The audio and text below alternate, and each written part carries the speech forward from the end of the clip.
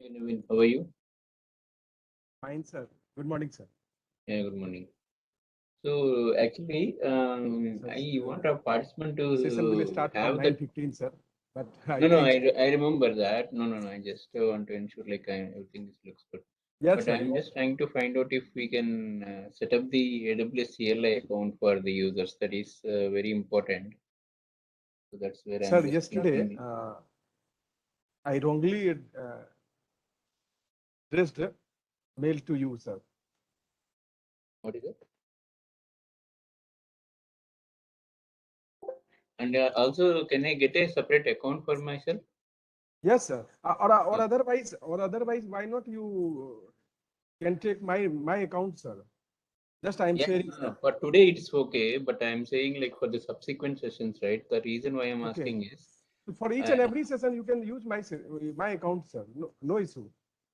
yeah. But if you can create one for me, that will be helpful, right? That's the reason I'm Okay, saying. okay, okay. Okay, sir. So if you will give me for this session time, okay. Uh, So after this session, I will create an account for you, sir, okay, and yeah. I will send the login credential to you. Okay, yeah. You send me in the email, then I Yes, can sir. from Yes, sir. there. Yes, sir. I will send you all the details through email. Hi, Anjali. And in the meanwhile, may I send you my login credential? For now, I think I am good for today. The only thing is that I need to create some already predefined uh,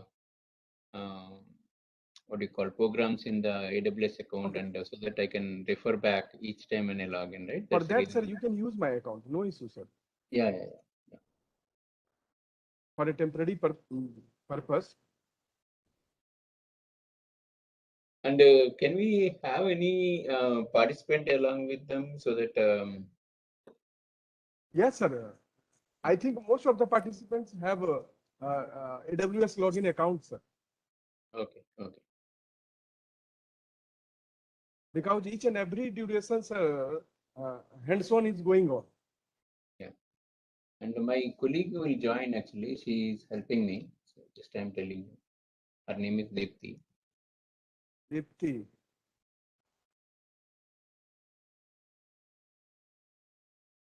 Right now, she is not present, sir. No. This is she will not know, but she will help me going forward for the lab sessions, right?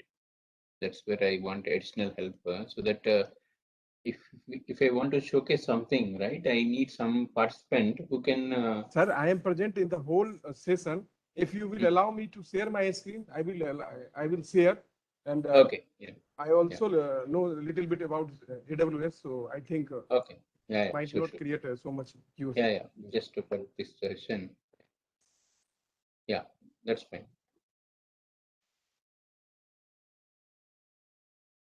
And I think on that day, whatever you taught, sir, Mhm. everyone has given good appreciation, sir.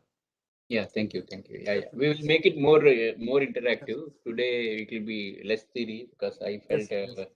I dealt with more theory, so I will go with very less theory this today. So from the team that you are aware in the participant who are very close to you, do you know anybody who are close to you who are participant at the same time they are close to you so that we can interact with those people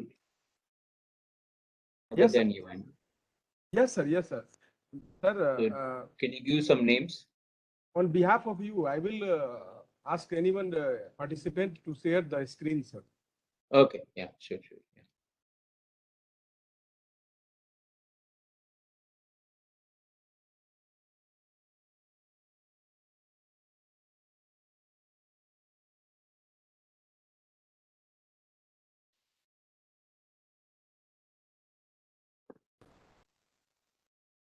So can we I'm just sending the link actually. So can we ask everyone to start working installing the AWS like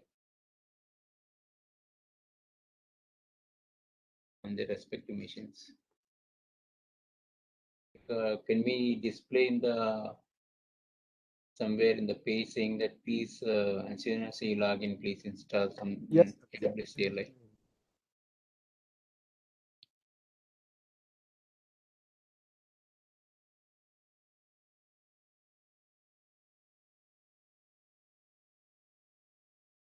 Yes, sir. The heading is installing, updating, and uninstalling the AWS CLI.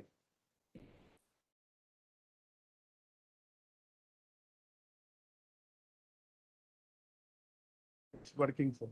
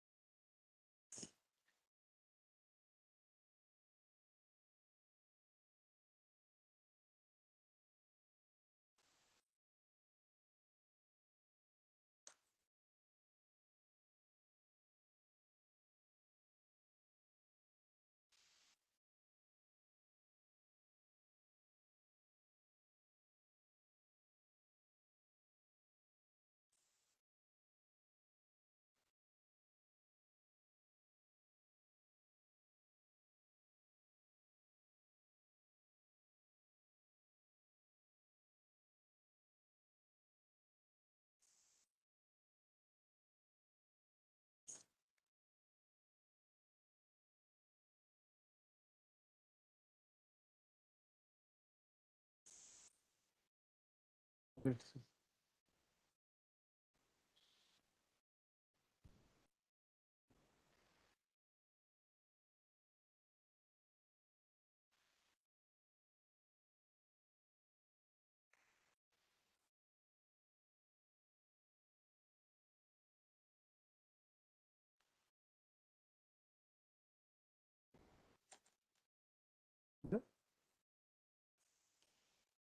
Join immediately.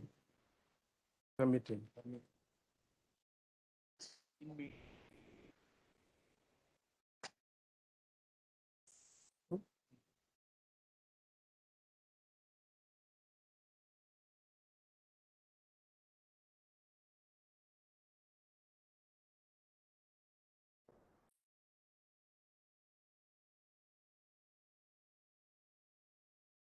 So today is a little bit longer session, so I want to Naveen to be very brief. Okay, so just put Okay, sir. 1 Okay, minute. sir. No issue, sir. Yeah, only 1 minute introduction, and then we'll jump into the session. So we'll not have much time today.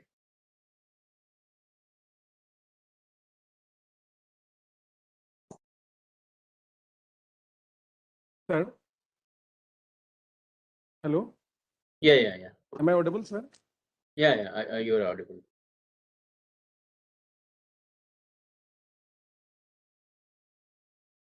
Srinivas, sir. Are you able to hear me? Sir. Yeah, I'm here. I'm here. I'm here. Are you not able to hear me? Sir, it's Naveen, sir. Sir, may I directly pass you my login credential to you? I think for some No, time. for today it is okay. I'm saying for today I have already created all the programs in my my Okay. login. Okay, sir. So after Hmm. after completing this session, sir, I will send you the login credential. Yeah, I mean you can take your time and create one account for me. Okay. Yes, sir. Yes, sir. Sure, sir.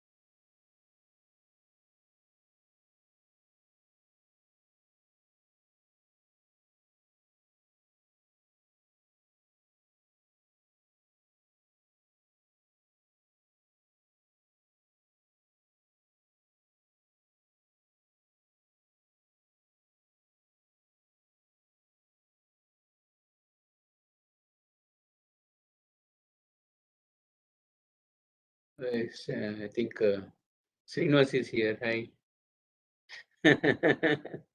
So Srinivas, you will be helping me, right, for the session today?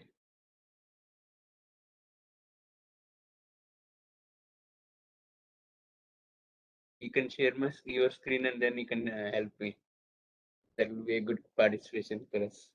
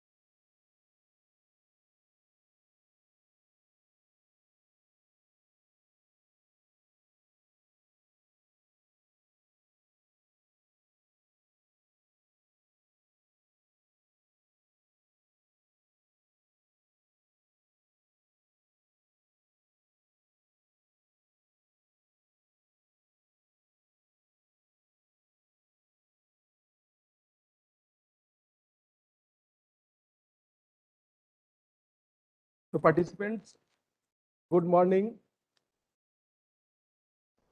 Please join immediately.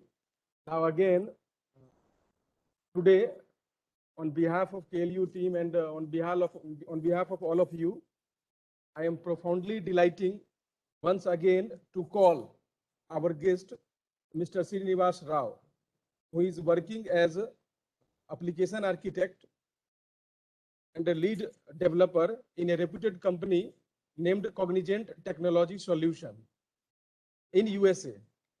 Mr. Srinivas Rao sir has done his MTech in CSE from IIT New Delhi in 2002 and has completed his MSc from Jivaji University, Gwalior in 1996. Sir has vast industry experience. I think it is at least 15 plus year. Sir is also Sun Java 2.0 programmer as well as Sun Architecture J2E 1.5 certified. So participants, without making a delay or wasting our time, once again, on behalf of STTP team, I request Mr. Srinivas Rao sir to take over the session and cast the light of his knowledge upon us. Thank you, Naveen. Good morning, everyone. So today's session will be a little bit more in terms of interactive. So as the last session, I felt like it is more theory. Yes. It was not deliberate, but there was a lot of content that I want to share with you. But again, Yes. Today it will be more interactive session. So I want team to enjoy the session. Give me 1 quick second. I will share my screen.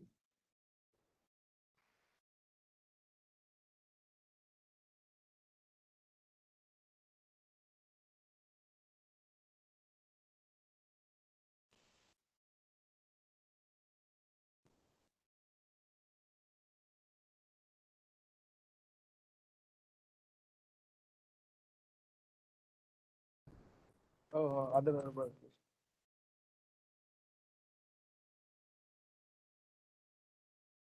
Okay. So are you able to see my screen now? I have a notepad open and I have given a list of topics that I'm going to cover.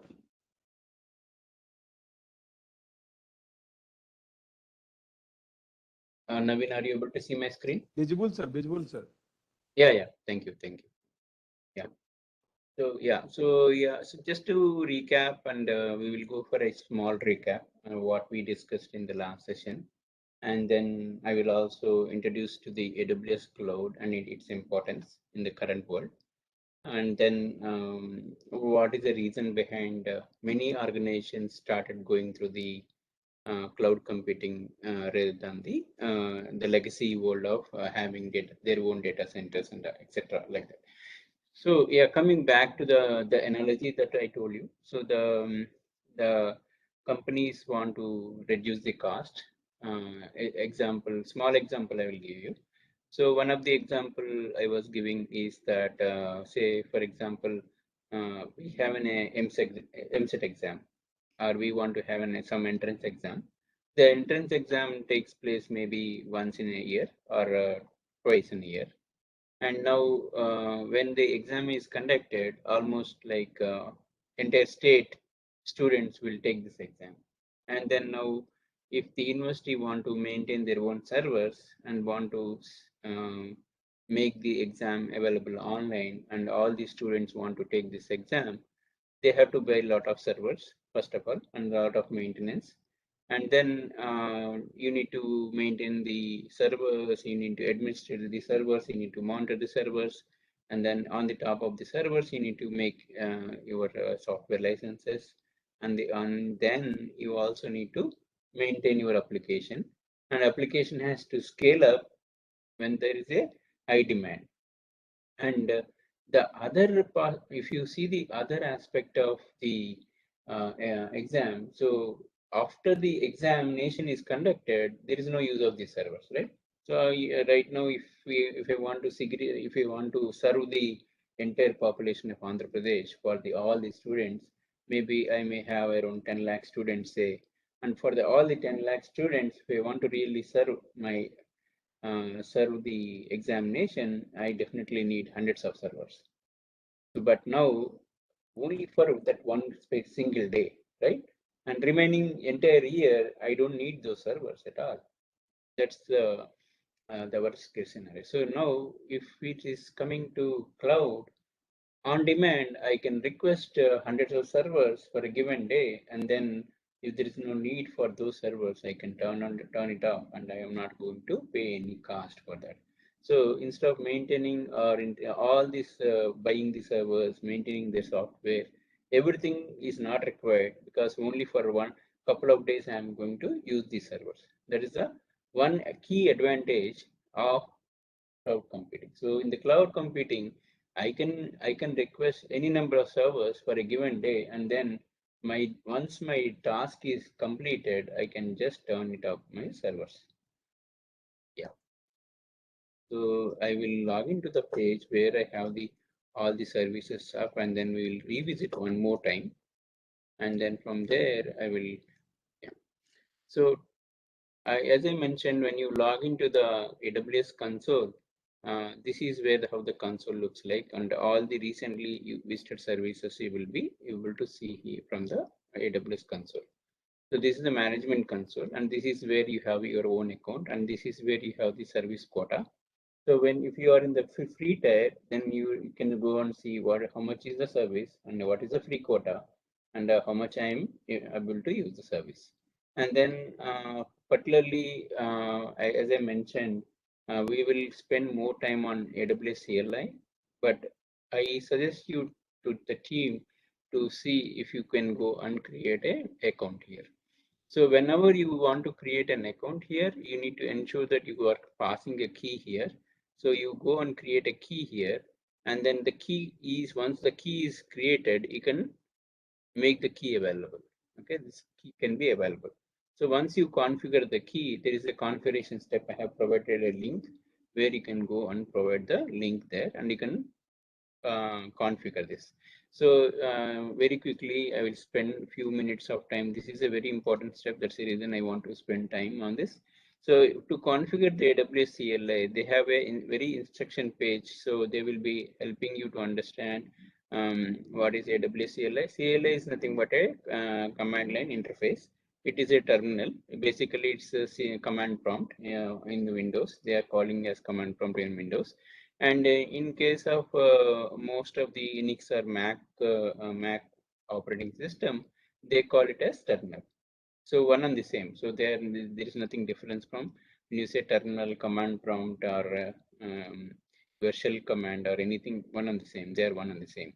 So, but again, based on the environment, or based on the Linux environment or Windows environment or the Mac environment, you have the different types of terminals here. You have the bash terminal, you have the ZSH terminal, and you have TH terminal. But generally, bash and ZSH are the very profound and commonly used terminals. Just is a bash is a legacy, and ZSH has a little bit advanced features where you can customize your terminal in a better way, and you can also have some themes and look and feel when you are working with the CLI. So how do I know like what is the shell command that I'm? So this is only applicable in case of Unix. But if it is a Windows terminal, you have the only two types of shell. One is a command shell, or one other, or you have the PowerShell. And you also can install CMDR. So CMDR is a new way. I suggest most of the people from the Linux background or Windows background, if they are not aware of this commander, so I go and start suggesting to use this one, because particularly if you are into software or any field for which where you are extensively using the IT world, I suggest to go for this. Why? Because it is a universal shell where it will provide a Unix command features where you can also use the Unix commands. So if I have the terminal, I believe we are, yeah.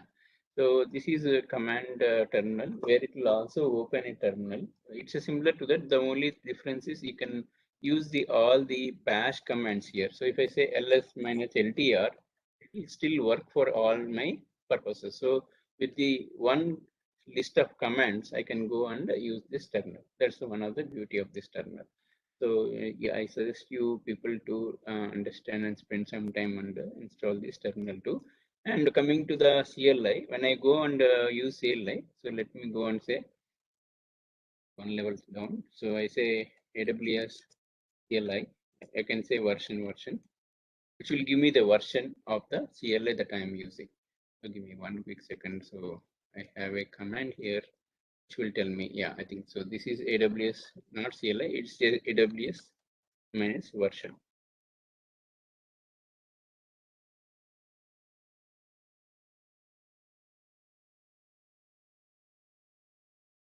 Sir, actually, three hyphen are used. Yeah. Instead of two. Yeah, so there is, so here basically internally AWS CLI also uses Python. So and it also uses some of the core SDK from the Windows 10 if you are using Windows operating system. And Boto is nothing but the AWS SDK or specialized kit which is written for AWS CLI, AWS commands. So and besides this AWS CLI, we also have the AWS SDK. So you say AWS SDK. So basically AWS SDK is nothing but the software development kit. And this software development kit has multiple runtimes environment. This is where the beauty comes into play. So now most of my career, I worked in Java and JavaScript, and I am very comfortable with Java or JavaScript notation. But people are from different backgrounds. Some are from C++, some are from Go, some are from PHP, some are from .NET, and some are from Java. Some are from PHP, Python, Ruby. So the advantage here is when you are going to cloud and you want to work with the cloud, it's not that you need to depend upon one specific language. You can go and choose your own flavor of language. And again, one of the new and mostly extensively used is Python. So Python is easy to learn. It's like almost like an English language. You can go and easily learn within few days, and then you can master the language within 2 weeks or 3 weeks, and then you can write wonderful programs. And there is a lot of community across the world which is having a lot of libraries here. Again, so and then one of the lightweight runtime environment too, when you are going to use the Python as an environment. So yeah, so this is one of the very key important things that we are going to talk about the lambdas. I will come shortly back to the lambdas too right now. Okay, so as per the agenda, I just want to recap what we have done. Just want to highlight, because in between people who are already having their terminals, please go ahead and as I mentioned, I have given the link on the chat window. I request to go through the chat window. Meanwhile, I do a recap. Meanwhile, you can go and install the CLI. Okay. So yeah. So as I mentioned, right, if I want, once I log into the terminal, some of the key features I want to update is all the services. So as I mentioned, we also spend some time on the other day, like about different kind of services and how do I access. So I have the computers. These are the very key services called compute service, where you have the EC2 instance where you can spin up your own virtual machine, and then the virtual machine can be any kind of server. It can be Unix server, Windows server, or Mac server. So recently, AWS has a tie-up with Apple, and then they also bought Apple or Macintosh servers. And you can also use Macintosh if you are very comfortable with Macintosh, and they are very powerful in nature. And then you also have the the Lambda. Today we are going to discuss more in the Lambda. So Lambda is a small function that you are going to write, and that Lambda will act as an independent entity. And the advantage of Lambda is exactly the serverless. So we will spend detail, but a high level, what's the advantage of Lambda versus the other compute model? Lambda is serverless model. The advantage of serverless model is that today, I write the program, I deploy the code on the server on the AWS cloud, and I'm not going to maintaining or running the application. I'm not going to pay anything. Only for the execution time, I only pay the AWS only charges for the execution time. So if I have my code, I am deploying my code on the AWS server for the lambdas, like I have say 10,000 lambdas or 100,000 lambdas. For all the 100,000 lambdas, the AWS is not going to charge me not even 1 5. That is the one beauty of the Lambda or serverless model. The second advantage is that like only for the execution time. So if my lambdas are running only for say for an entire year, I only run for 1 hour or 2 hours. Only for the 1 hour or 2 hours, I'm going to charge you. The customer is getting charged for only for that specific period of time. That is one of the other beauty of lambdas. And then you have the elastic beanstalk. Basically, you can deploy your application and you can scale the application, and you can spin up or scale down or scale up based on the elastic bastion. So the one of the common famous applications are particularly if you are in the Java world, you can extensively use elastic beanstalk. You can deploy your Spring Boot applications, or you can deploy your any microservices on the elastic beanstalk, and you can utilize the advantages of it. AWS Outpost is a new technology that AWS has come out. You have a question?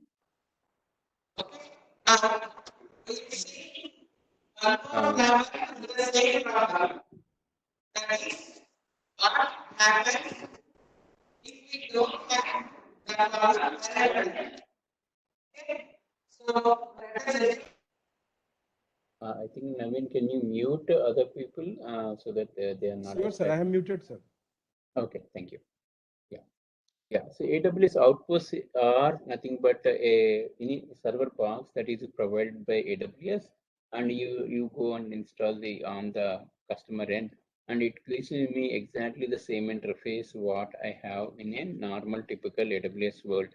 And the advantage is you are though using AWS as cloud services, but all the servers are on your premises.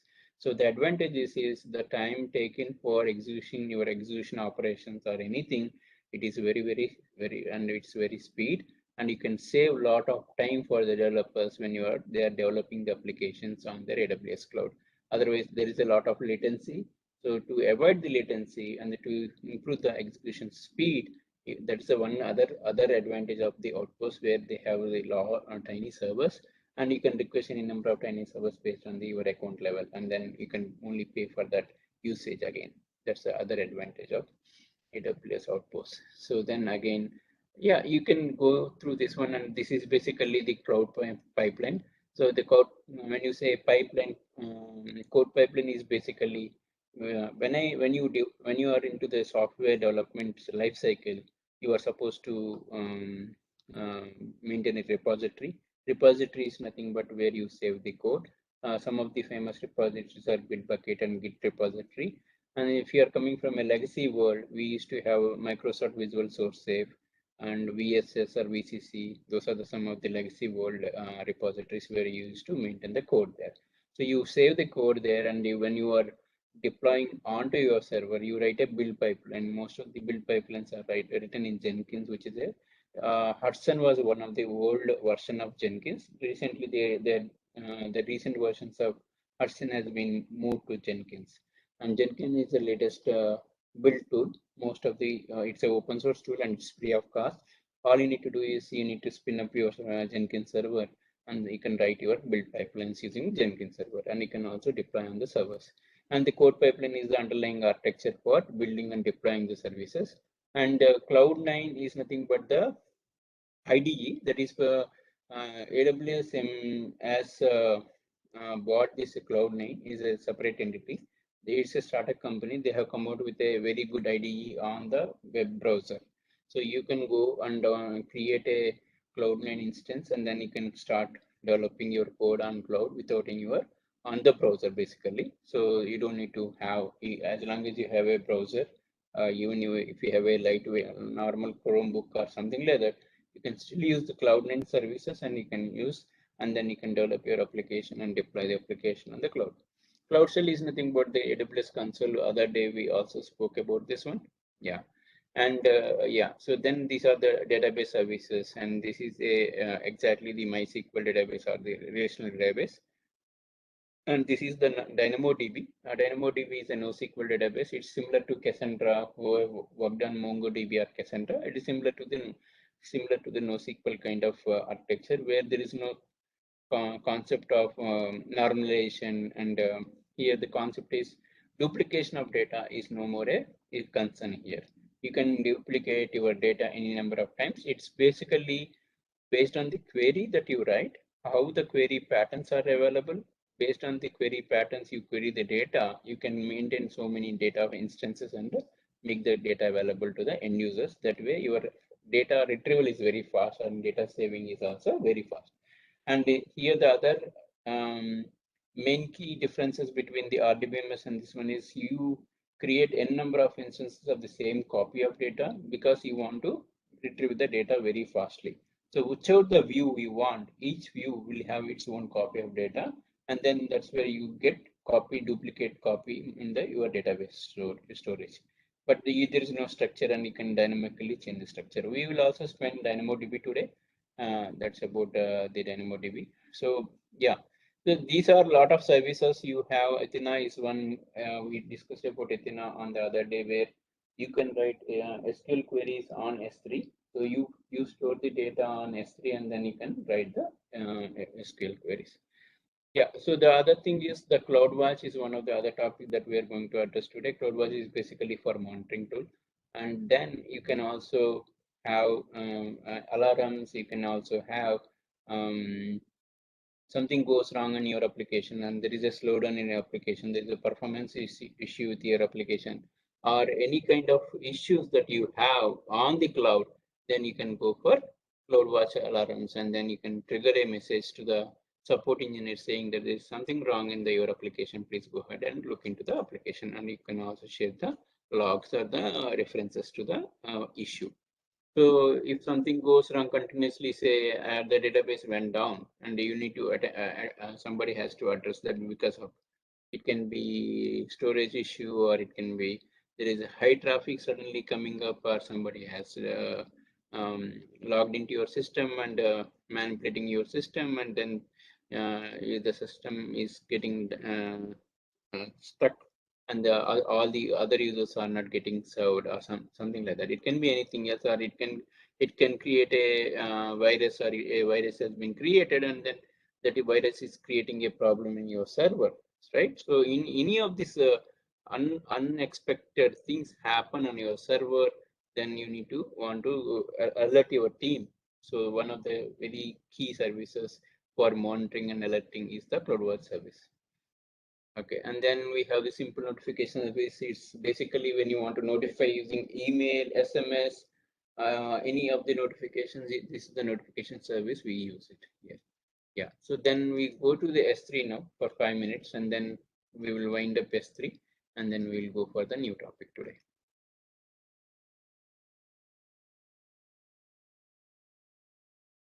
So yeah, so basically we talked about S3. S3 is a simple storage service. S3 has multiple classifications. Based, this is a highly available service. It's and a highly where each. So in S3, what you store, you create buckets, and buckets has the objects. If you see the other day, we have created a KL cloud training is the bucket name, and within the bucket name, I have uploaded my one of the PowerPoints that I have created. So this is the PowerPoint that I shared. I think I will also share with Naveen, and he will distribute to you, where we spend some time on the S3 concepts here. And then I also uploaded a small photo where I made it as a public. So if you are hosting, so some of the use cases, very useful use cases for an individual user is, I can create a one folder in S3 bucket, and I can make it a public, and I can also link that that particular S3 bucket to a domain, and I can host my website. I can host my static website. I can create a dynamic website using AWS combination of Lambda that we are going to deal with today. Or you can also use many other services. You can have a reporting services, you can have ETL services. Some of the associates were discussing that they want to write Kafka, they want to write ML, and you name a service, every service is available in AWS world or any of the cloud providers. The other competitors to the AWS cloud is Azure from Microsoft, and then you have the Google Cloud, and then you also have the Oracle Cloud, and IBM is also coming for their own cloud infrastructure. I think they are also pretty much, but they are in their own space of mainframes and all. So but pretty much if you see the key market holder is again still AWS, which are very key in providing their services. Yeah. So then here when we also talked about Amazon S3 is a simple service where you have this is a bucket or this is a container. Now KL crowd training is a container. And this container is in normal words in Windows world or in Unix world, it's called folder or it's a folder. And then within the folder you have files. These files are nothing but objects. So objects, what objects have? Objects have property. So what are the properties of the object? It is a property is the name of the object, and then the property type is the type of the object, and when the object has been created and what is the size of the object. Then now I also have the classification of the storages. So if I go to the any of the object, then now if I say I want to modify the storage here, then I go here and edit the storage class. Now I have the different kind of storages. We talked about storages. When should I go for different kind of storages, and what kind of thing operation that I can perform? So basically the storage is basically the availability of your data. If you feel that availability of data is not so important, then I go for the least paid service, which is the Glacier or Deep Dive or Redundant. Mostly you go for Glacier, not even Deep Dive Archive, but it is recommended to go for Glacier. Deep Dive is very, you don't want to even, maybe for years you don't want to touch those data, then you will go for Deep Archive. But generally I suggest to go for Glacier for most of the scenarios, unless it is very not critical also. And then again, you can also move to intelligent tier or standard A tier or one zone tier based on your needs, basically to reduce the cost of the storage. But again, still AWS S3 is a very small, very low priced, and the other one is the pay as you go. So I only pay whatever I use. So if I'm going to use only 1 GB of data, I'm only for paying for that specific data only. So these are the about the types that we talked about. And then what else we have? We have the permissions. What kind of permissions? This is where I enable the permissions to make my bucket available for everybody.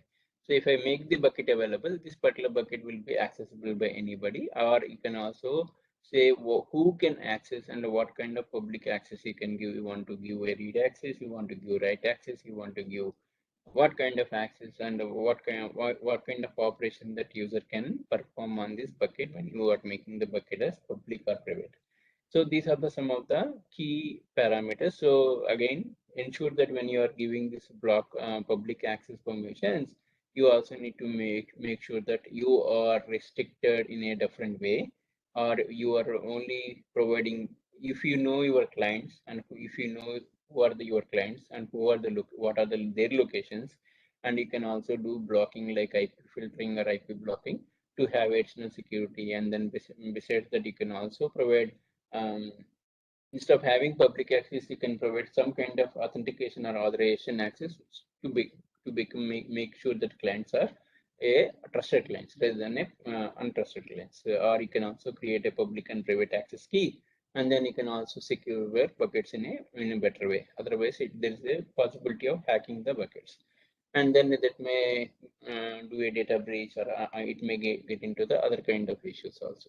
So that's the reason we want to be very sure that if you want to provide or you want to remove the block, then that's where you don't want to unnecessarily remove the block. But if you want to make the this particular application to access by anybody, particularly when you are hosting your website, this is the one of the key options that is very useful. Then we talked about metrics. Basically, metrics are how much, who is using your So this is nothing but the CloudWatch again. So wherever for each and every Amazon Web Services, you have the CloudWatch service in the background.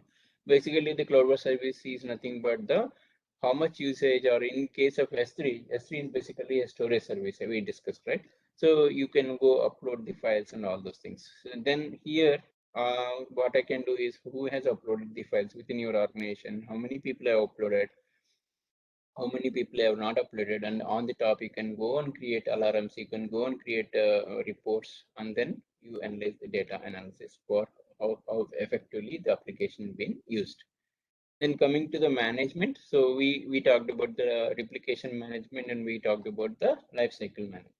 What is the lifecycle management? We talked about the storage classes just now. So now, assuming that there is a scenario like, okay, in a given semester, say for example, I am for the university, I have students and students are attending the semester exams, and then so these exams are uploaded, and now when they upload the examination results, and then after the examination, maybe the professors are for that particular semester, the university may take 30 to 60 days or 90 days to evaluate the papers and release the results.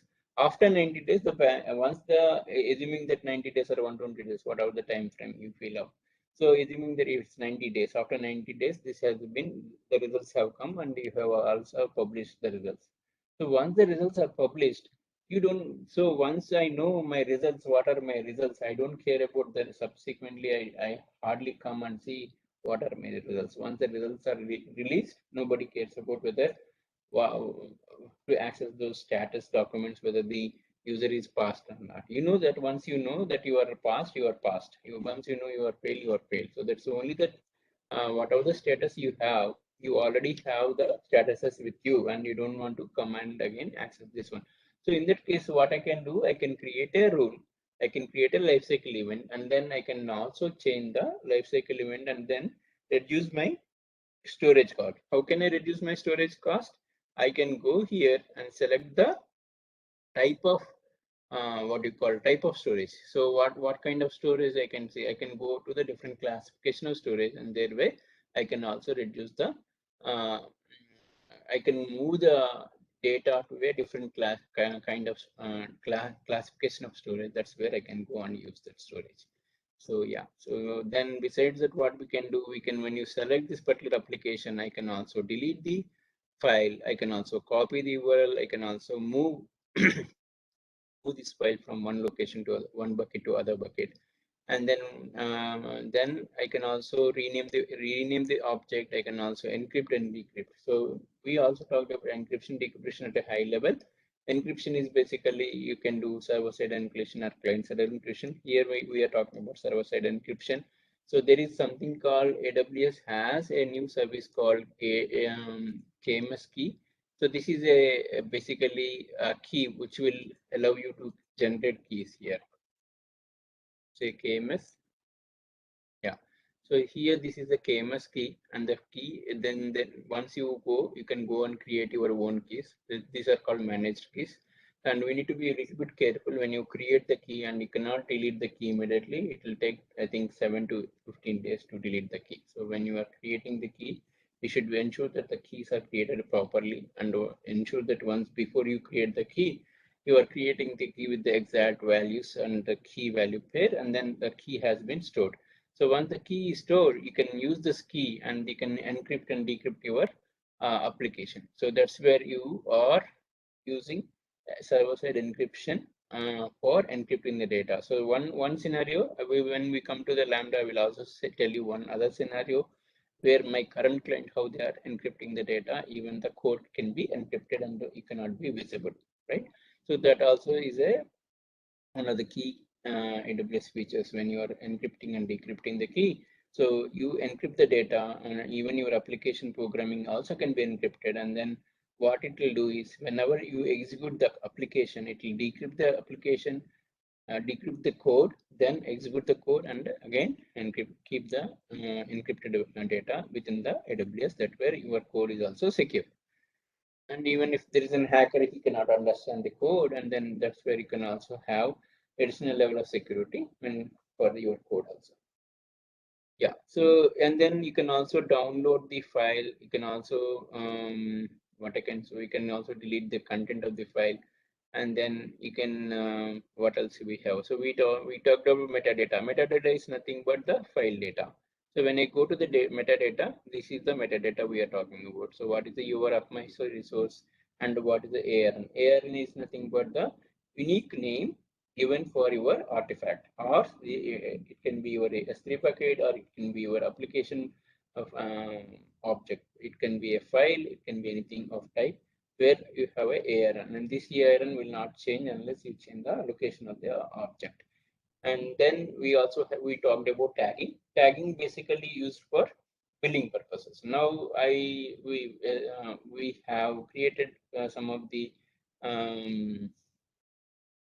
when you are creating the object, when you're uploading the object, I can say what kind of tags what kind of I can differentiate with the key value pair. I can say university is KL, and then department is so and so department, and within the department you have multiple sub departments. You can also go on there. You can also name your department. So you can also give additional values in the tagging. So that way you can also differentiate your resources, and this is very useful for your building and reporting purposes too. Yeah. And then you can also create folder, you can also create any number of folders, and each bucket has a limitation. So what is the limitation? We talked about the limitation. So S3 bucket has a limitation of 5 TB.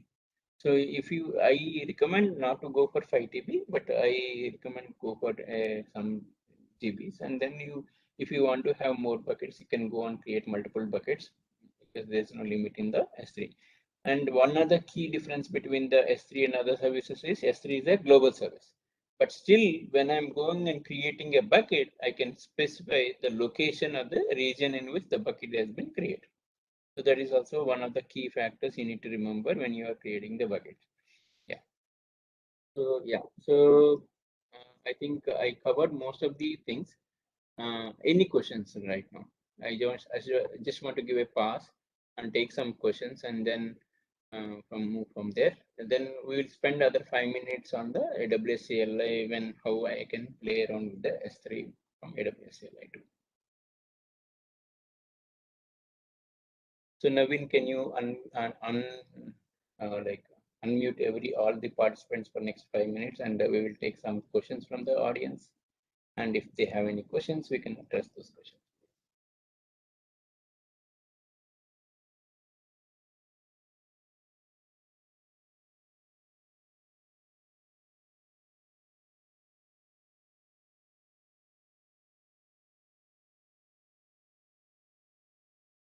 Am I audible? Sorry. Yes, sir. Audible, sir. Audible, sir. Okay. Yeah.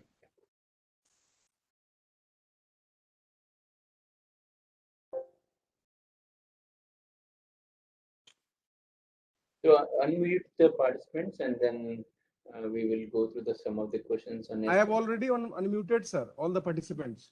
Yeah. So any questions on S3, and anybody want to quickly do a showcase or play around the service, so that any other volunteers who can quickly upload and maybe do few operations, so that the people, all the participants are comfortable. Any volunteers, please.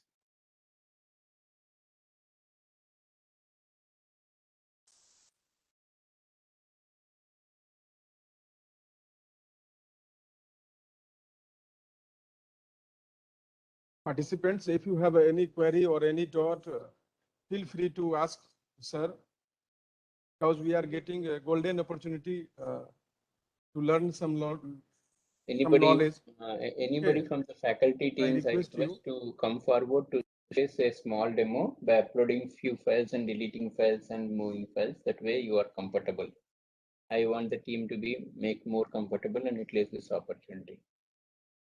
And I can also guide you. You don't need to feel any shy or anything. It can be a first time user or with no knowledge.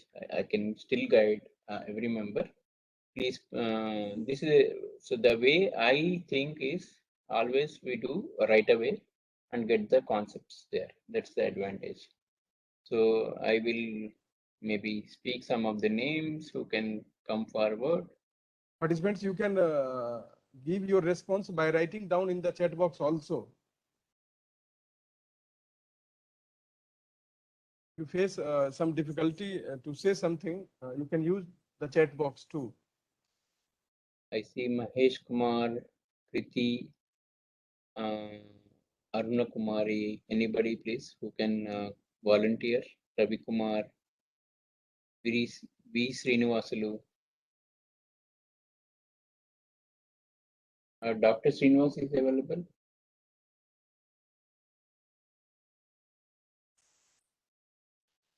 Sir, are you available? Dr. Srinivas B.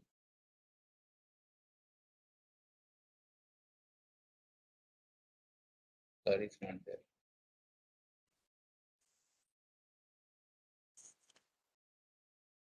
Okay. I just want to ensure like I'm okay. So Srinivasalu, V. Srinivasalu, Suresh Babu Garu, Shanti, and anybody who want to volunteer, please. Hari Krishna, you.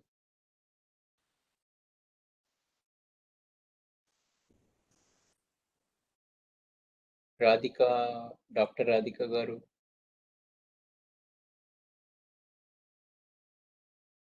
No, nobody want to come forward, please. I want one response has come, sir. Sorry. Yeah. Prasad Garu, yeah, please. I want to showcase you one more time. Share your screen and showcase one more time. Let us play around, and that will make the people comfortable. I just want somebody, because Prasad Garu has already done it, but I am looking for somebody else. I think Srinivas Garu. Yeah. V. Srinivasalu Garu. Yeah, please go ahead and share your screen, and then then can you share your screen, log into your AWS console, and let us play few operations. That way you will be more comfortable.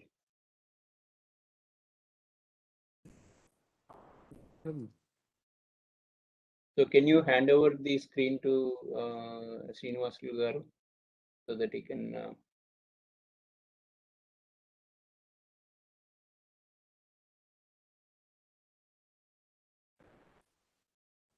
oh, no, sir. Okay. Yeah. Any other people who want to come forward, please?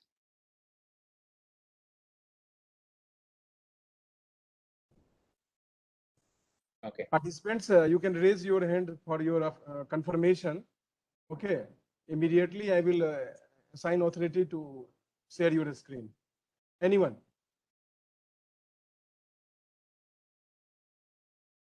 Yeah, the idea is to ensure that the people are following, because I mean, I just don't want to become monotonous and just keep on speaking. So that just to make it more live session. That's my idea. That's nothing to. I can guide. Yeah, I can guide everyone, whoever it is. We don't need to worry about anything. Okay. So yeah. So then we will move forward. If nobody is there, I don't know. I'm very surprised. Sir, may I share my screen, sir? Yeah. Sure. Yeah, Naveen, please. Yes. Sir. One moment. Yeah.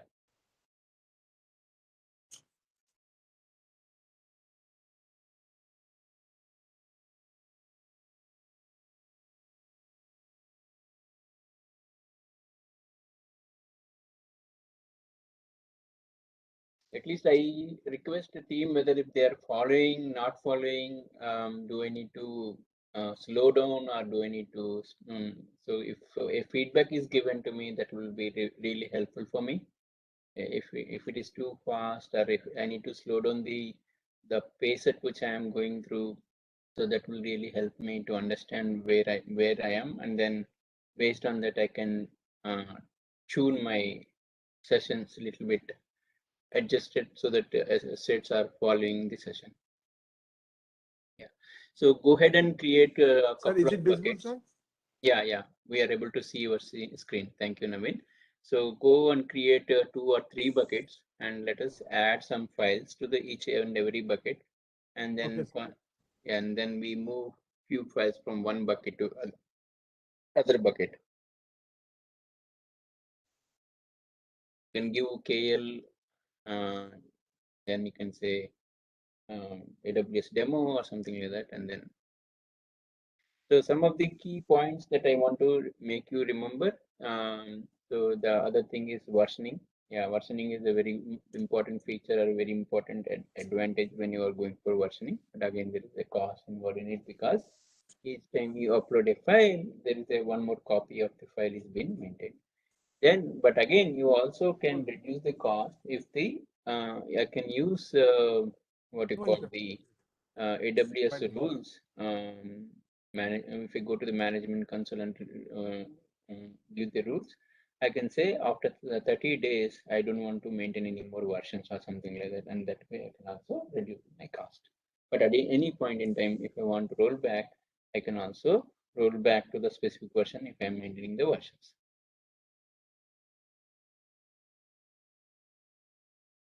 Yeah, so again, buckets are global in nature. S3 buckets are global in nature. So when you are creating the bucket, ensure that you are creating the bucket in your respective zone. If you are creating the bucket in some other zone, there may be access problems based on the roles. Okay.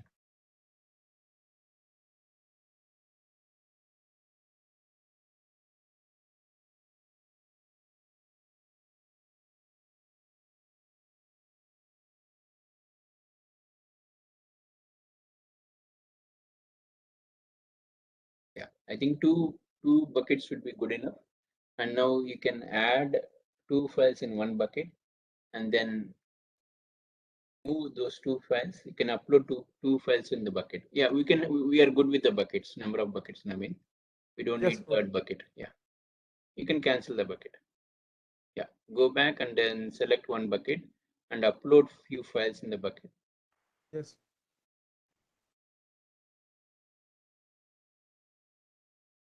Maybe you can add 2-3 files.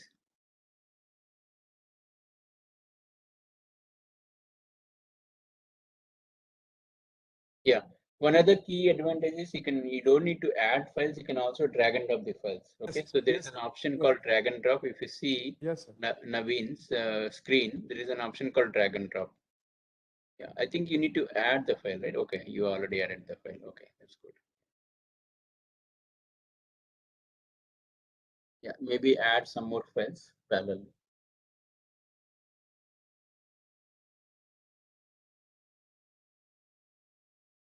What you can do is you can clone the S3 management console one more instance and parallelly add a few more files parallelly.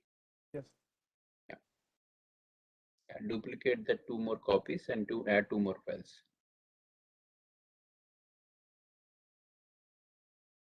Yeah.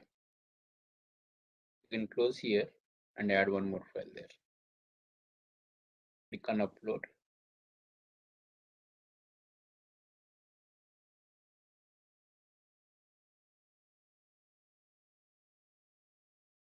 And maybe can you add a different type of file so that we can also say what is the file type? That way associates know what kind of file they're adding.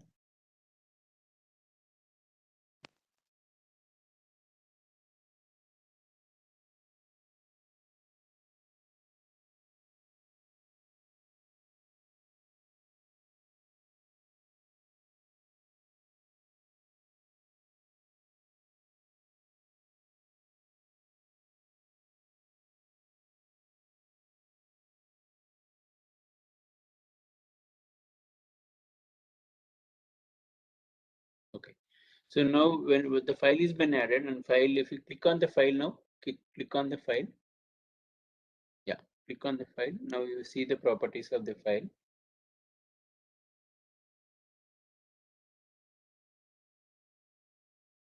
So if you see, observe that this is the type of the file is PDF file, and Yes, then you can also download the file. And he also provided a timestamp. So the last modified is on August 20th. That's where the file has been uploaded. And there is an ARN on the right hand side. Now, can you go and change the classification type of the file? Okay. In the storage type? Go back and edit. Yeah, you can also edit here. Yeah, from the standard, you can also change the storage type. Maybe you can make it to Glacier or Infinity or whatever. intelligent. Yeah. So now I'm not using the standard rate. I'm using the different classification of storage. Now the cost for storing this particular file is less, but it will take some time. If you ask for this file, the AWS may take some time to retrieve the data for this particular file. That's the only the difference. Yeah.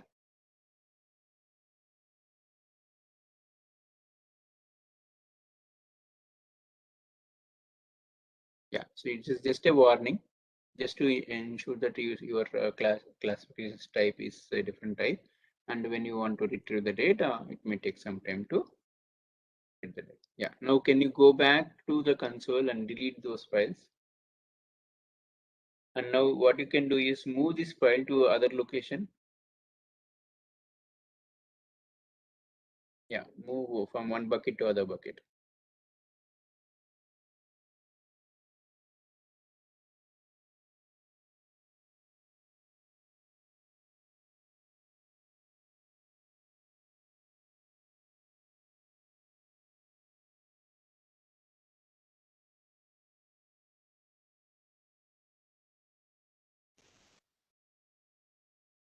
Yeah, Naveen, go to the second bucket and move some of the files from one bucket to other bucket. Yeah, move this file to other bucket.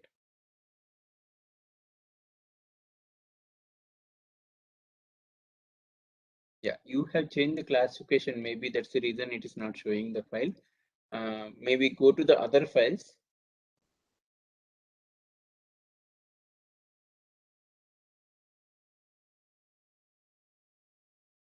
Go to the other bucket. You have one more bucket, right? Go to the other bucket. Click on that other bucket. I think it is AWS bucket 1, I think, right? I'm not sure anyway. No, other bucket. Go to other bucket. This is bucket 2 where you have Glacier file. Yes, sir. Go to the other bucket. Okay. Yeah, now go inside the bucket. Now you should see the two files. Now select one of the file and now move the file and go to the action. Yeah, and say move. Yeah, and then say browse. You can say browse S3 bucket.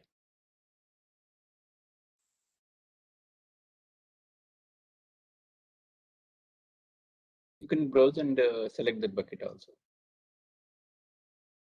Yeah, and select the other bucket. Yeah, and say choose the destination and come down and say move. Yeah. So now if you see, I have moved the entire file now. Close that one. So in the bucket 1, you only see the other file, and this file should have in bucket 2 now. Okay. Yeah. And now can you delete the Glacier file now? Can you go and delete the Glacier file that in the file number 1? Yeah. Go and delete it. Yeah. And say delete. Delete objects. Okay. Yeah. So now can you go and delete everything and clean up?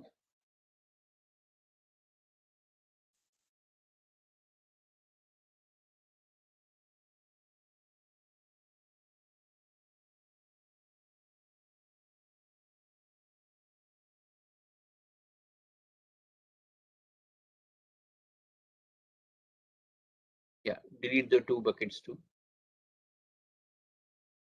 And here when you are trying to delete the bucket, what will happen is if the bucket has already some files, it will not allow you to delete. So first of all, you need to go and delete the objects within the bucket. Then only you can delete the files. And there is also one more limitation. Suppose now you have millions of files within your bucket. Can I go and delete all the millions of files in one shot? No, you cannot do it. So what you have to do, you have to retrieve the data from the buckets. You have to go and delete the in the chunks. So you can only delete up to 200 files at a given point in time. So then you have to do a looping. You can retrieve all the data, then you can delete one after the other. Yeah, now go and delete the buckets.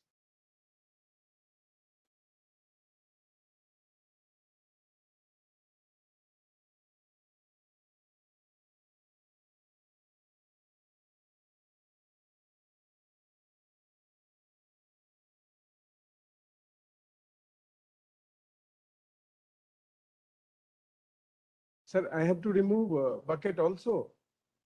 Yeah, correct. You need to type it there, permanently delete. Type there. Type in the Yes, sir, yes, in the yes, box, input box, say permanently delete.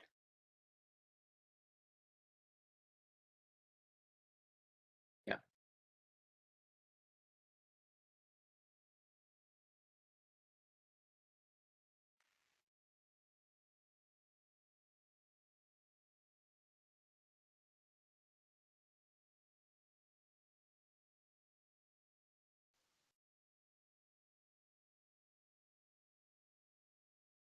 Yeah. Now can you go and upload a image file now in the one of the bucket?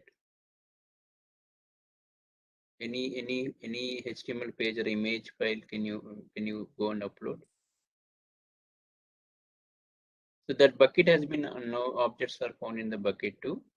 And then it is saying like to confirm the delete. I think it is in the progress. I think you already invoked delete on this bucket. I think maybe do a refresh. Yeah. So now can you upload a HTML page?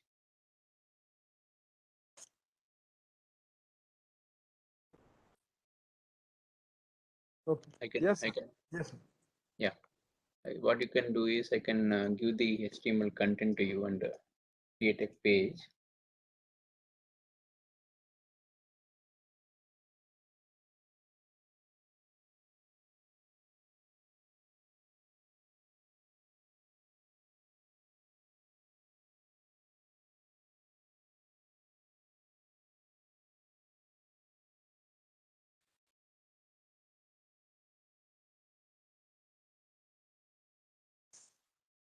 Yeah, just to copy that content in a notepad and save it as HTML. And you can, if you want, you can put your name there. Open a notepad, copy Okay, the sir. HTML content I pasted in the chat window. Okay, sir. And save it as HTML file. You can say naveen.html.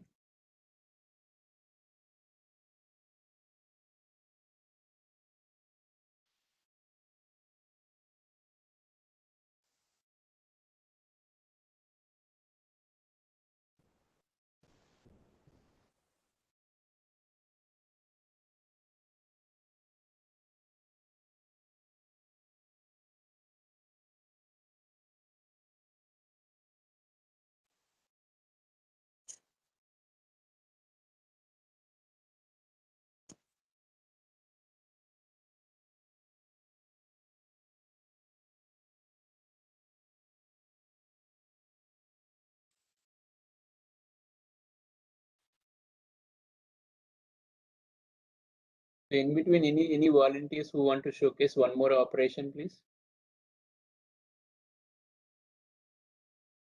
Prasad Garu, you want to do this operation?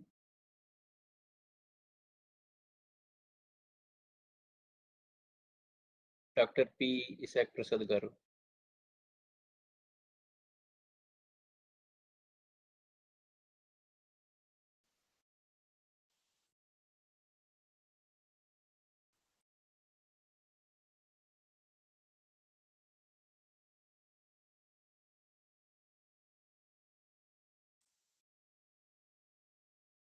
Yeah, sorry saying okay. Sir, you go ahead Okay, and share your sir. screen. Okay, okay, sir. Yeah, Just give me a couple of minutes. yeah, sure.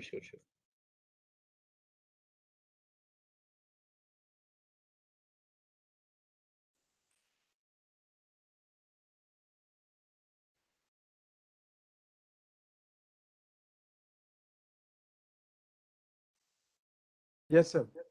Give the control to Prasad Garu. Yes, sir. I have given, sir. Okay. And unmute him so that he can speak. Okay, okay. Sure, sir. Take your time.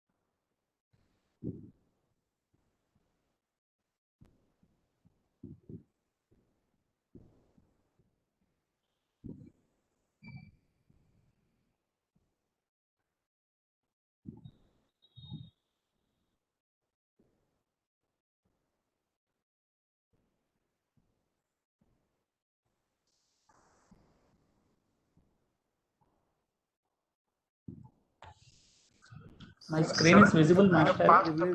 Super sir. Hello. Yeah, it's not visible, sir. You need to share your screen. Oh, I have not clicked on share. Okay. Okay.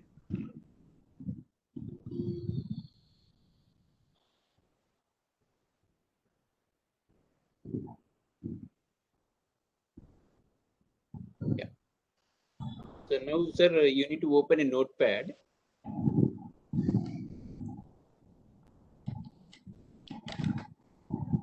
Yeah, and copy my HTML content I pasted there.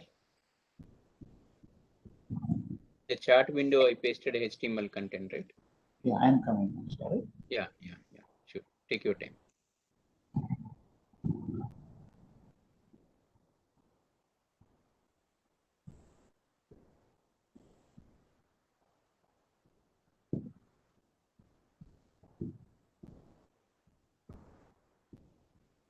How can I go to the chat window?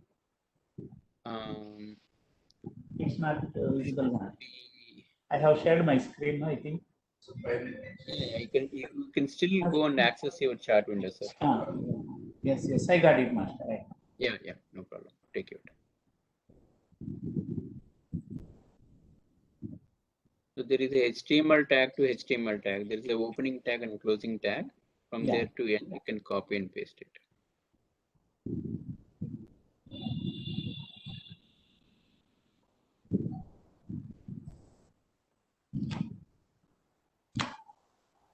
Yeah, thank you, sir. So now change the name, title name. You can give your title as your name and give as prasad.html. Okay.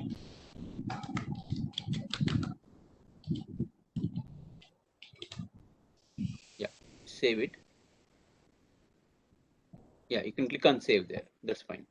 I will save to C colon, Master, so that it will be easy. Yeah, sure, sir. Done. Now, don't close it, sir. Just go and change the title. Title, give your name as a title, page title. There is a title, right? Yeah. Just delete the page title and give your name there.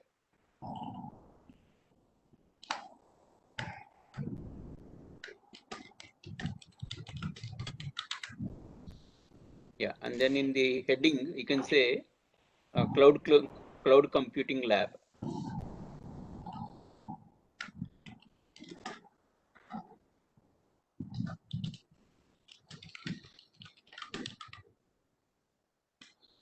And it will go the heading. Yeah, and then in the paragraph, you can say learning about S3.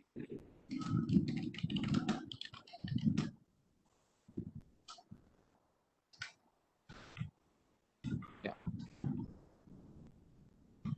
Now save the page again, file and save.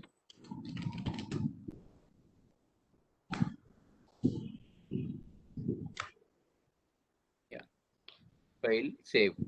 Yeah, now you can close the file. Yeah, now upload. You need to create a bucket. Yeah, you can go and create a bucket. You can say Prasad website.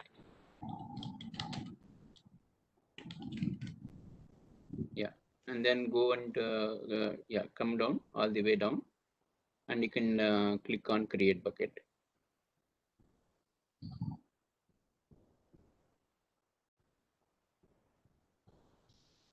Yeah, and say close. Yeah, bucket is created. Very good. And click go inside the bucket. You can click on the bucket name here, sir. It's not. Yeah. Yeah, yeah. Click on the bucket inside. Yeah. Now click on upload. Yeah. Add a file. And now go to C drive and come down all the way. You can scroll down. Yeah, that's also fine. Yeah, you can select the first file there. Yeah, and say open. And click on come down all the way, and you can say upload.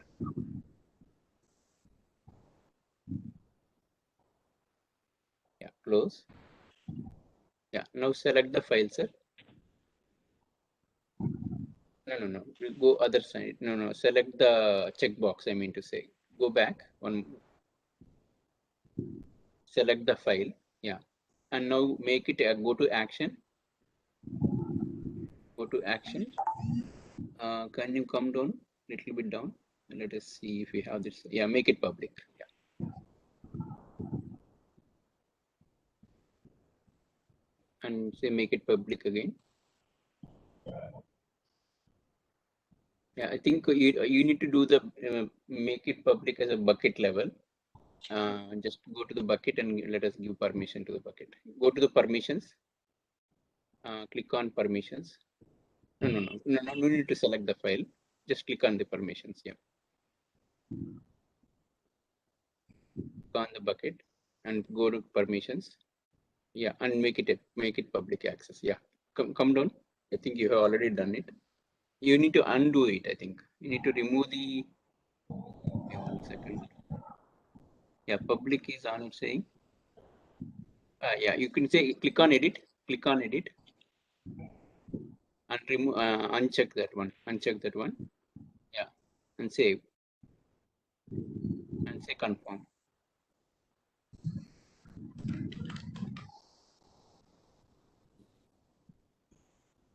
Okay. Now if you go back to the bucket and click on the page now. Yeah, and then copy the URL, and now on the there is a URL, right? Click on the URL. Yes. Yeah, I think there is a permission access denied. I think can you go back? There is some permission you need to give.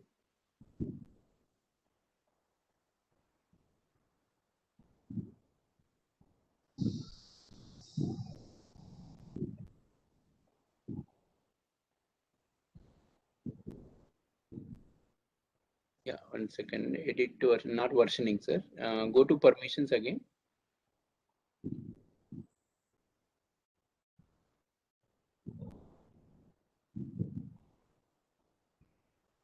Just control.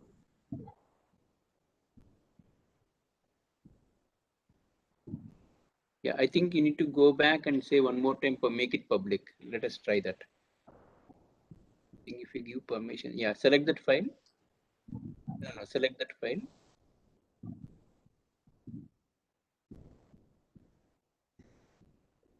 Yeah, make it public again. I think by mistake you have closed it, sir. You need to open it again.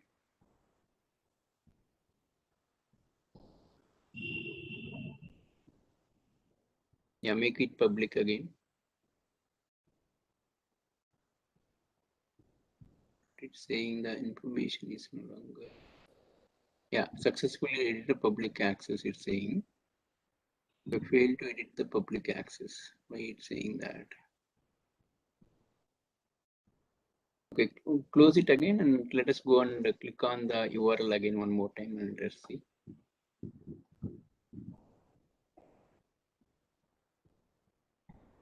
Yeah.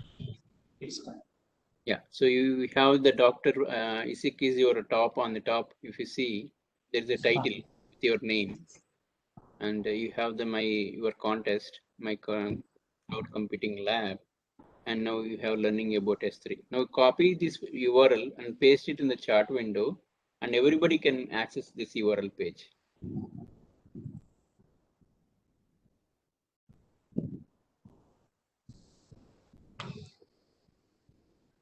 Yeah, Naveen, can you go and verify now? Can you go and share your screen now and show the URL and click on the URL? And so you share your screen. Yeah, done, master. Yeah. So now Naveen will share the screen and he will click on your URL, and Okay. you can show that you can see if he can access the page or not. Okay.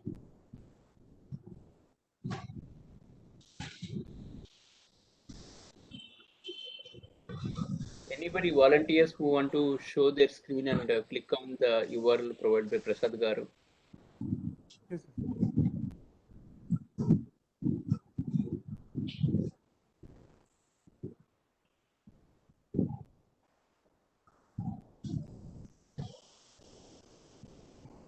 Just copy the URL and paste it there on your screen.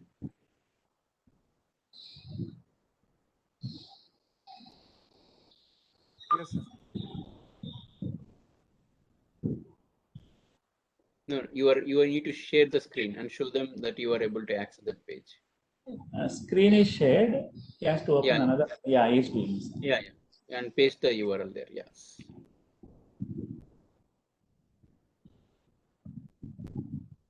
Yeah, it is working. Yeah, very good. So thank you, sir. This is how you can create your own website and on S3, and this is where you can create a number of pages and link between the pages. You can create you can add one more page, link it. So you can host your resume, you can host your public important thesis that you want to disclose to your public users, and then you can also go and buy a domain on your name, and you can link the domain name to this particular page, and everybody in the world can see this page. So that is one of the very beautiful service by S3, and it will charge you $1 per 1 year. That is one other beauty. So you only pay, I think, less than 50 rupees for 1 year for hosting your website. So it's very cheap and damn cheap. And then again, at the same time, you can also provide your information to the entire public with your thesis or important information. So that is very important for everybody to understand and utilize the services. Yeah. Thank you very much for Naveen and Prasad Garu. I appreciate it. Thank you, master. So, sir, may I stop my screen sharing, sir? Yeah, you can stop your screen. Srinivas Gar, I have a doubt here. Yeah, sir. Please. Actually, we have opened this AWS account for $2 per year. No, sir, I'm not saying that. So basically, your account is always free. Still, my question is there. We have opened this AWS free account $2 for the 1 year. Does this $1 what you have said for maintaining this and hosting this web page per year will be deducted from the $2, or additionally to the $2 will be charged? You pay as you go, sir. I don't know. Generally, they don't charge anything. Okay. When you open an account, they don't charge anything. Okay. No, it is not 2 rupees they have charged, not dollars, 2 rupees. Okay, the 2 rupees is basically for your authorization. Basically, they want to check whether you are the person who has done it or not. Yeah. But those amount will not be used for. You can use that amount for any purpose. Like even if you are using any service, they will deduct the 2 rupees for that particular service. It is not for the actually opening an account. Okay, I understood now. I confused between 2 rupees and $2, so I got it right. And one small 30 seconds I will take, master. As per your suggestion, I have tried in the GitHub for creating a web page for my daughter yesterday night.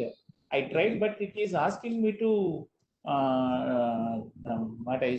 construct the entire web page, and so much procedure it is asking. But what I felt now after doing this exercise, anyhow, I have opened AWS free account. In this, let me have my own web page, and in this I can upload the photo of my child, and I can share that link just like that, how I have shared now to all my Yes, sir.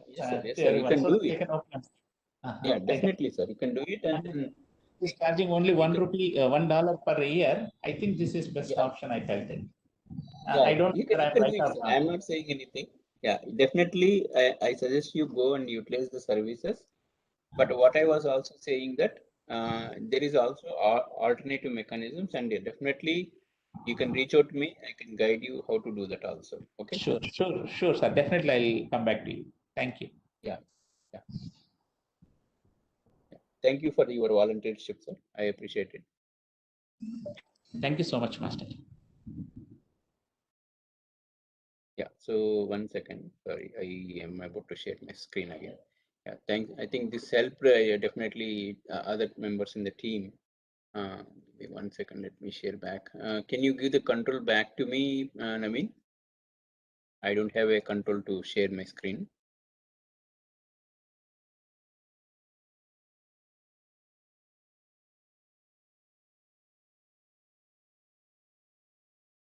Assigned, sir. Okay.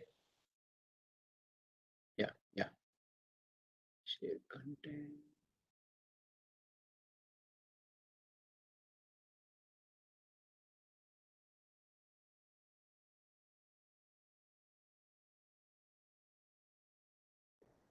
Yeah. So now we will go through the Lambda services. Lambda is nothing but a function. So I can go here.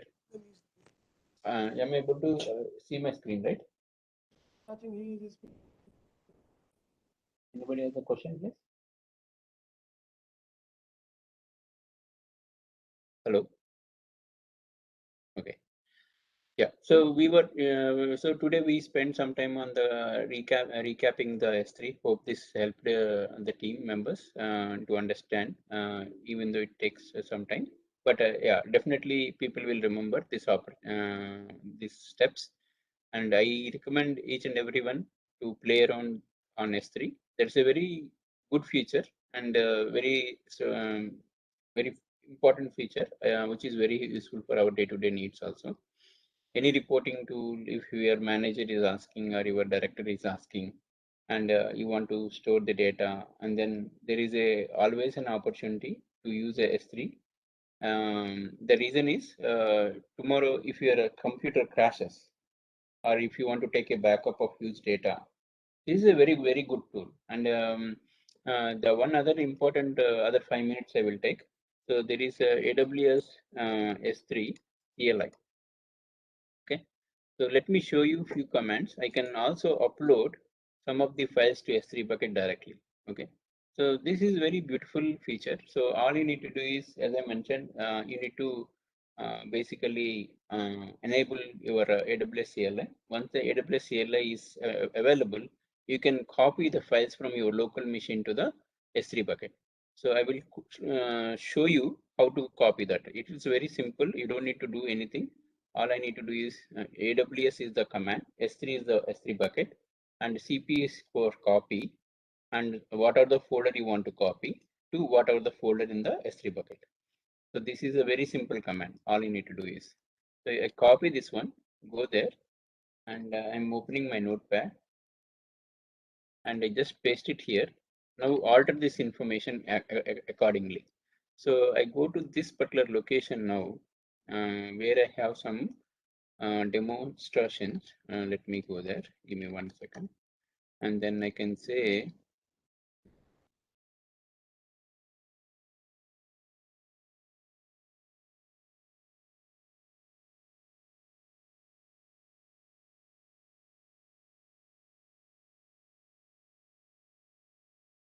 yeah. So today these are some of the lambdas I have written. I can copy this lambda to the S3 bucket. So all I need to do is go to my S3 bucket. Let me go there.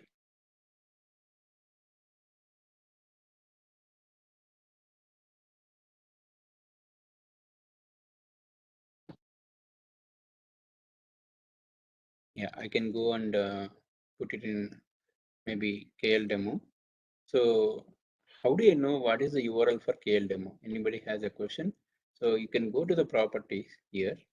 and then you can see there should be a way to identify the S3 bucket URI. Yeah.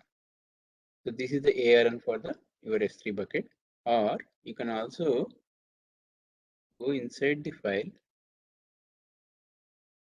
Yeah, and then you can also say what is the URI here. So if you see, my URI is S3 cloud, and then it is basically, this is how we can copy and paste it here. So if I go back to my notepad, what I can do is, so this part I can just put it something like this, right? Bucket name, there is nothing but the bucket name. So here, what is my bucket name? So I will go to the bucket name, and let me go to the bucket name. So what is the other bucket name? KL demo. So I will put KL demo. Okay. And then now all I need to do is identify the local folder. So go back to the local folder. And when I say PWD or working, that is called working directory, current working directory.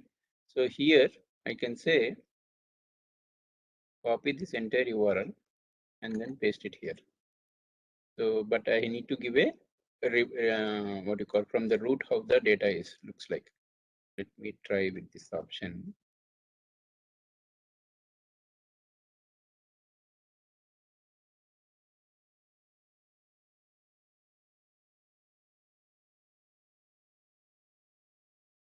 Okay, it's saying unknown KL3. See.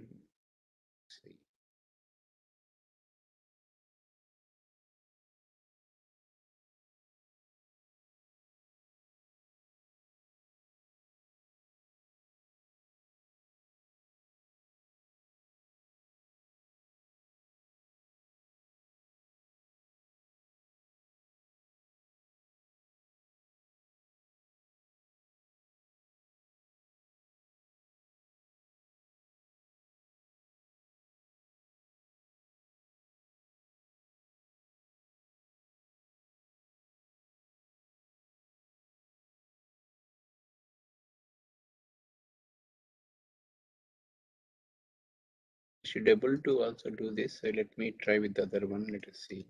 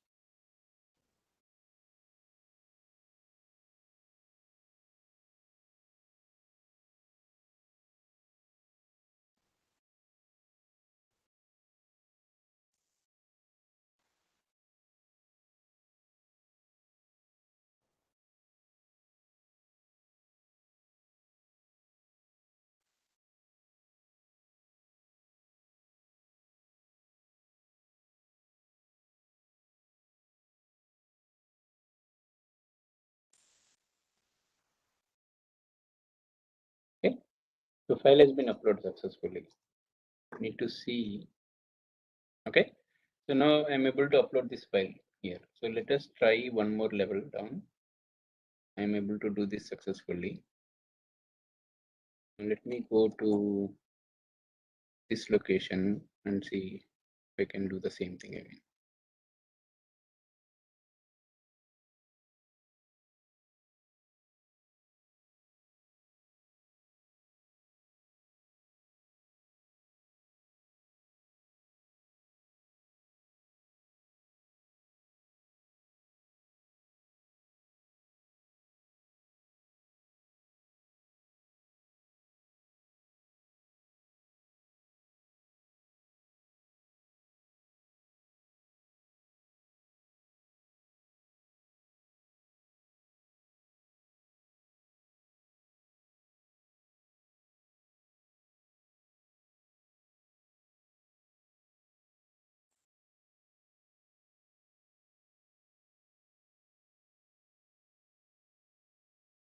Okay, I'm able to see the file here, and I also able to see the content here.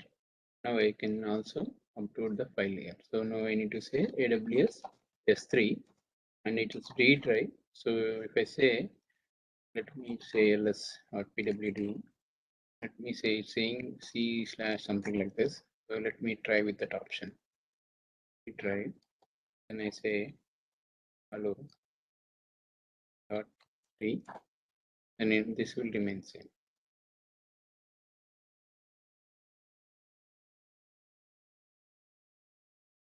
Okay, so there is a CP missing.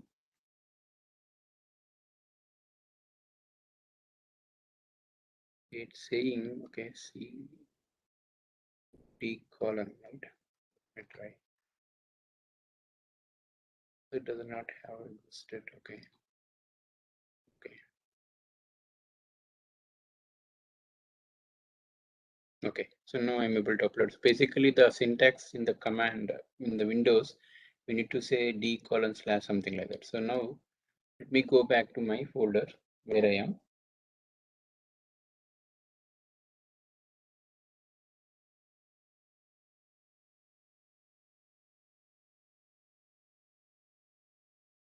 At the same time, I will say instead of copying to this location, I will copy into the demo location.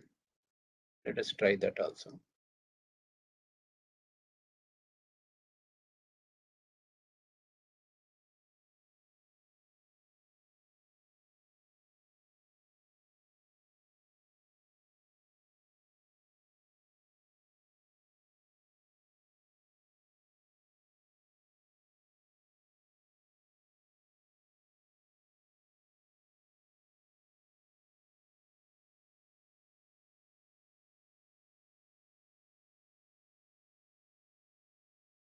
Okay, so now I'm able to also copy the files to the other location now. Okay, so now the last one I'm going to try is I want to copy my files to S3 bucket, all the lambdas. Let me try that option. So here, this is my folder.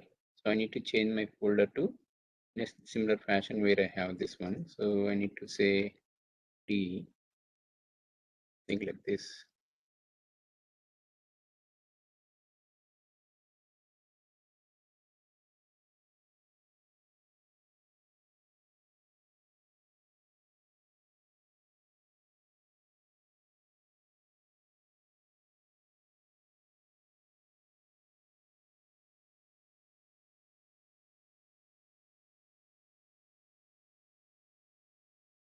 Okay.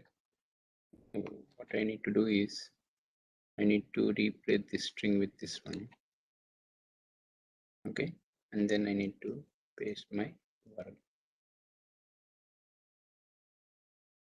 Okay, now I need to also say the destination folder, and there is a one tag here called what I can also say here when I say box star, I can say recursively.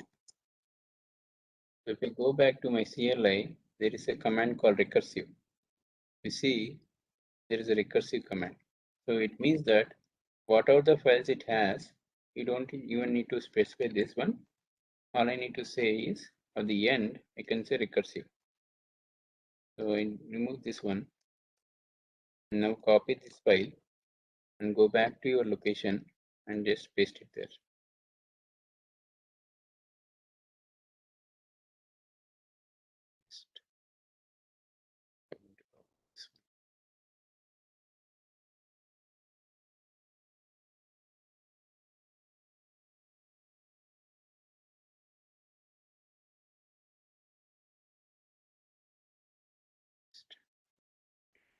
Pasting.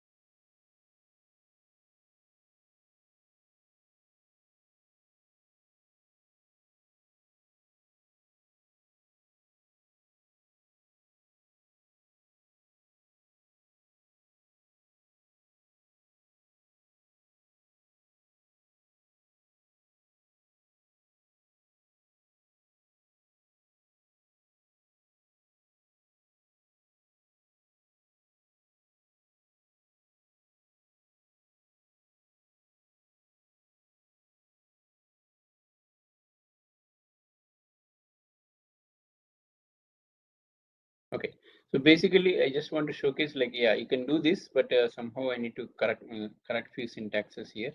Maybe let us try with this one.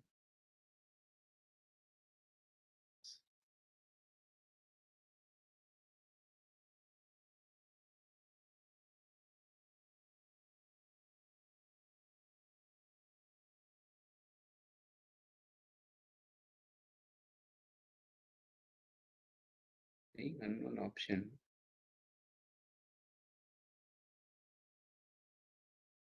Okay.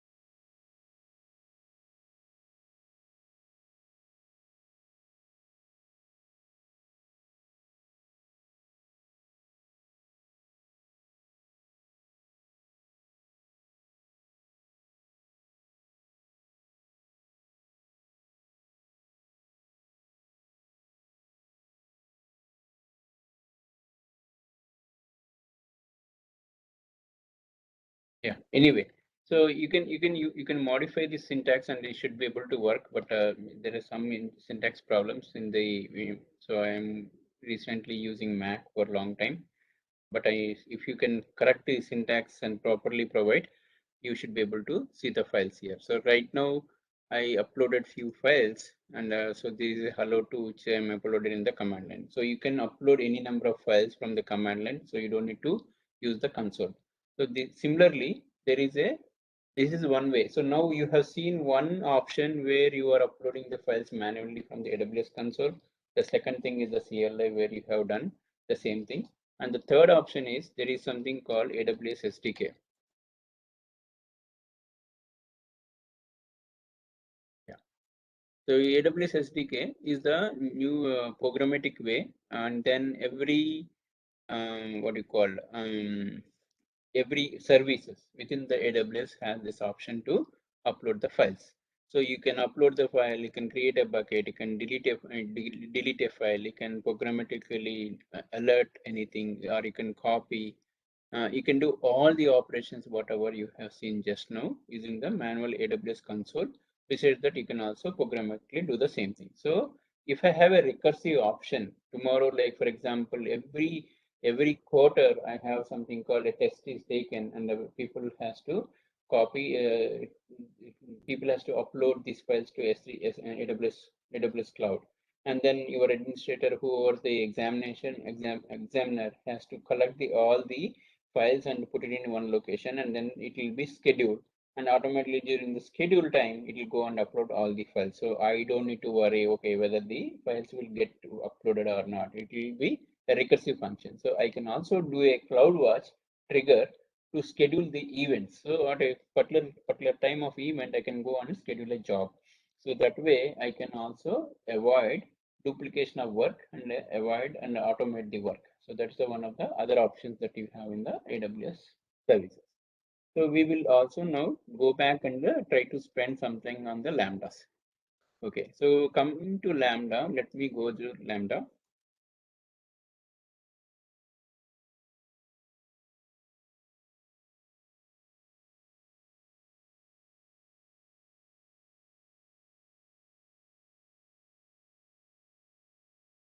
I will give some brief explanation of Lambda. Lambdas are nothing but small programs. Any function or any program that you write is a Lambda. So basically, Lambdas, you have runtimes for the Lambdas. Then you basically you have libraries for Lambdas, and you can do all the different types of Lambda runtimes. So different Lambdas. We were talking about Lambda runtimes. So Lambda runtimes, you can also choose what kind of runtimes you want to go for. So if I go go to Google and say AWS Lambda runtime, it will show you the different runtimes for AWS Lambda. So we were talking about different options of AWS runtimes. So some of the runtimes, famous runtimes are, you have the Node.js. So that's where I'm right now working on Node.js as a runtime. You have Python, you have Ruby, you have Java, you have Go, you have and .NET as a runtime, and you can also define your own custom runtimes. So this is really a good and recent feature. Like, okay, I am working on Fortran, or I am working on some other language where the runtime is not available. Now, AWS is providing a custom operation, custom way where you can go and define your runtimes. You can create your own runtimes for your organization, and you can work on the specific runtime. So if you have some what you call small talk, or you have some legacy application where the runtimes are not available, you can go and define your own runtimes and you can use the runtime. So now I am going to demonstrate Lambda using Dynamodb. So what is a Dynamodb? We were talking about the database services. So let me go back to my AWS console. Let me clone this one. And if I go to the services, so we were talking about the storage services. In the storage section, we also had the S3 as a one of the service where you can store your data files. But there are other storage services called database services. Under the database services, I have the RDS, DynamoDB. So DynamoDB is also a very beautiful service. It's a NoSQL database service. So let us spend some 10 minutes on the DynamoDB. So what DynamoDB is that you can go and create tables here. So I have, for the demonstration, I have created some tables here. So when I'm creating a table, let me go and spend some time on the table structure. So when I give a table name, I has to give, and then there is a primary key and there is a sort key. So basically the primary key and sort key are very important keys which will help you to retrieve the data and very immediately. So generally, for example, in an organization or in a university, I have students, and student has their student ID. Similarly, professor has their professor ID. And but again, I may have thousands of students, but I don't want to wait for all the students to retrieve, but I want to have an easy way to sort the key there. So maybe I can want to give a department ID as a key, or some other key, which will also uniquely identify the user very quickly. Because, for example, I can say key as a name as Srinivas, then, but again, I may have thousands of Srinivasas within my system. I don't want to give that as a key, but I want to have a combinational key, which is more rigid, which is easy to retrieve. So that is a similarly, there is a concept in DynamoDB where you can also create a global keys. There are global index keys. Those are called alternative keys, or also they are called as. So even in a normal relational database, you have a primary key. Primary keys are the keys which are uniquely identify your tuple or record within your database. And at the same time, you also have a foreign key or a alternative index keys. So alternative index keys help you to index those data and quickly retrieve the data. So certain times, maybe I am going for a dependent table where I cannot use my primary key. For example, I will give a scenario. Say, for example, I am I have something called I can say KL University is one university, and then I also have a PK University. Say I am just taking an example. If I say, I can say JNTU as an other university, or you can say yeah, JNTU is one more university now. Now the KL associate is taking an exam in the JNTU University. Now in the KL University, he has his own primary key, but now in the primary key, if the user is of my KL is taking and participating in an examination in the other university, and he doesn't have the primary key in their system will not have his information. So they have to retrieve the information from our system about the associate. So in that case, what they do is they have their own primary key, but they also have a foreign key. That foreign key is a referential key within our database. So that way, I can also give the secondary key, that is called as a secondary key or alternative key, which will help us to identify the resource from other university within the JNTU University. So why I need it? Because tomorrow, if you ask for a query like what happened to the result of my university student with so and so number, what is happened to the status on them. So they don't know what is the primary key of that associate unless he is the member of the associate. So since he's not a member of their university, then they will use your key as a reference, and then they will retrieve the data from within their database, sending foreign key as a value to identify the associate. So that is where the foreign key is very useful. Coming back to this one, so here I can also, so now we know, like, you can create table, you can also add the data to the table, you can modify the data to the table. So here what I have taken as user ID as a key and timestamp as a number.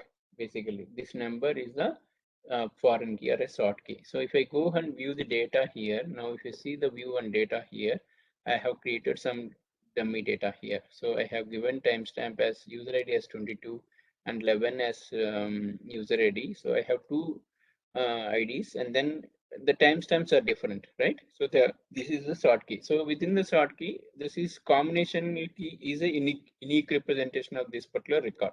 So with this combination, I can also identify the key.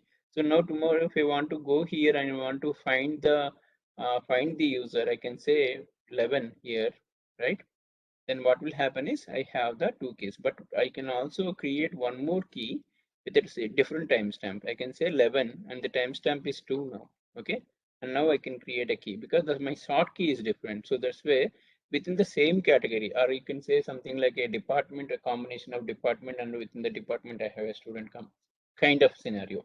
Or I have a staff member within the different departments, and all the staff members are differentiated at the secondary short key, and you have the primary key for your department or something like that. So that's one more analogy I'm trying to find, make you understand. Okay. So now what will happen when I run this one? I have these two IDs. So that way I can differentiate between the other one with this one. So if I remove this one and then I can run again.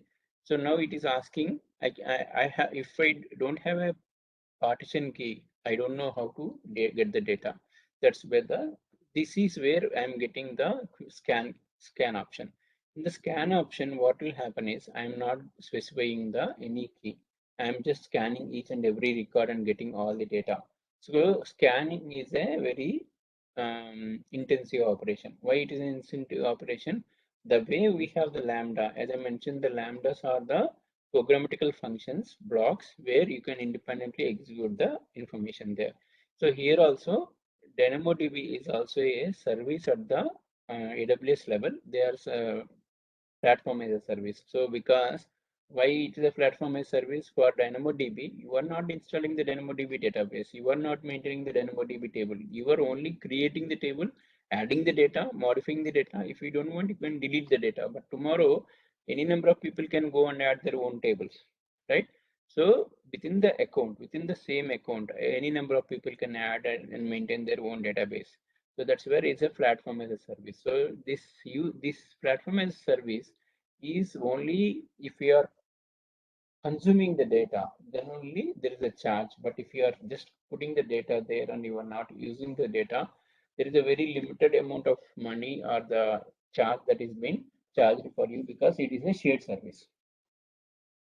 And then it's a serverless service also. It's one of the category of serverless service also. So that's where it's very cheap and it is very fast for the retrieving the data also. So if you have millions of record where you want to process the data, this is one of the very beautiful services right now. So the last time when I worked with Series XM is one of the organization where I worked, and then that's where I was using the connected vehicles for activating their wireless services. There I have millions of vehicles that are coming in a batch, and where I need to activate or deactivate a mobile service on their respective cars. So that's the one of the application that I was working. One scenario or the example I'm trying to give here. Okay, so we'll try to jump quickly to the scenarios here. So here I have created some predefined operations here. So this is how the lambdas play. The only difference here is you have the starting event table. So let me go and show some lambdas which I have created. So here if you see, what I'm trying to say is describe table. If I want to know the structure of the table, I can go and say, please display the structure of the table. So describe table basically tells me the structure of the table. So now I have created the table here, and when I execute this table, I can give the structure of the table. So what is my structure of the table? So this is the lambda. So this lambda will give me the structure of the table. So I can reuse this lambda any number of times, and the charge for the service is only for the execution time. If this execution is only for milliseconds, so it will show you the display somewhere. See, if you see, it has taken for 481 milliseconds. The time taken for execution is 481 milliseconds, and its memory is 89 MB. So if I'm using only for 481 milliseconds, only for that milliseconds, the charge will be taken by AWS. That's the one of they will not charge you for the maintaining the code. They will not charge you for deploying the services or any of those kind of sort. They will only charge you for the execution time. So that's one of the beautiful service, or this is also called a serverless service. So many organizations, why they are moving to the cloud is one of this is the factor. So now you can develop your applications in multiple chunks, like each application is a function, or each application is a lambda, and that lambda can be executed for a specific needs. You can do database queries, you can write the database, you can insert the data in the database, and you can also do any of the tasks here. So if you keenly observe here, what I am trying to do is, if you keenly observe, I have included the AWS SDK. I have also specified the time, the zone. Then I also specified the Dynamodb instance, where because I am using the service called Dynamodb. So tomorrow, if you use SNS or SQS or some other service, I'm going to use that service, and then I can execute that service. So I can, let me go and show me one more example where here I'm only displaying the structure of the service. You may ask me like, what are the other operations I can do? I can do any number of operations. So for example, I can say, I can use the service, say here, I want to know all the tables within my system. So now when I click on this one, it will show me the list of tables within the system. See, so I have 3 tables here right now. So tables are like, I have the TD Nose SDK, then I have TD Nose test, then I have the crude items. So if I go back to my DynamoDB, and if I go to the tables, if you see, I have 3 tables right now. So I can go and create a one dummy table called demo. I can say student ID. ID is the key. As a short key is optional, so for now we'll leave it there. Just to showcase the demo, I am just creating one more table. Now I have the, how many tables? I have 5, one more extra table called demo. Now if I go back to my demo, now right, earlier I have 3 tables. Now when I click on this one again, I have the 4th table coming as demo. So this is how I can also utilize the Lambda services. So we can insert the data, you can delete the data, I can update the data, you can do any kind of operations. Now, what about the CloudWatch? That's where the CloudWatch coming into play here. So if I go to the monitoring service, and when I click on view logs, what happened to this if something went wrong within my application? If something goes wrong for the application, so this is where your CloudWatch service comes to play. So you can go look into the CloudWatch and see. So this is each and every execution, it will log your data. So I'm saying, like, if you see now, I have created a table, right? So initially it had 3 tables. Now the recent one, if you go to the recent operation, then I have the 4th table here also. So that's where I'm able to see the logs and what happened to that logs and what is the difference. One is I can also track what happened. If something goes wrong within the system, I can also see the logs and where the issue is. I can identify the issue. I can run the data analytics on this one. Or if we go to the CloudWatch dashboard, how many times I can create a dashboard here. I can give the name of the dashboard, and I can say dashboard as test. And then I can say, once a dashboard is created, I can create a different types of graphs here. I can say line graph, stack graph, number graph, or bar graph, and how many alarms have been created. Any kind of graph I can create and showcase this one. And I can also create alarms if something goes wrong. I can also see the log insights. I can also see all the metrics. I can also see the alarms. And if you see, if I go back to my Lambda, within the Lambda, I have the CloudWatch.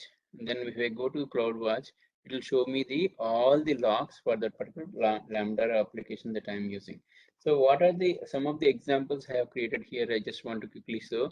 So since my AWS CLI is available, I can execute these operations here directly from here also. So for example, I will go for the same list service, so table.list service. Okay.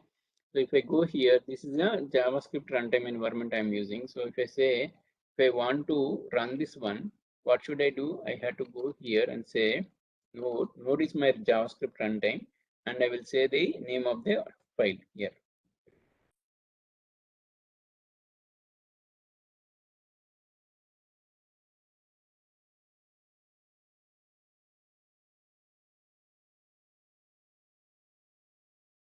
Okay, so now I have added a demo, and now I am able to access the AWS databases here. So this is called VS Code Editor, and now within the VS Code they have come out with something called plugin or connectors.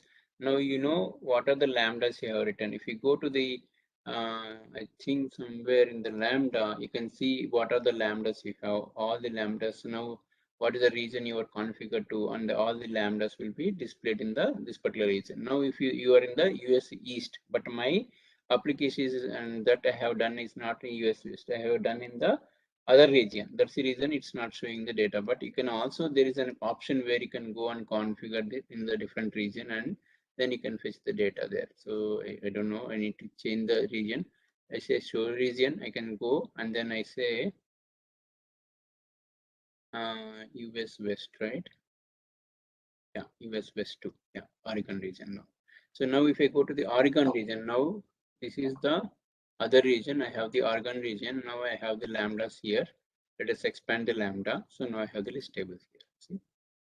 Now I can also invoke this lambda. I can pass the data, and then I can also say the test data, or if I created any test object, I can go and create the test object, and then it will execute from the, since if I don't pass anything, I don't know, if I don't pass anything, it will not take it will take the default value. Let us see what happened. Yeah, so I think we need to figure out why it has given some error, but yeah, it has definitely displayed the data here. See, I have the tables here, then I have the demo class, and the tables, all the tables have been displayed here. So this is how I can also invoke lambdas directly from my VS Editor console. So this is one of the other way I can execute this. So basically, the CloudWatch is the monitoring tool for your applications. So each and application, whether it's an S3 or whether it's a Dynamodb or it's any Lambda services you want to monitor or log the services, then you go for the CloudWatch. And then for executing any of your applications as serverless, that's where you use the serverless applications, right? Yeah. So I don't have anything else for today. So these are some of the examples. I can quickly show you those examples. So I have created the example for create table. This is how we can go and create table. And then I have the describe table. I can have some of the operations where I can go and insert the multiple data records. I can also get records. I can also do all the operations in the table and fetch the data. So typically, if you are creating an software application where you want to maybe maintain the records of the student, or you want to create a student portal, or you want to create some project where you want to store the data, Dynamodb is one of the key services where you can use lambdas, and you can use you can connect the lambdas with the API gateway, and you can build the APIs, and you can develop applications on the front end, hook up these lambdas through the API gateway, and you can build the applications, and the application cost will be very, very low. And so many of the organizations are one of the reasons is moving to the AWS, because if I'm not using this application, I'm not going to pay any amount to you. Yeah, so I don't have anything for the day. So I can share this data to Naveen, and he will internally share the data to you for your practice. So back to Naveen, and you can mute everybody for the audience for any questions, then we can move. Yes, sir.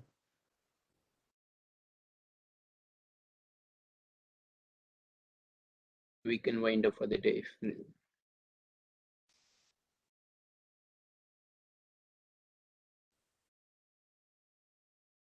Participants, you are unmuted, so you can respond. If you have any doubt or any query, just ask from sir.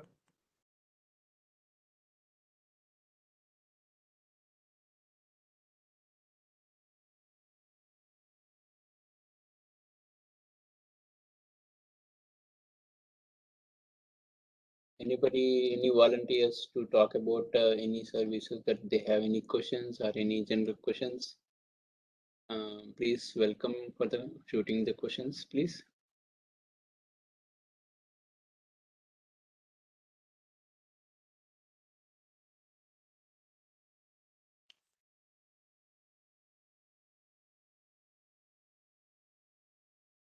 Participants, feel free to ask question to sir,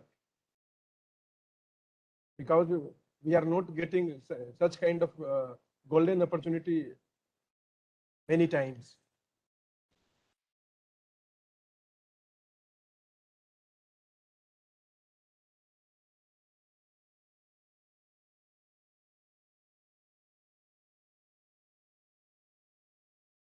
Participants? Yeah, so Naveen, if the team doesn't have any questions, I request you to reach out to them and collect the question and share it with me. And if at all required, we can plan for one more session and clarify for a clarification session. If that may help, that will give some time to the associates and they can play around the services and come back to us. Definitely, sir. I will request to all participants so that I can collect more and more questions from the participant side, and the same set of questions I will forward to you, so that accordingly we will arrange a next session. And for this session, sir, on behalf of KLU, again wants to thank to you, because you are giving your precious time from your busy schedule again to make this session more informative, fruitful, as well as success. Thank you. So thank you, sir. We all will ever remain grateful to you for your valuable input, guidance, and encouragement in learning the interesting concepts like S3, Lambda in AWS. Thank you all. Have a good day. Thank you.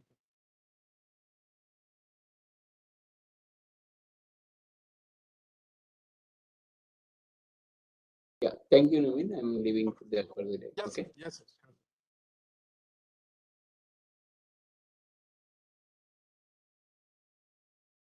Participants, the next session will be started from 11:30.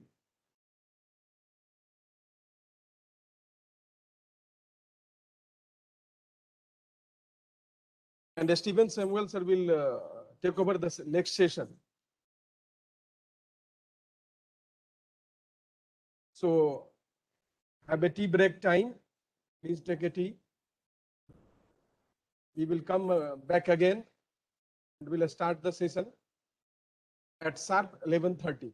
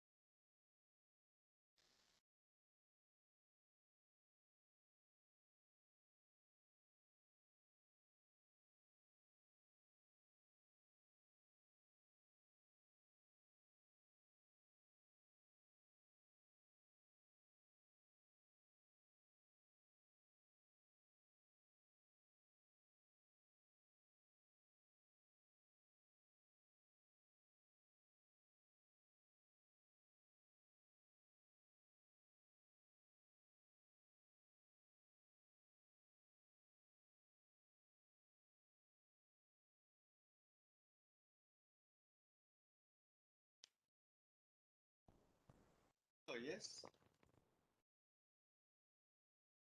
Yeah, hi. Yeah, I'm waiting for presenter rights. Yes, I can't see, I can't share as yet. Okay.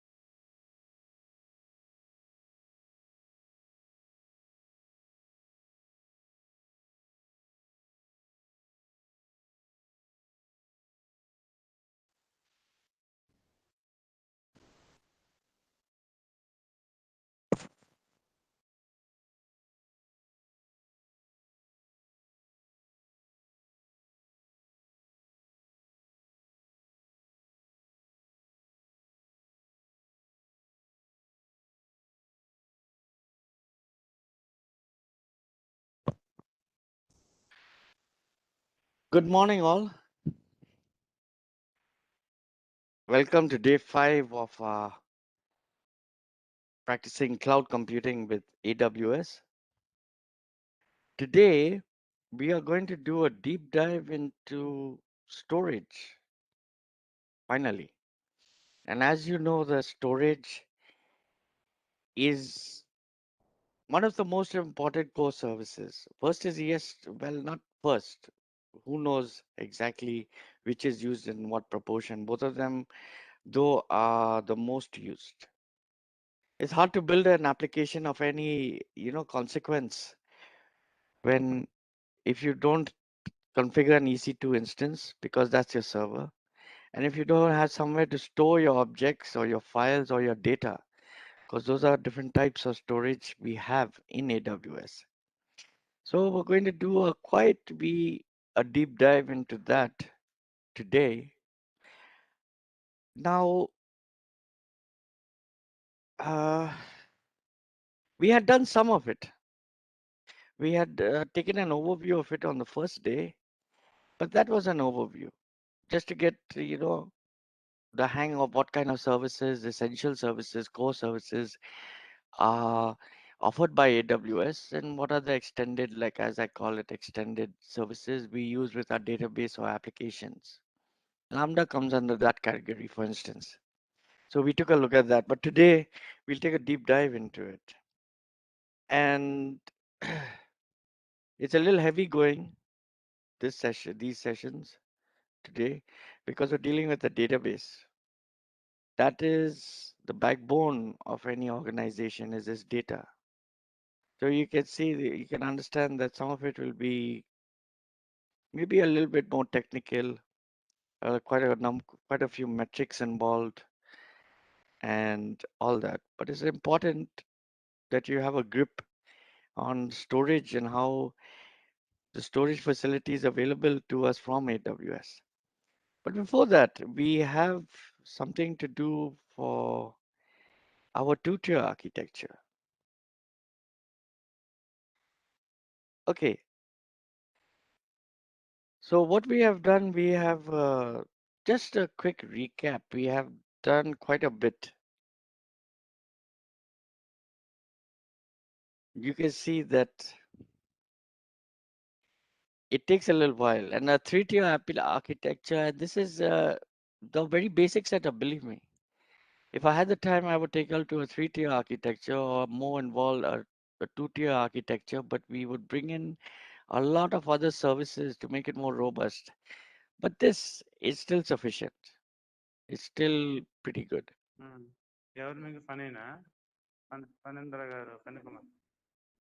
Okay, so what we actually did, just a quick recap. First, we started off by setting up an actual VPC. Right? We set up a virtual private network. We may as well, let's see what we've done. So we are all on the same page.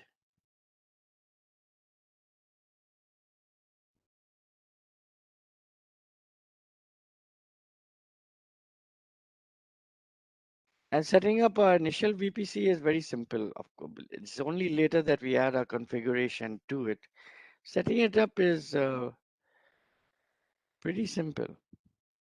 So we go to your VPCs, and what we had was a 2-tier VPC, I believe. Yes.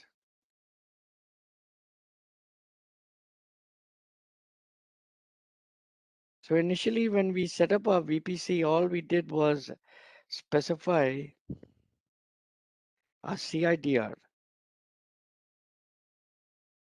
So this gives us quite a range. This is basically all we actually did. Okay. And as you remember, CIDR stands for classless interdomain routing. So it's important this. We took a example of how you can actually calculate it. But just go through it carefully, because when you're setting up subnets and all that, the ranges are actually, they're very important. So this is a very important configuration. So our VPC itself, all the rest must, our subnets have to fit within this CIDR range. This, as a matter of fact, if I remember correctly, it gives you a range of something like 65,536 IP addresses, which is good enough. Okay, so then we went and we created subnets. Okay, so we created separate subnets for our application and our database layer.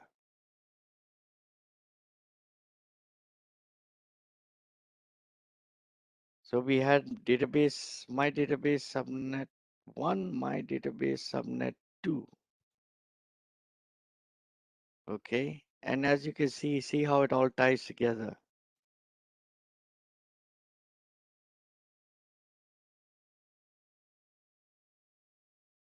We had to associate it with our VPC. Finally, we had a route table which included those subnet associations.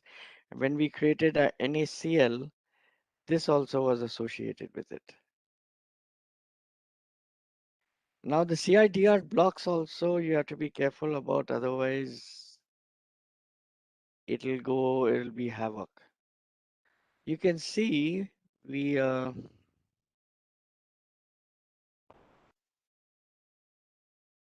in an application subnet at the moment.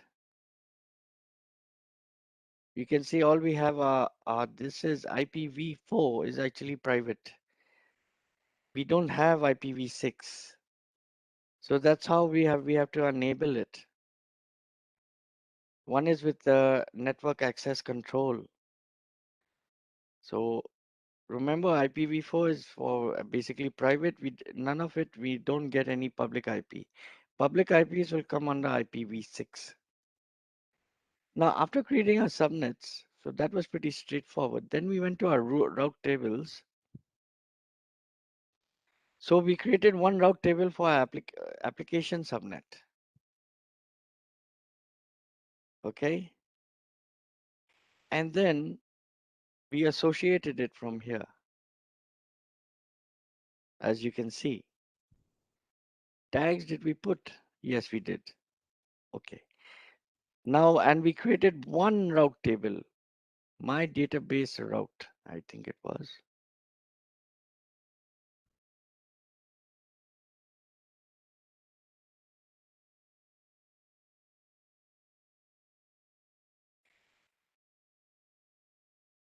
The same VPC, of course.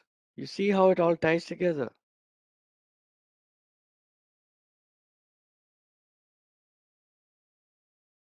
This route comes like that in any case. Our subnet associations are here. And now, as you can see, explicitly, we set our subnet associations. My application subnet by now is already associated with the app route, this one. So far, so good. Now we needed an internet gateway. Now to allow an application like, to connect to the internet. Here's an internet gateway. So we just created it very straightforward. So I think that was my idea. Was it?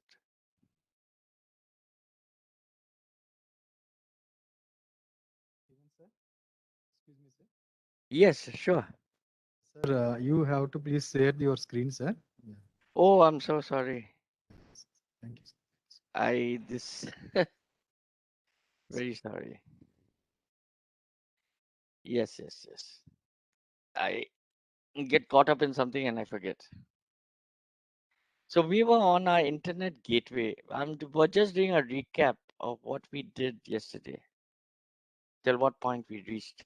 So here's our internet gateway. It gets attached to this VPC ID. That's about it over here.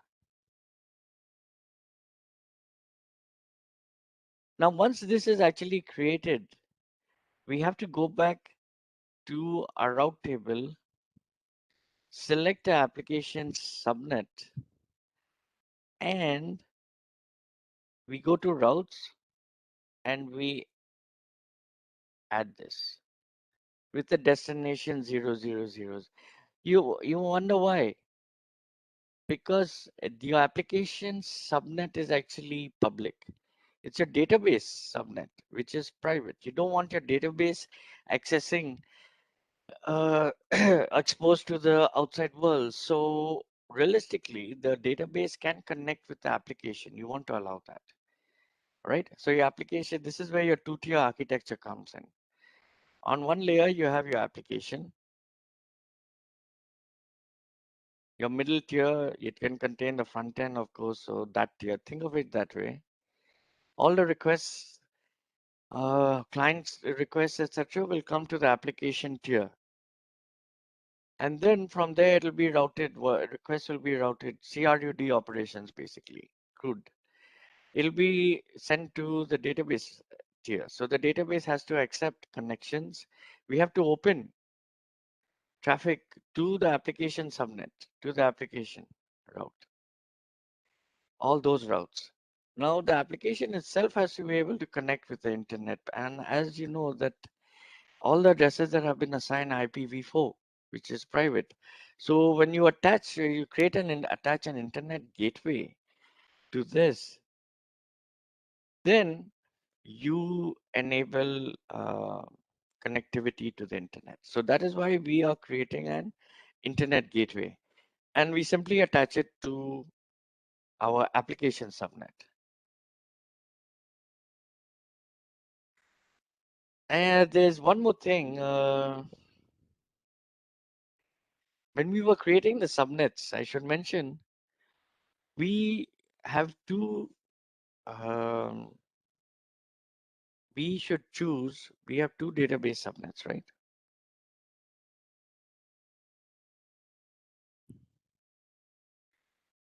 Database, my database subnet 1 and 2.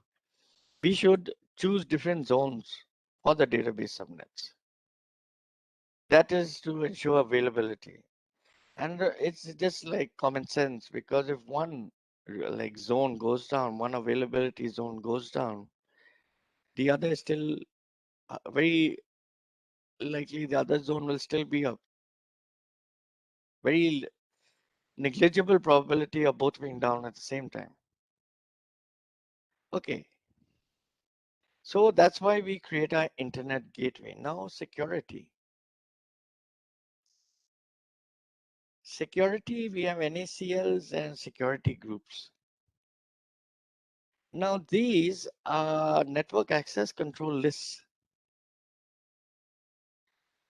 They're quite a bit like our security groups, but this obviously is for the network. Security groups apply to instances. Okay. These, if you want to think about it, to break it down, it'll be, you could think of it more like traditional firewalls.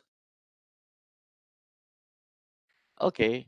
Now we create a new network ACL specifically for the application subnet. And then we associated it, of course, with a virtual private cloud. Once we actually created it, like this was ours. We had to choose the subnet association. So we chose this. This is our app subnet. Okay. Now by default, what happened is that it would block all traffic in and out. So this came by default. You remember? Similarly for outbound rules, and it's not like we can even allow them. So it's like AWS has given us, okay, we are blocking all traffic in and out. Anything that you want to come in or out, you specify to what level, what degree of control you want to it. Right. So we actually removed the outbound restrictions. We set a rule. When you specify a destination like this, it basically means allow all traffic from all ports, wherever. However, now we have our inbound rules. So we we restricted that. We allowed all traffic in, these are actually a database subnets. And that is the point of that. That's the CIDR which we have allocated. Yours might be different. Yours might be different, doesn't matter. It just has to be consistent and they shouldn't overlap. Your CIDRs cannot overlap with each other. So this is one way we can actually put it. So we have actually allowed all traffic between our, what do you call it? Our database subnets. Subnet 1, subnet 2. Now for HTTP, that is all right. We accept requests. It's an application. HTTPS also is fine.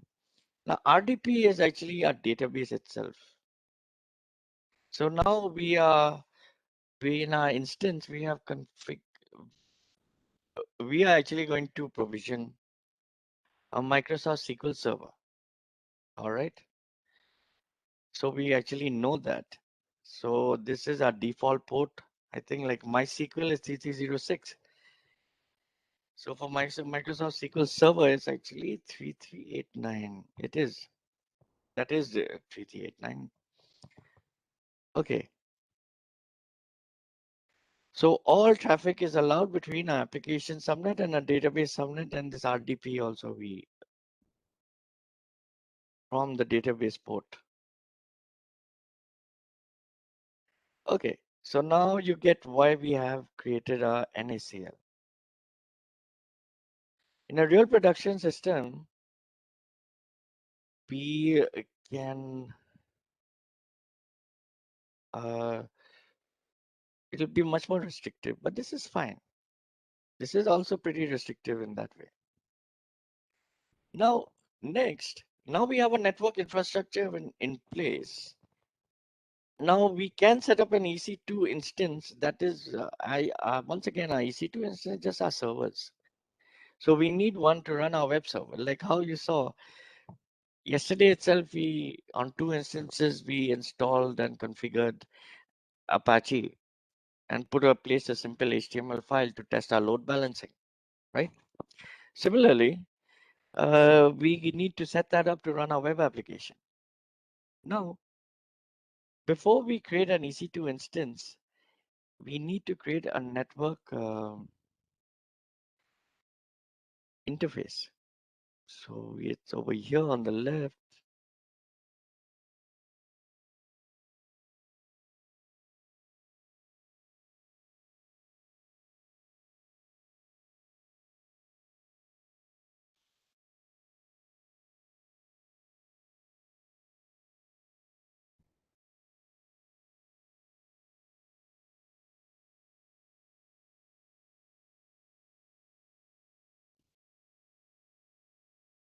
I'm in the wrong place. It's in EC2.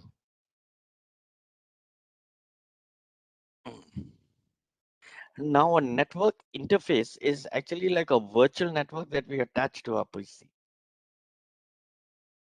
You see what we mean. Now where's just a second, network interface.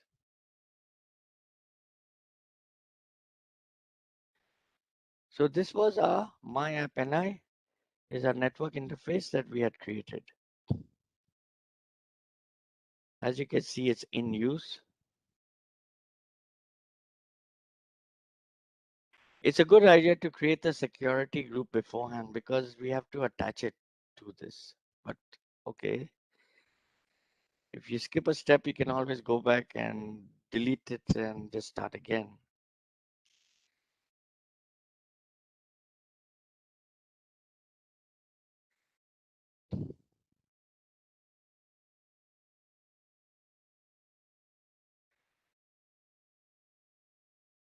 So we just simply create it and we attach it. A subnet ID itself is over here.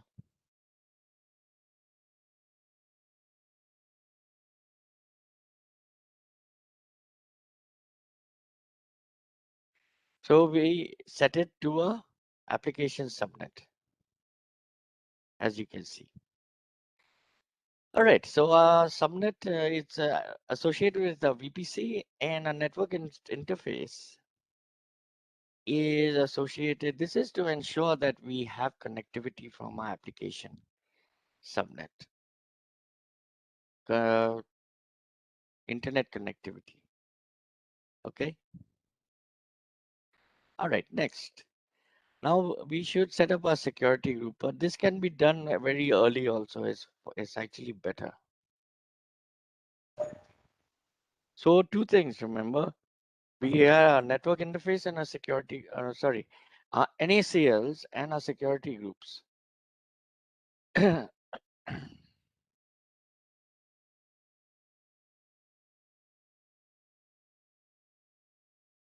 So what we've done is, as you can see, we have allowed all inbound traffic.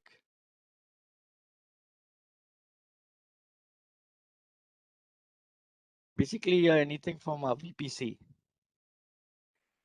All inbound traffic over HTTP and HTTPS ports. We sort of, we've included RDP over here. This is basically a subnet, another virtual private cloud. You can see the CIDR is identical. So all communication within the virtual private cloud itself is permitted. So security groups are also stateful. So return traffic is allowed regardless of the outbound rules. Regardless. Let us take a look at the outbound rules. Here it is. So you understand, we haven't actually set this. This was like a default thing, I believe. So you can see by default only all traffic, all return traffic is actually allowed. But that's not the case with NACLs. You have very fine grained control with NACLs. Finally, we went up and we created our dashboard. We created our instance. So in our instance itself, you remember that we provisioned a Windows server. So here's our storage.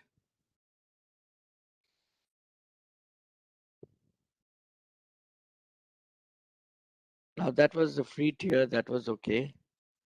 So we got our Windows server provisioned 2019, right?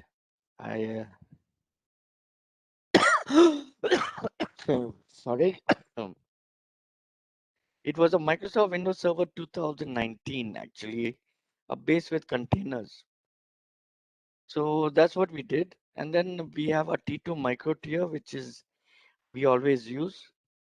Now we configured it this is going to run our application. So we configured it to so that it was associated with your with our application subnet. That's the point of making it anyway. The storage, the security group should be created beforehand.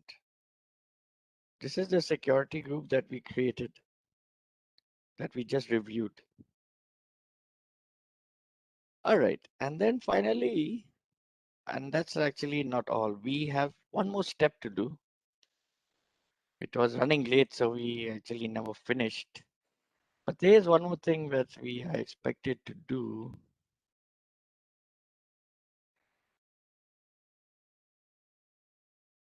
Here's our instance.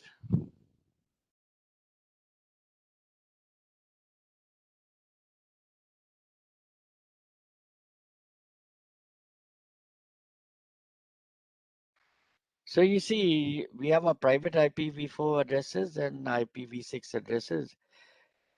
But if you just create it, once you create it initially, it only has private. Now, if you only have private IPv4 addresses on your instance, nothing is going to happen. You can't connect because that's the point of it being private. So for connectivity from the internet or to just basically connect to it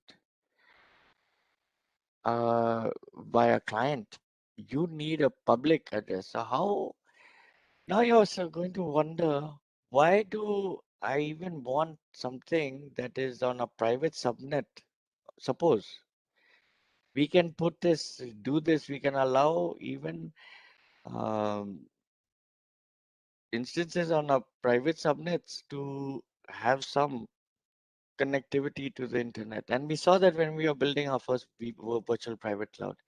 The reason being, there are certain instances like for a database, which is on a private subnet, like ours, but at the moment, you want to allow connectivity because, for instance, you might need to download patches or some installation stuff or some program, whatever it is.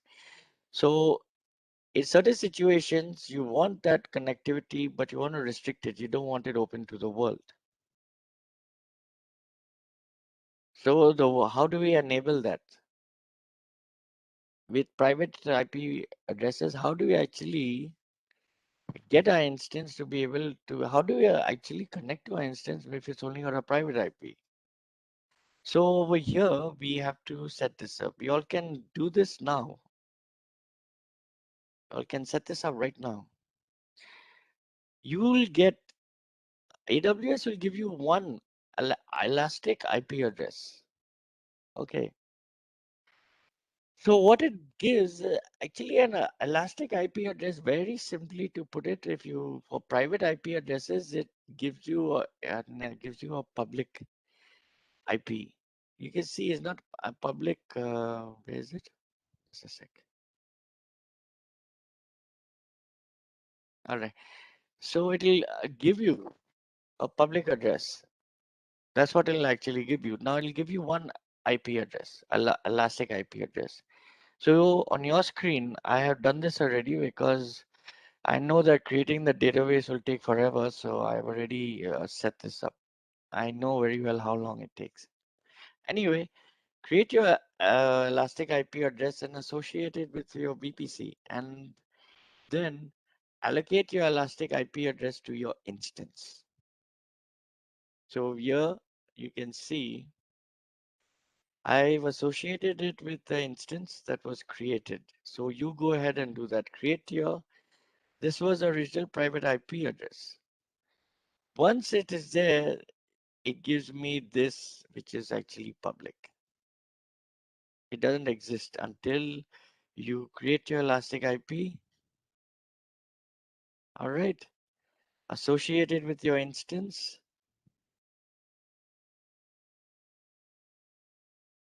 Yeah, that's that. That's all you have to do. Create your IP. That means you'll get one IP for your account. You can allocate it as you want. You can deallocate it also, then regenerate it. And then you can allocate. So we all can go ahead and do that right now. And then you will find this will come. This is the allocated IPv4 address that we'll get. And now it is, we didn't do this yesterday. We stopped over here before we could. All right, so now we can go back to our instances. All right, we can right click and we can say connect. And we have now we have a public IP. Before we only had a private IP, nothing can happen over here. For our password, this is a little different from connecting with the SSH client.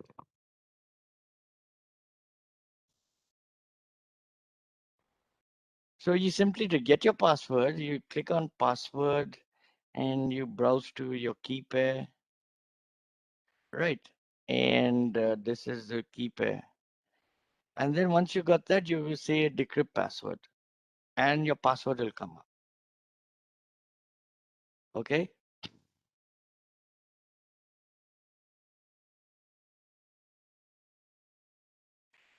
So we in this case, we don't connect from here.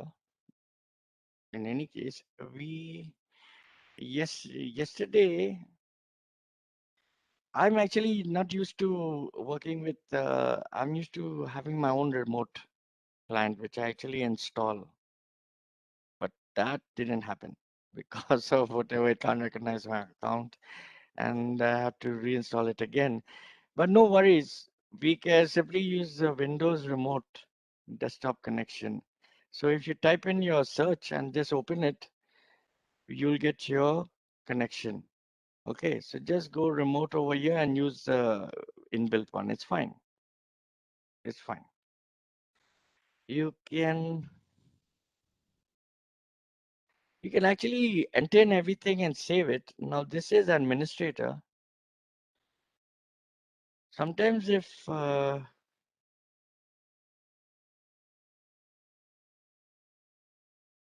it's better to actually occasionally copy it in, because I mean, sorry,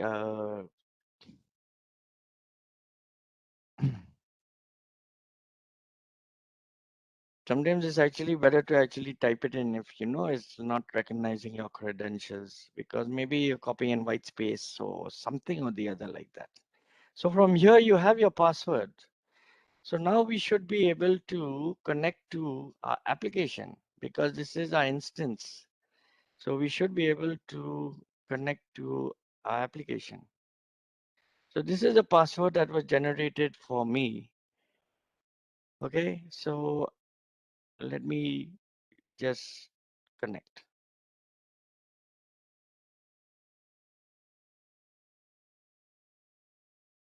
And then a password you just paste in over here.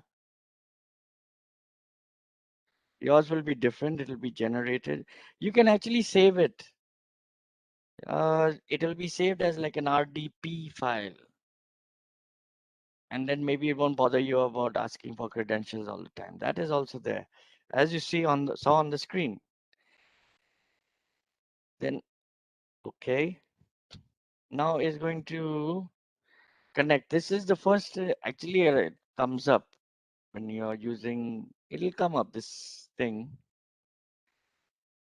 this dialog box. It says that, you know, now if you trust the certificate, you just click yes. Otherwise, you can go ahead, you can view the certificate. And then when you're ready, you can return back to this and you can click yes. Okay. So this is just a normal thing.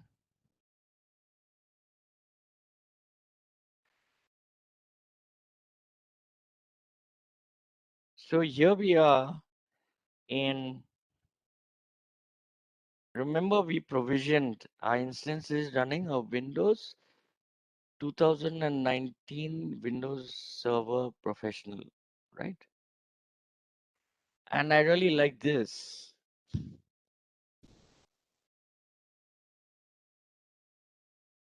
So y'all can connect now. Here it tells you exactly, here's our instance ID is pulled. And now I want you to take careful note of this. because it's very easy to get bogged down in, these connections. It's really frustrating that you spend so much time setting up your architecture and you can't connect. And it's all to do because you can't get a public IP or something like that. Some issue will happen. And the very fact that you cannot connect if you don't have a public IP, and that's that. So that is something you must have. So here's our public IP, which is the same as what we connected with, frankly. Our private IP was there. In the absence of that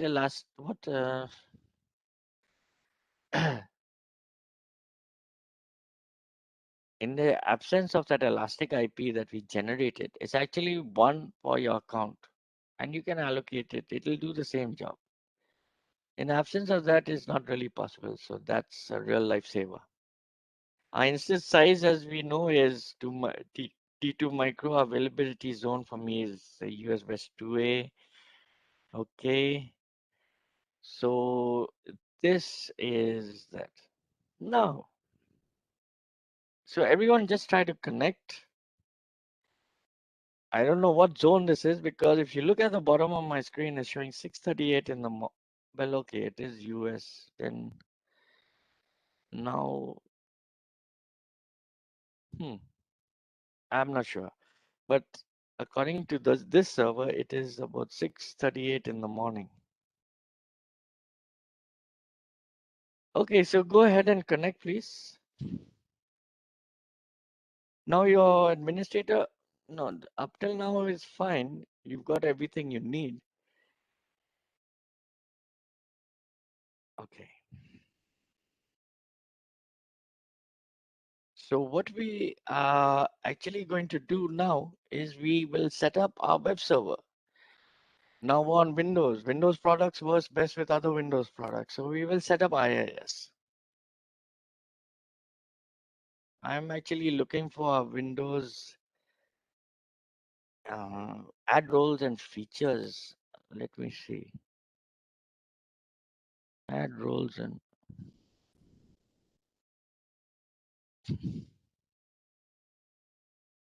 roles.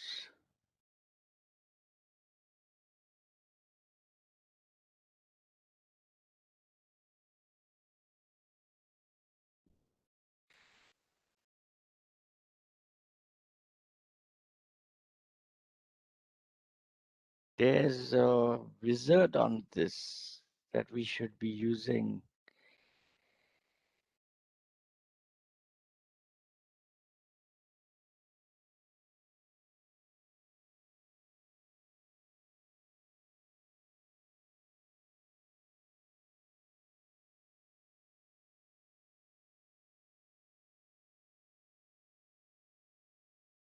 You'll all have experience with this. I'm quite sure quite a few of y'all. Now it's a add roles. Where is it? Give me a second.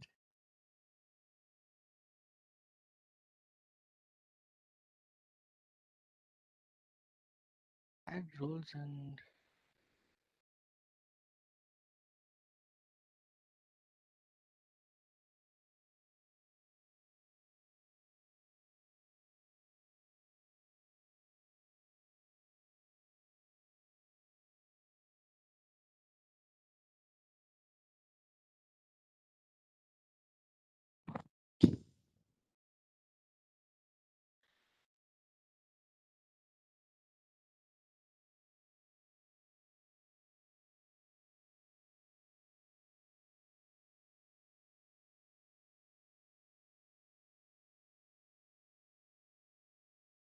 okay.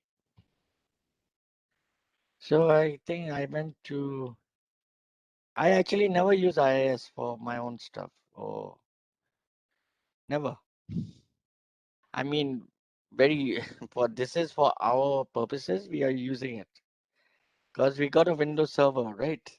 So this is the best way to provision a web server. I would use something else generally. For full stack development, which I generally just use Tomcat is good enough if I'm working on a personal project. Anyway, so here we just go to your Control panel, start your add roles and features wizard. The first one is fine. Role-based or feature-based installation. Select a server from the pool. This is selected by default. You go ahead and select it, web server. All right. Then you can click on next.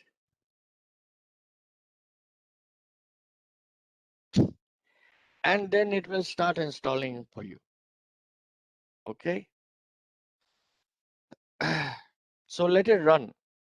Let the installation happen. It'll take about 5-10 minutes or so. Like that.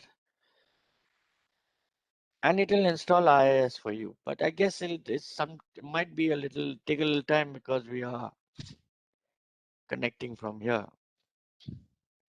So I've gone ahead and installed that because otherwise we never do anything. Waiting for it to finish.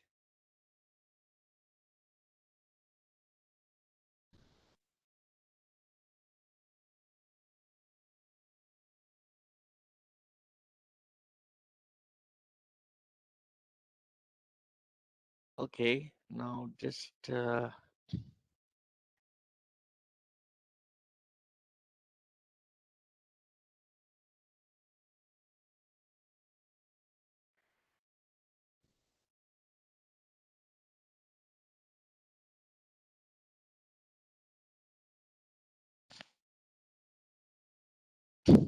so once you install it, it'll start running. That's all. It'll straight away start running. So you can start that now because it takes a little time, but not as long as your database.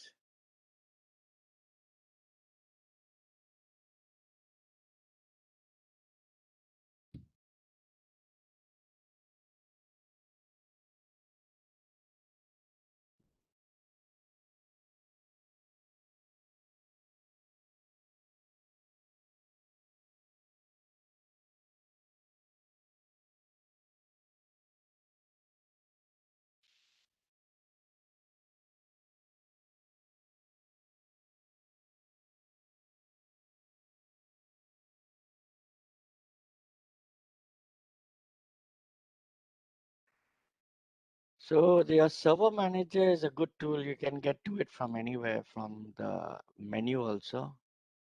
As you can see, here's a server name. It's been already started, activated, and all that good stuff.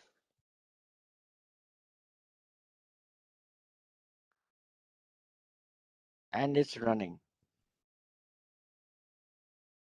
So to test it out, come back to, let's go back to our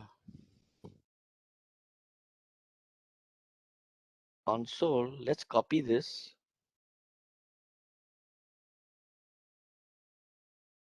I think we should just be able to paste it in, and here we go. This is just a default page that comes up, so that is just to test that now we know that our application server is running, is configured correctly, and that it is it's open for business. So this is how we have configured our Windows server, and now it's set up and it's on the net. So we verified our connection to our instance, application instance. This is how, just navigate to your public IP address.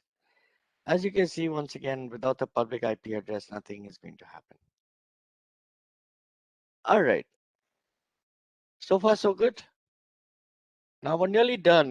This is a two-tier architecture. This is one very basic one, believe me. We could spend a whole 2 days also on this, with all the services and the stuff that we can actually put it to make it a really full-fledged architecture or three-tier architecture.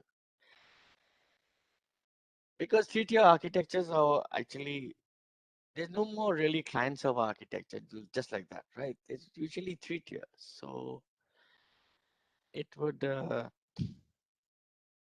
A three-tier architecture in the sense one tier for your presentation technologies, one tier for your middle tier, as a middle tier, which was we sometimes call backend tier, and one will be your EIS tier or your enterprise information systems tier or your database tier, to be put it simply. So three tier is normal nowadays. Of course, we have N tiers, that's different, but still we have a two-tier architecture in place. That's progress. Now we need to set up our database. We'll be using Amazon Relational Database Services. So we can just go shortcut over here and click on Services RDS. Now the cool thing about this is that it allows us to create managed instances. And if AWS manages it, you know you got a big load off your mind. So managed instances of the world's most popular services, of course.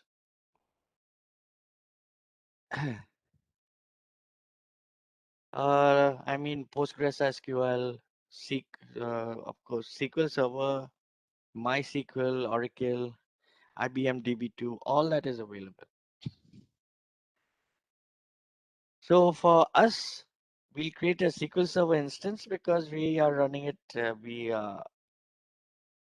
In any case, we already have a Microsoft Server Professional as an application, so it would be better that way.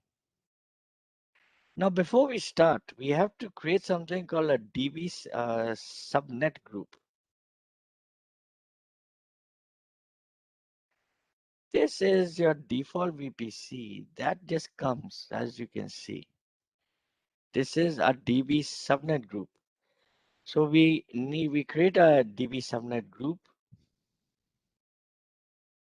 Okay. A VPC, we just set up our VPC. We choose our availability zones.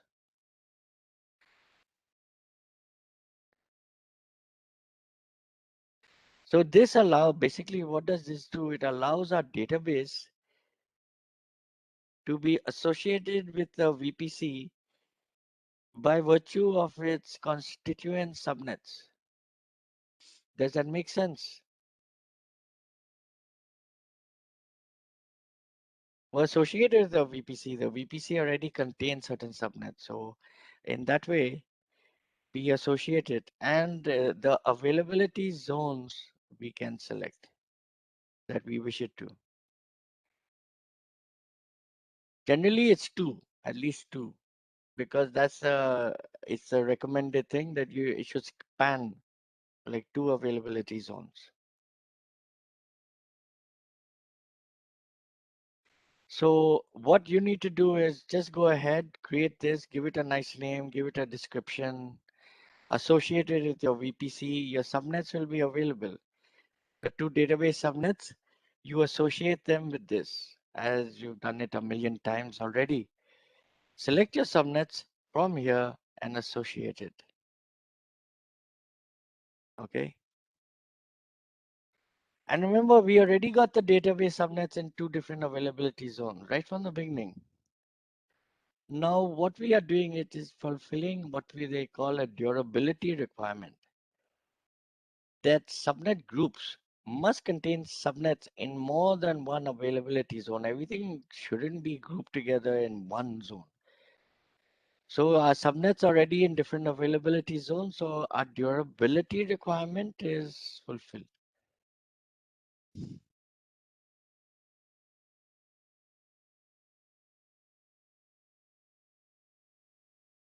Okay, there is something else.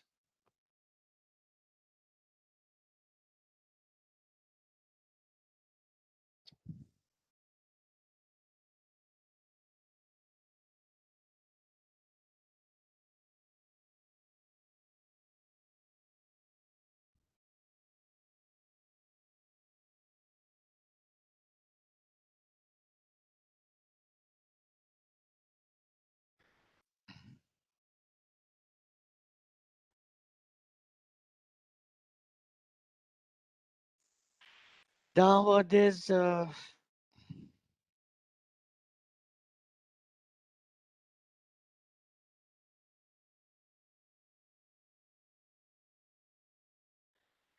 we should set up, that should be all right. One sec. Subnet group.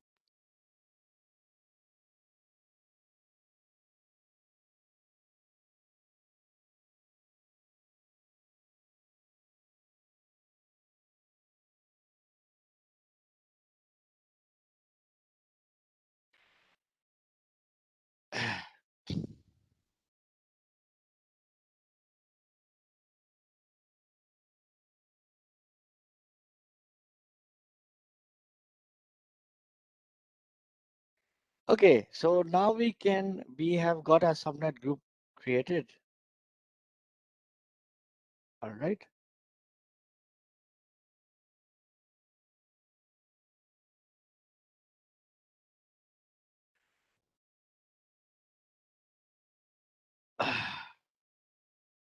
There's one more thing.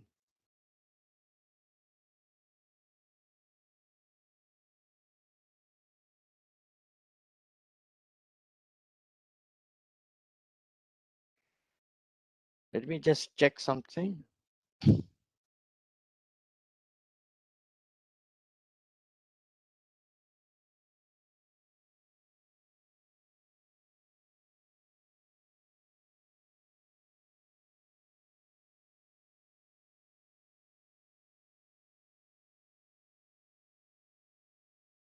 This one.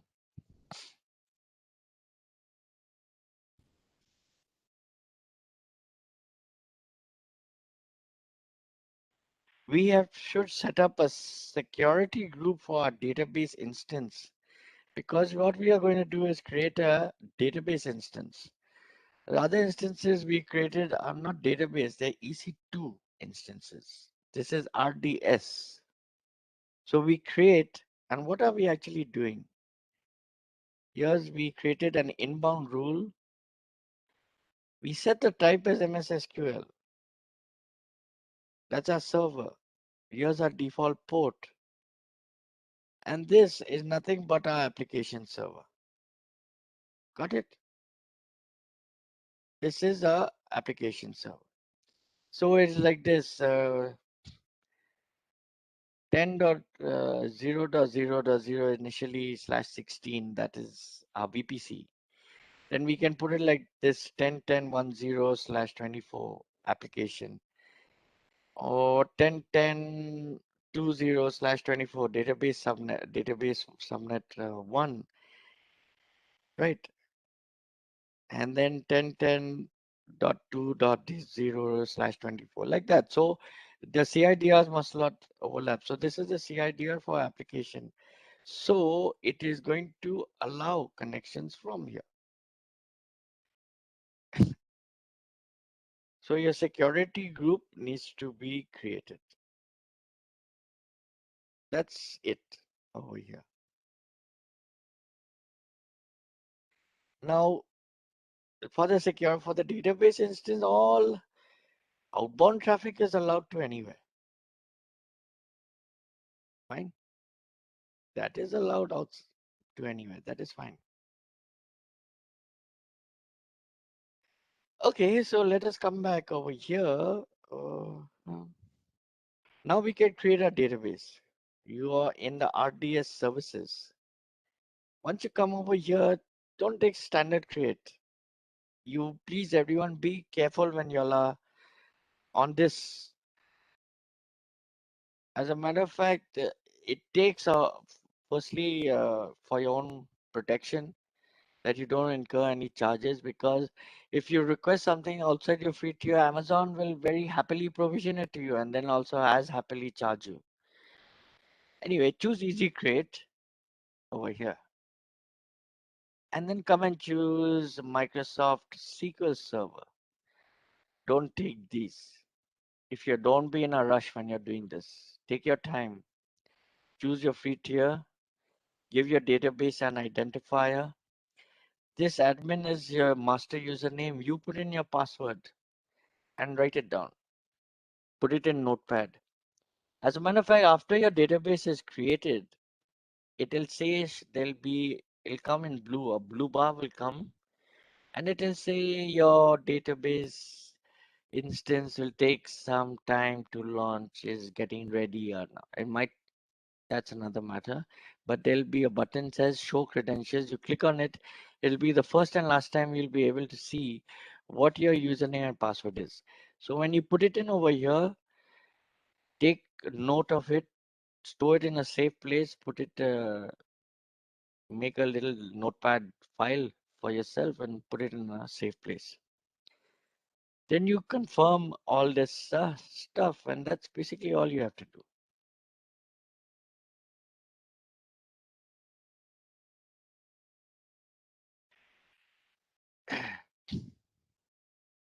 And then your database will be created. Now I have to warn you all that it's supposed to take about 10 minutes, but in practice, this database, if I remember correctly, well, firstly, it's not like I remember correctly. As far as how long it takes, I know very well. It can take hours. Anyway, the other thing is, the one reason is that it's allocated very little RAM, like something like 674 MB or something like that, for all the actual setup. So it's working on limited resources. So you can expect once you click on it, it's going to take half a day maybe, or it could take 2 hours, or it might, if you're really lucky, it might finish. Now, some people apparently, they say it's a browser problem. Like I work in Chrome because I use the Chrome developer tools. I need it for my work.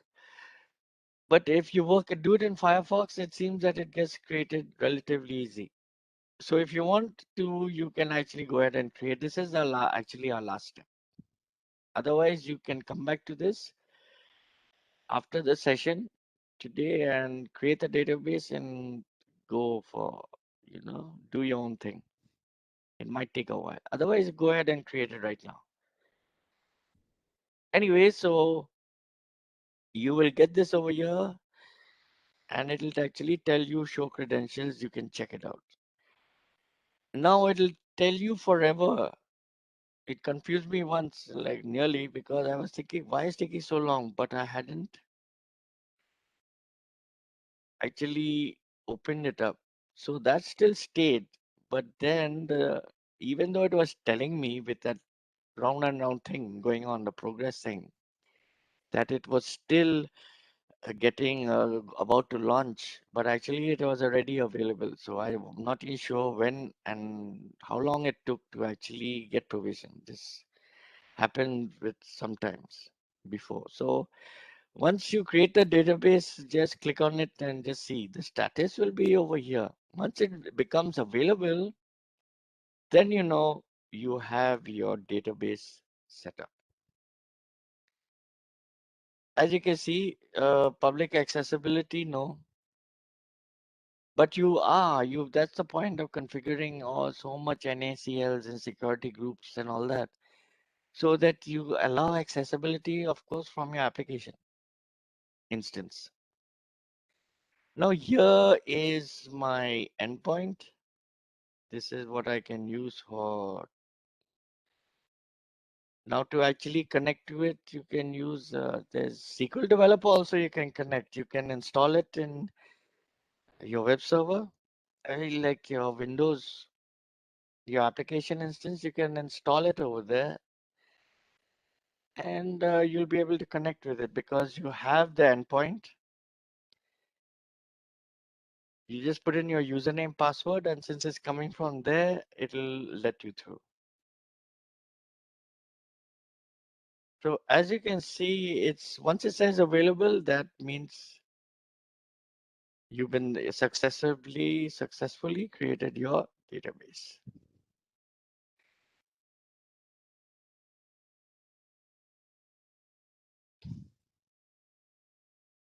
So this example that we worked on, it describes the infrastructure for a 2-tier application, but the basic concepts extend to n tiers.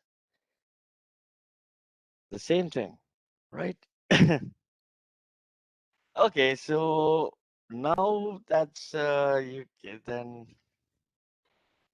So that's that. That's concludes the 2-tier service, a two-tier architecture that we built on Amazon Web Services. It's a little bit complicated. Not complicated, I wouldn't say complicated. But yes, it does take, you have to be a little careful when you're doing it. That is there. There's a lot of stuff, parts that you have, or make sure all of them work together and non-conflict. Especially you have to take care of your CIDR groups, and there's all the different stuff that you have to create, you know, your gateways, your routes, your subnets, and NACLs and security groups and all, and so on. But this is how the basics that you need to create any kind of architecture, whether it's 2, 3, or n-tier. Okay, so what we will be doing today is we'll take a deep dive with what time we have.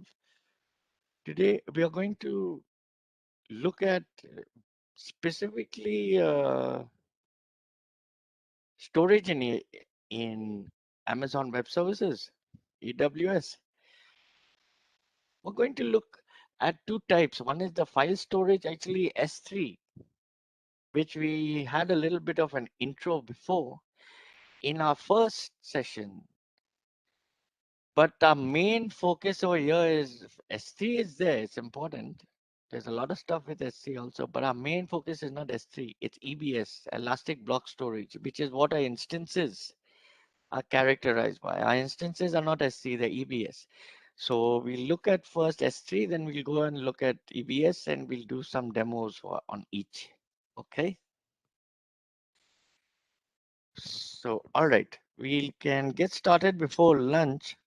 If you all would please excuse me for a minute. I'll be right back. Just like to drink some water.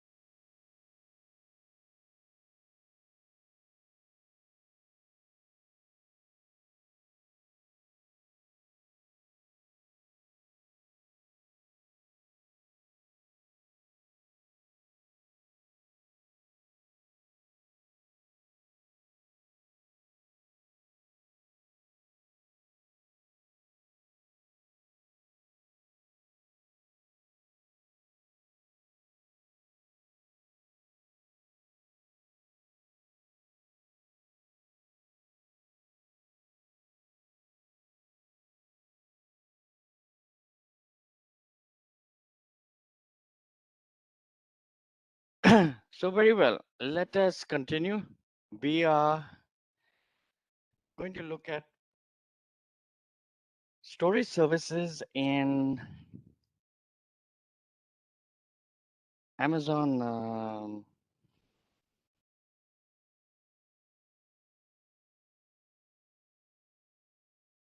You know, there's some stuff that is uploaded. There's a few materials which you all might find needed for the demos. At least a couple. So you can update from it from over there. It's just, you know, because we're going to do a static website.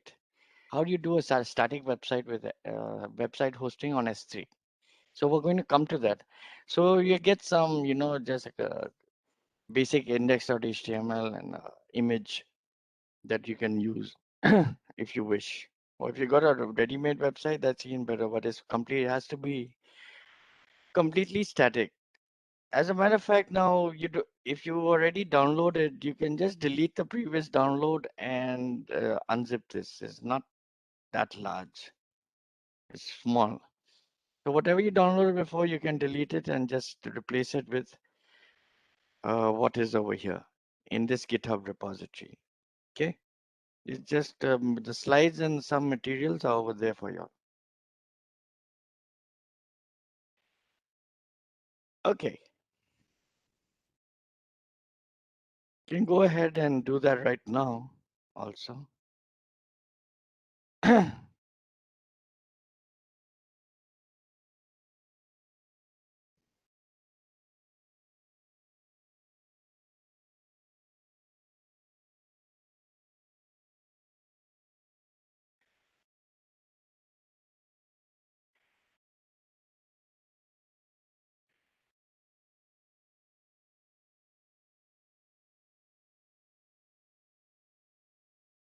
Okay, so our file storage services. Now, Amazon doesn't only have file storage services. It's got data transfer services also. So I haven't put in much. I mean, there's not that many, but so that you get a full picture of a full picture. Let's just talk about it a little, somewhat. But these are your basic file storage services, file storage and data transfer services in Amazon.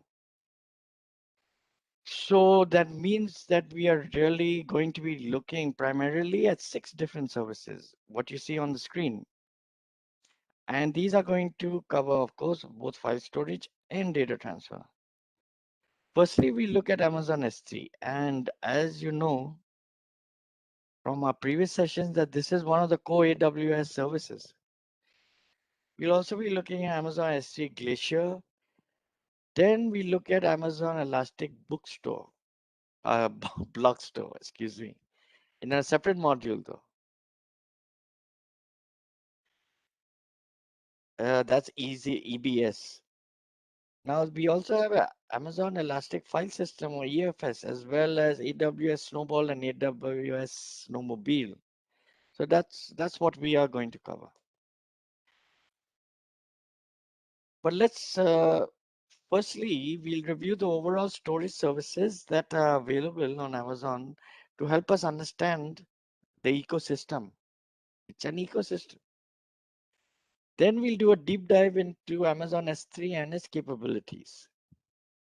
Now, because it's a core service, it's important to understand many aspects. What we've done before is just a surface tour of it. Then we'll actually be implementing a static website using Amazon S3. That's interesting. We'll explore the different archive capabilities that are present with both Glacier and Glacier Deep Archive. Then we look at EC2 storage. So we look at that storage with the Elastic Block System and Elastic File System. And we can examine large-scale data transfer services into AWS. Organizations have also, as you know, they've gone way beyond terabytes. They've gone into petabytes and more.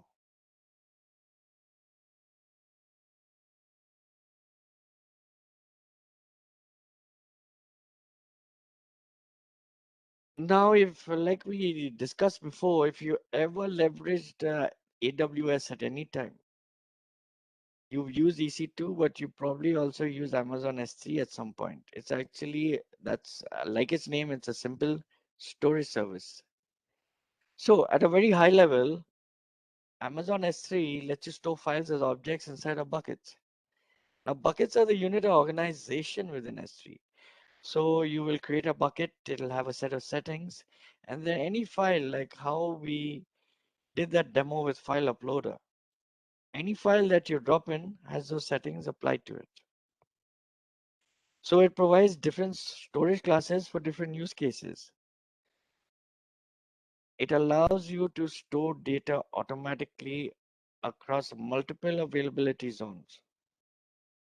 So this gives, durability and resiliency to the data. And another great feature of S3, which we will look at when we do our live coding, is that it enables URL access on the files. So like Google Drive, if I want to share a file with you, I can send you a link similar to that. If you want someone with a link to access a file within S3, if the permissions are correct, you can do that. Now there are configurable rules for data lifecycle. So if you want something to expire after a period of time or go to a different storage class, you can do that.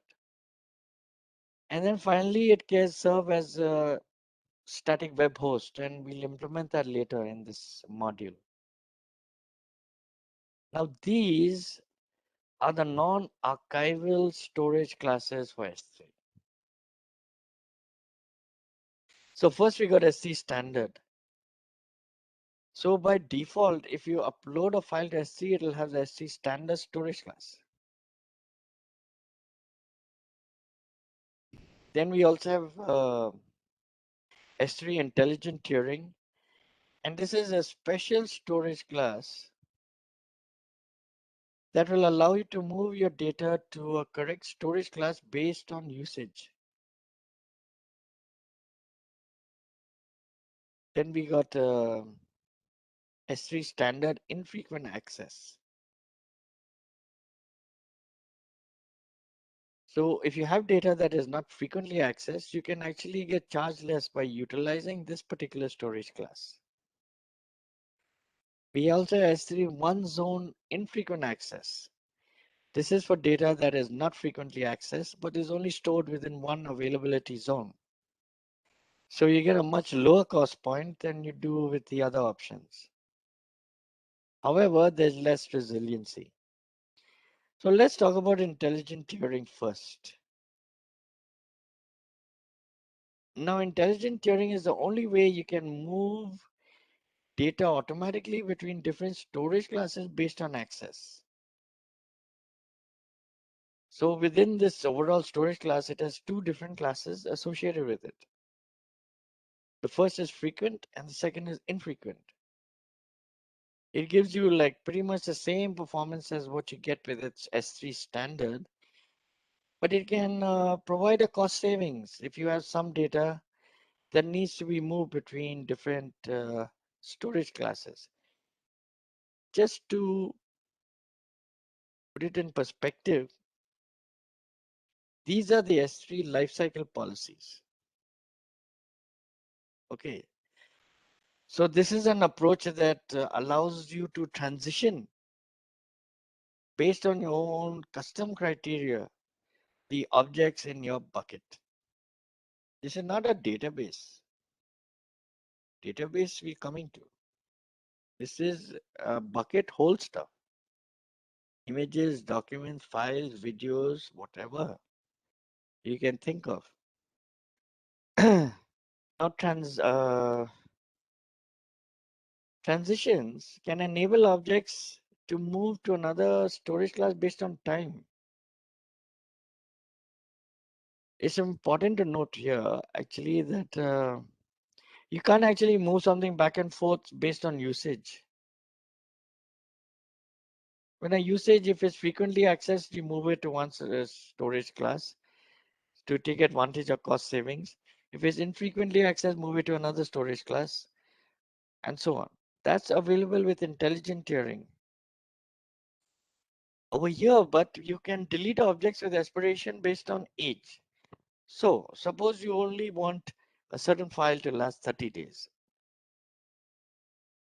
You can configure that also using lifecycle policies. Then policies can also factor in versions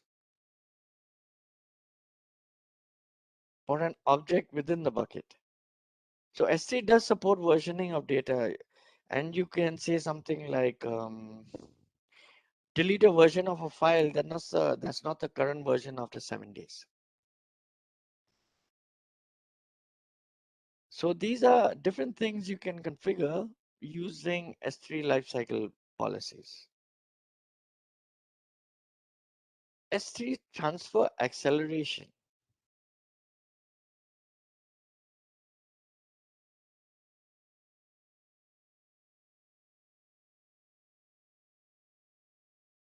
This concept is interesting. It's a feature that enables you to upload your data into your bucket much faster. It does it by utilizing the AWS edge locations, which you remember we did when we were studying our global infrastructure of AWS.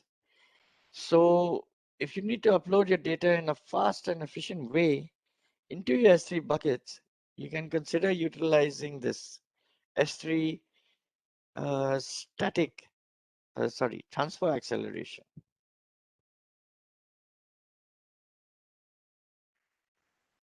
So next, we are going to actually walk through the process of hosting a static website on Amazon S3. So over the course of this exercise, this is what we'll do.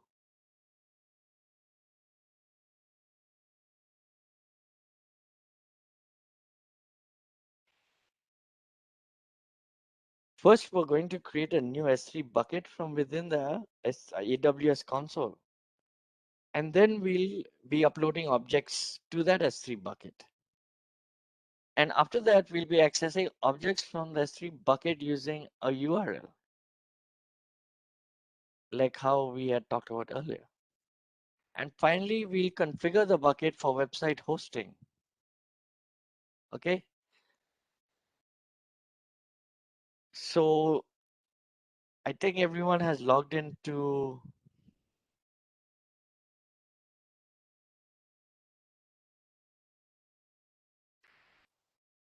the console, right? Anyway, on GitHub, this is there are 2 demos just for us to test out. We are not like going to do any front-end development. So here's this, we'll use this. So you can, this is in your day 5 supporting materials. You can go ahead and download that because we're going to need it for this demo.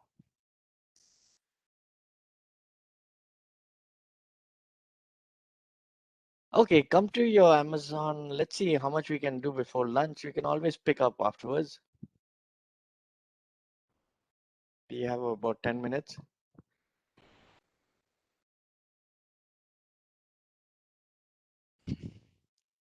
We can simply do a search for it. Otherwise, it's right over here. It's good to get an idea also, you know, some familiarity with all the services that are here. So VPC and see what categories they've actually put it in.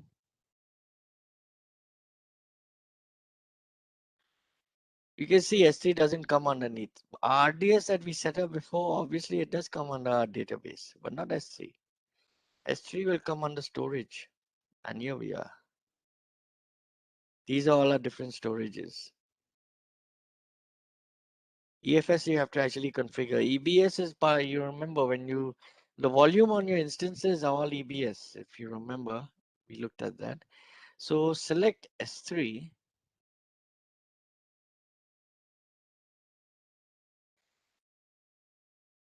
And ignore this storage lens.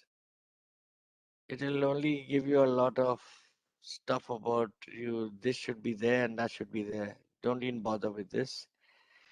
In any case, it's not applicable to us.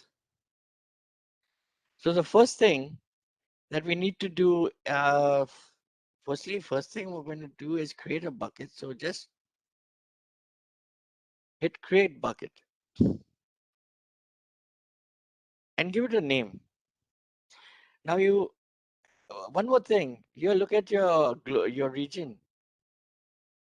No matter what region you're in, if you select S3, it is going to turn to global because S3 does not require region selection. Automatically, it will go to global. And you can see everything else is grayed out, disabled.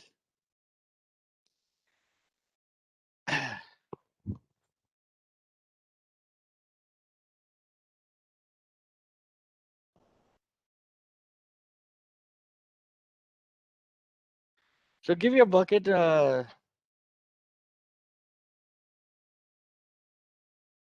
unique name. Okay. So I came here from US West Oregon, so it's actually taken that. That's fine.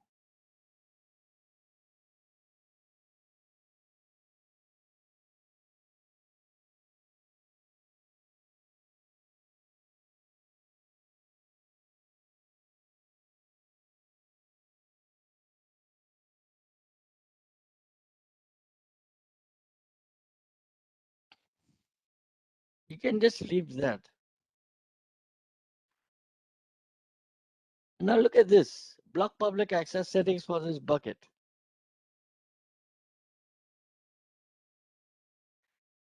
On this page, we have some additional options. So we can configure for our bucket, including,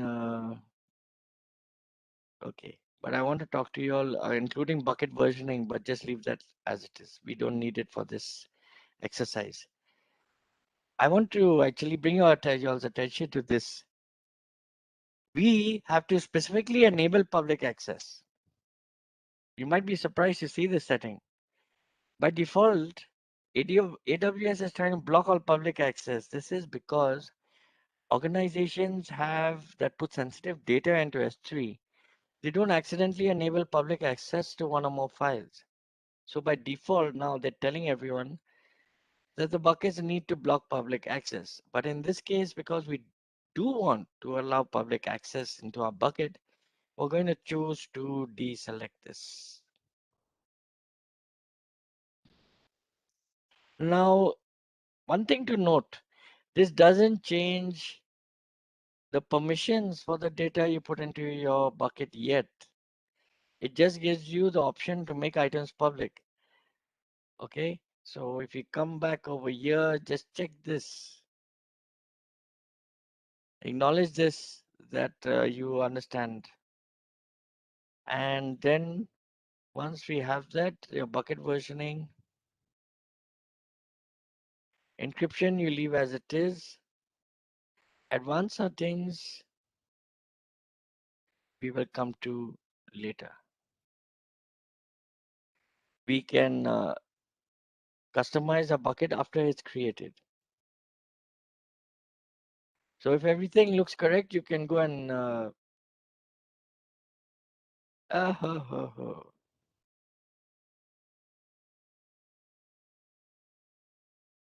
all right, very good.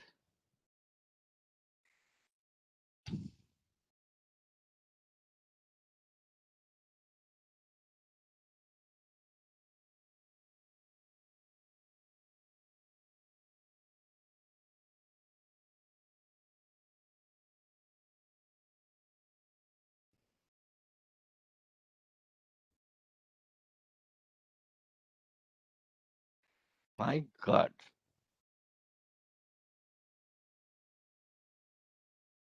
I think everyone likes the name S3.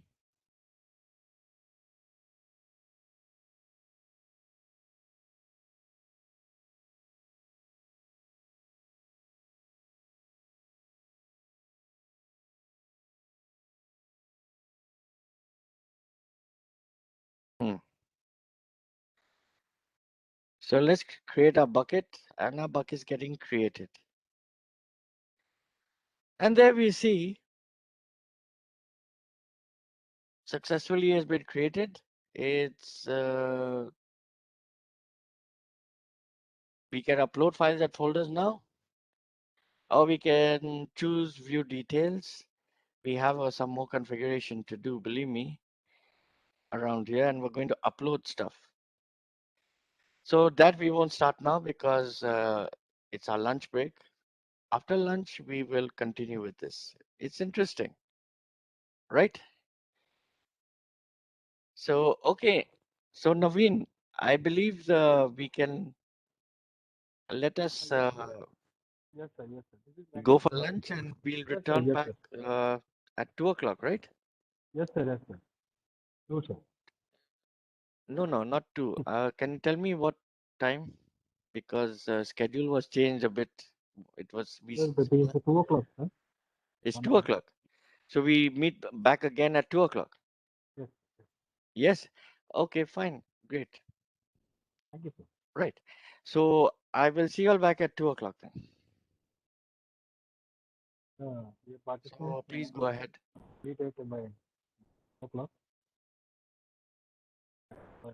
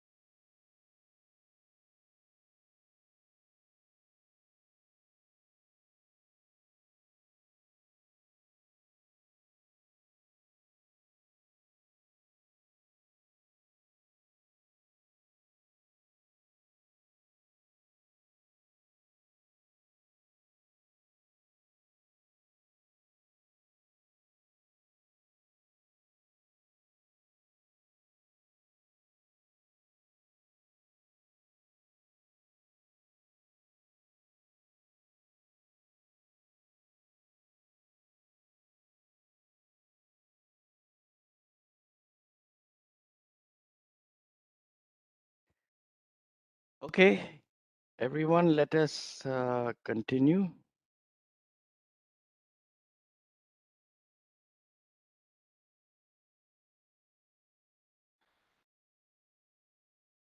Whoever's there, can you just let me have the rights to share,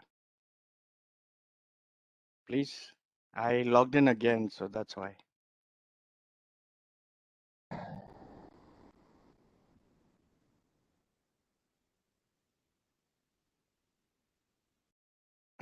I need the sharing permissions.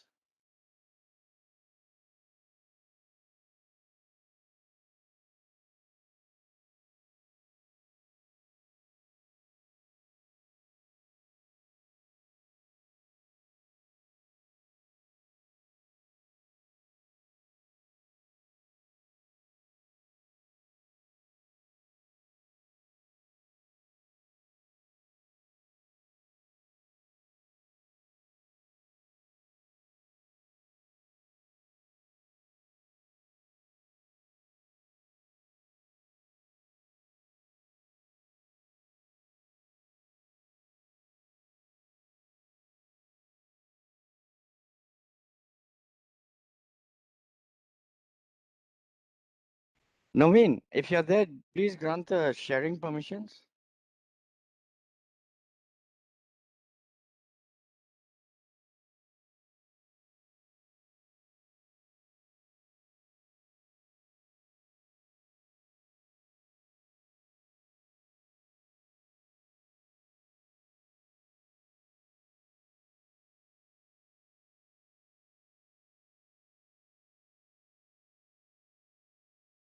Thank you. Okay, so we are now on the database side of AWS, doing a deep dive.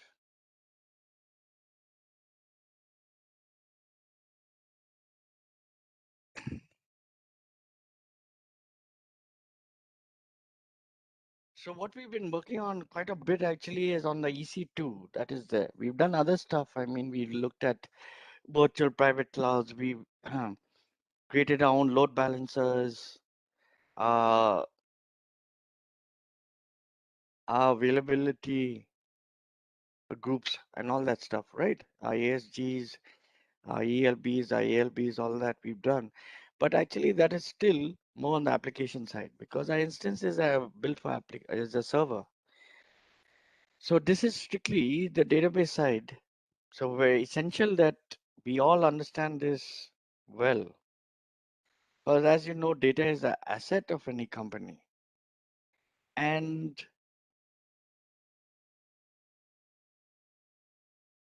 not only that, it's the database is there, you know, permanent storage, your persistent storage. This is what holds to have any serious application running. You need data, and not only that, the integrity of your data needs to be maintained, as well as the storage and retrieval. The performance should be fast, especially for applications that serve thousands of users or millions of requests. It's essential.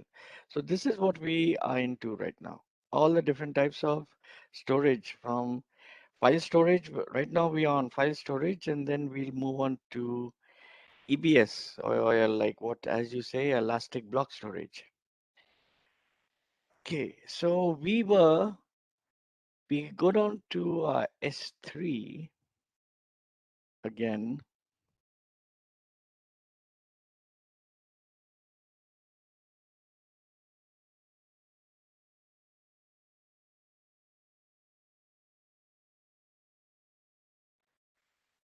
Now I had got this. Okay, so we have this. And notice we had done what we had done over here. We had enabled that, but it's not, we had simply said that we remove the block all access. That's not enough though. It just says now that if we want to enable permissions, then we can do it. So that's what we've got over here. Right? That's how it is. But you can see that it's changed. Now our static website, in my case, the bucket for it is I think mine was this. This I had created earlier. Forget.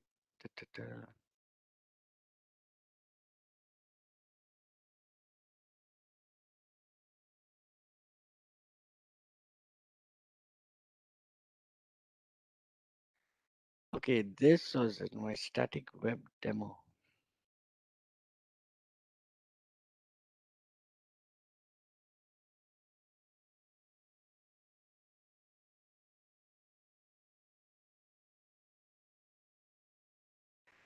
Right. So now we are over here. The site is still not publicly accessible, but okay, one thing at a time.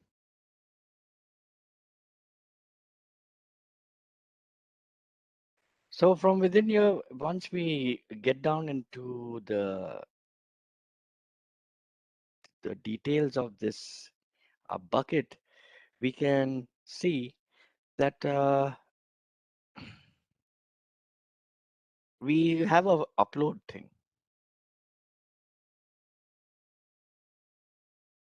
So we can go ahead and click on upload. Frankly, we can also drag and drop over here, but let's, since they took so much effort to do this, if it's in demo, no, it's in demo 1. Let me just go there, copy that. And we go to add files. Can select both of these. Okay.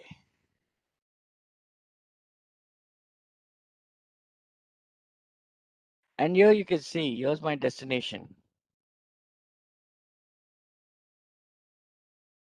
And all I have to do at the moment now, we can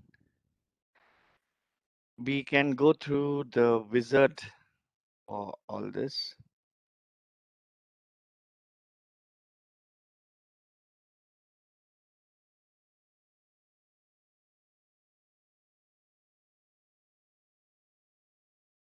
Before we do that,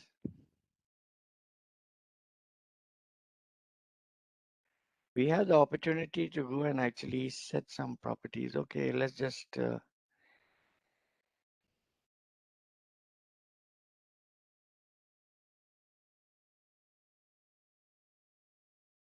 upload it for now.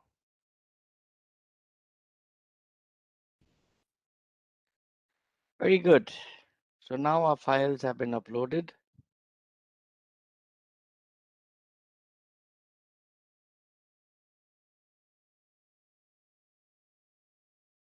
We can close this.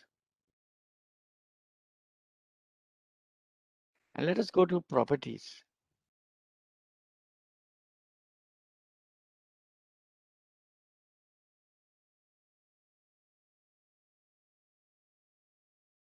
The bucket versioning, we can keep the bucket version.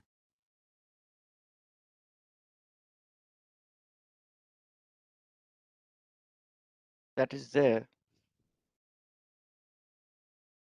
Here's our transfer acceleration, which we had actually talked about before.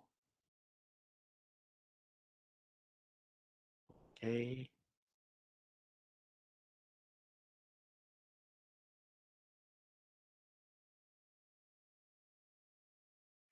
On the storage class, you'll notice that it's just a standard.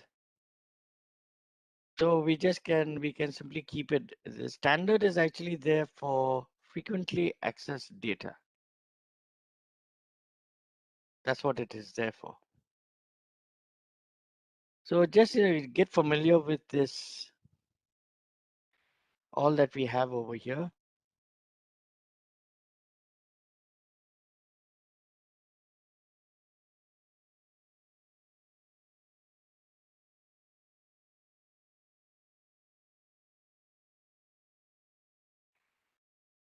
Let's take a look at the encryption.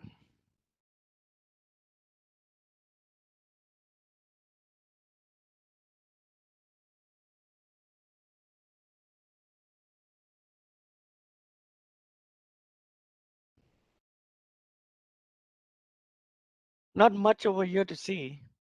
You are the default encryption is simply we keep it disabled. For now, for our purposes, it's okay. We can keep it disabled. There's nothing much over here, over there.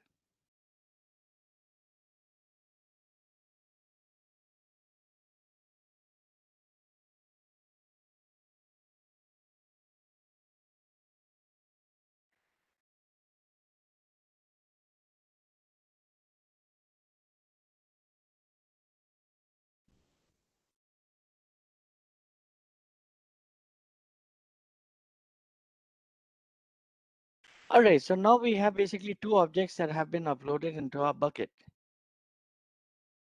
So let us go back over here.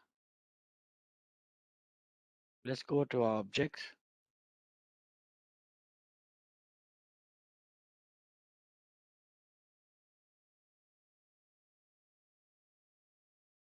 Now, if we click on it, you'll see it presents us with what you call an object URL. So as we discussed in the slides, that everything in S3 you can access via a URL. This ARN, for instance, is an Amazon resource name. That's all right. This is my actual S3 URI. Okay. So I can just copy this, for instance, and come over here, open a new tab and paste it in. And you'll see this is what you'll get. You'll get an access denied message. That's because we haven't actually changed the permissions on the object.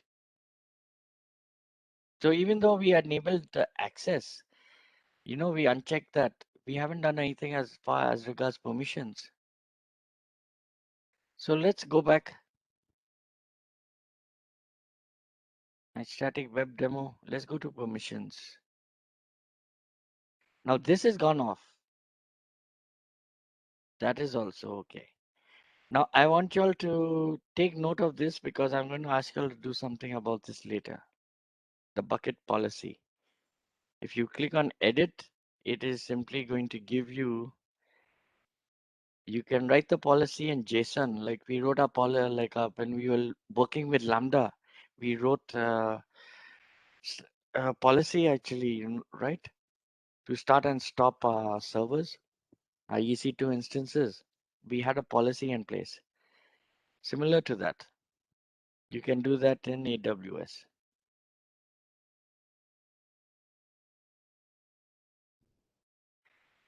So we'll come down over here.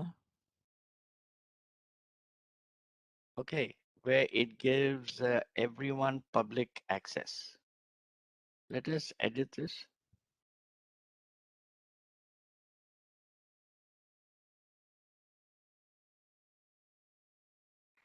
And I'll give the thing a read.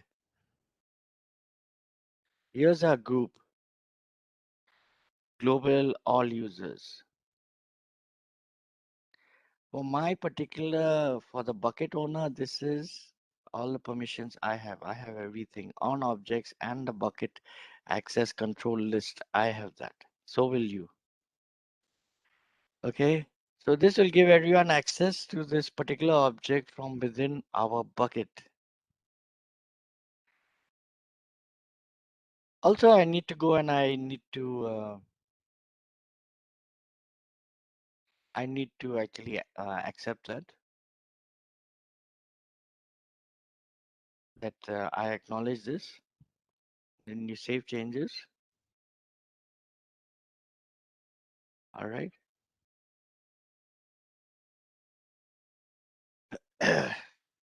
Now, if I go back over here and I hit refresh, which one was I doing?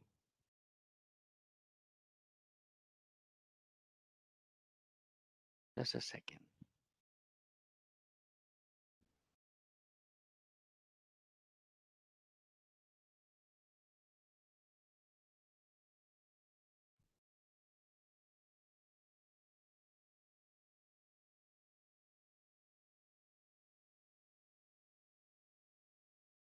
I have to give that particular object. I didn't give that particular object. I gave something else. Okay, so you got it. So this is what I have. I'm actually over here on my image.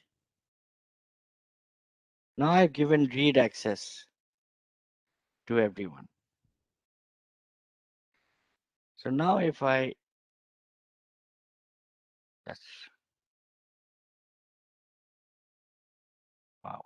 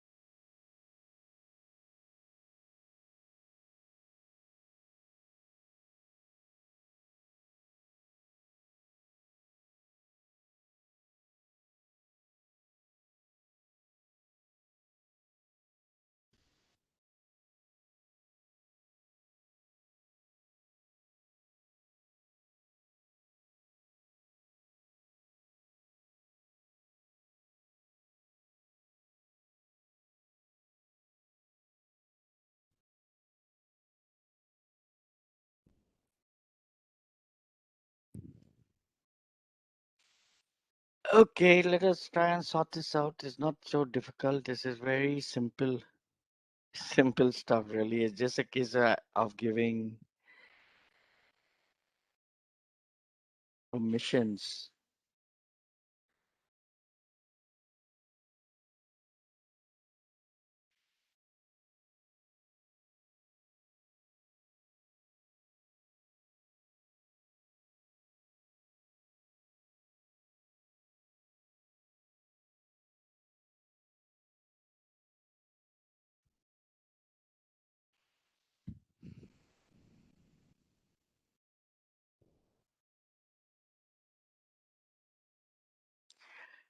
Y'all go ahead and do the same thing.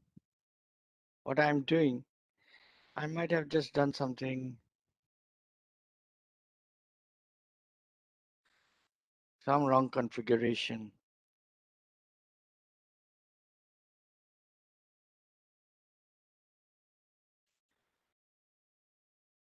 It's probably not sure why it's HTTPS.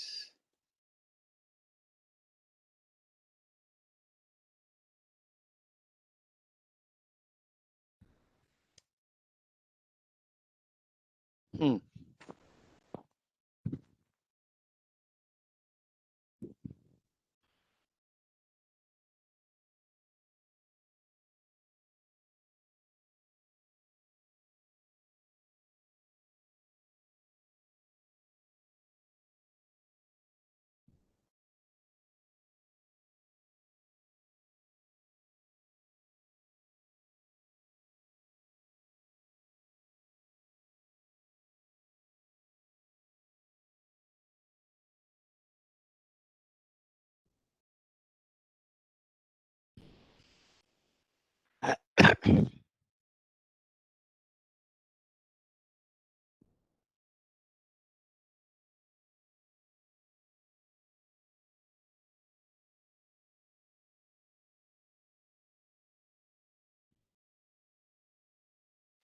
I'm just going to do it again. I'm not exactly sure. Okay. Anyway, as they say, practice makes perfect.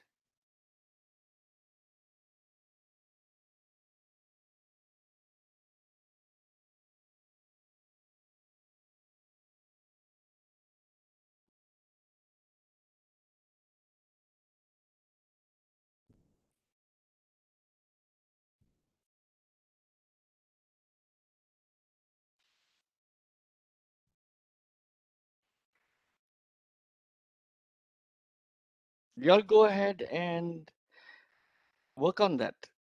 Y'all should be, y'all should get it.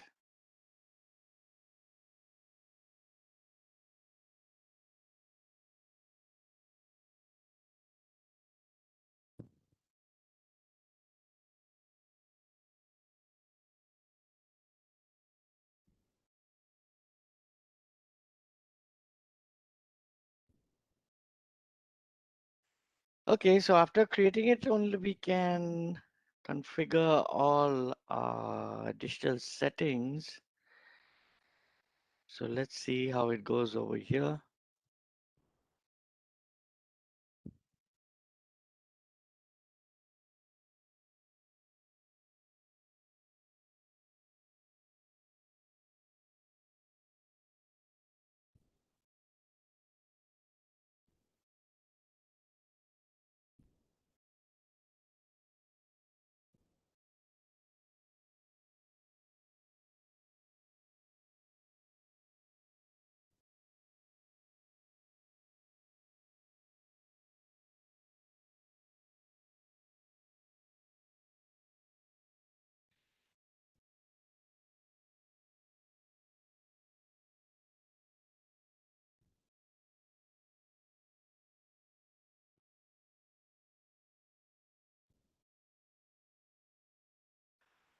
Permissions we'll do a bit later.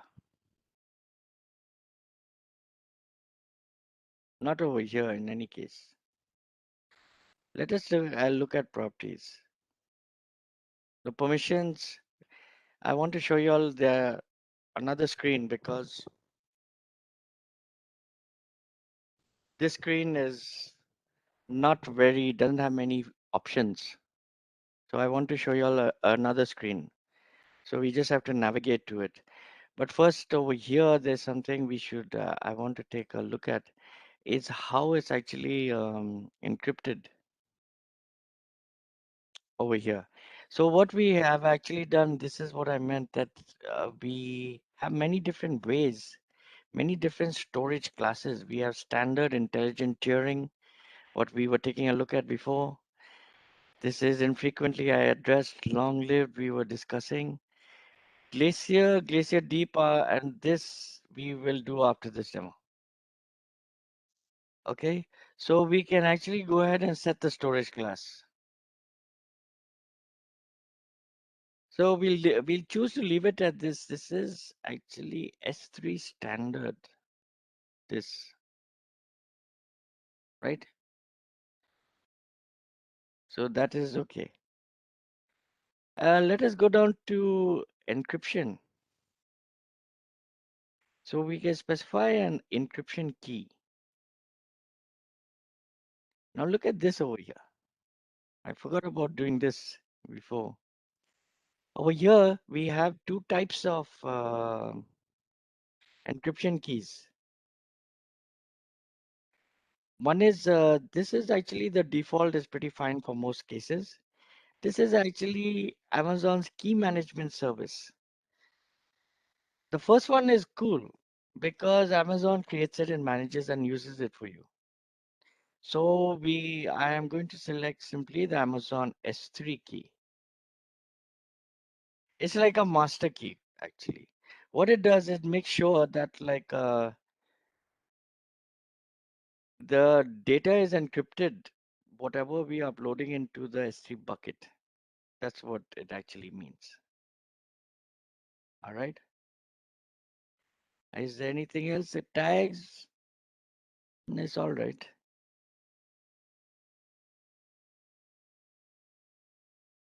So take a look if everything seems correct. Permissions we work on later, that's fine.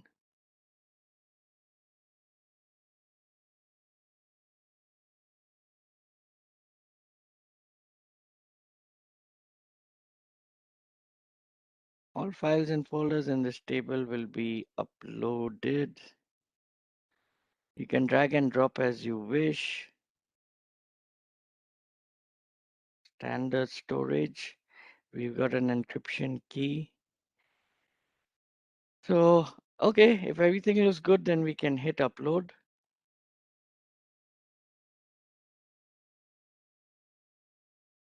So that's that over here.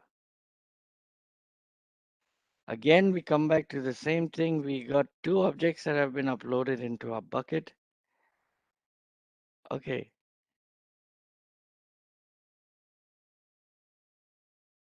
I click on this. We have our object URL.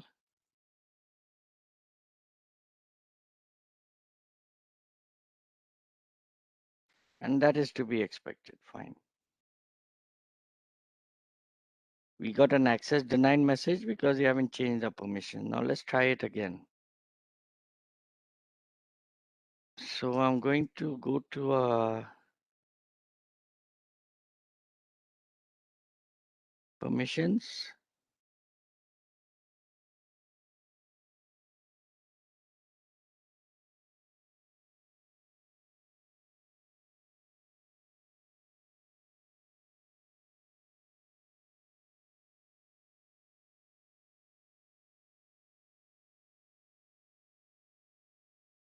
Just click on everyone and we have, oh, no wonder. I didn't do this. I did the wrong one. Do you all understand what I was doing? I put the permission. I wasn't paying attention. I wasn't concentrating. I should have put the permission on the read objects. This is your access control list. So no wonder. It's actually saying, okay, let everybody read the access control list. Who cares? Object ACL should also be checked out. Yeah, it's that's actually access control list hardly really matters. But it's the object. I had hit this. I wasn't paying, I wasn't concentrating enough. Okay, so that's why now I understand why it was so, I'm wondering what happened. This is nothing so difficult.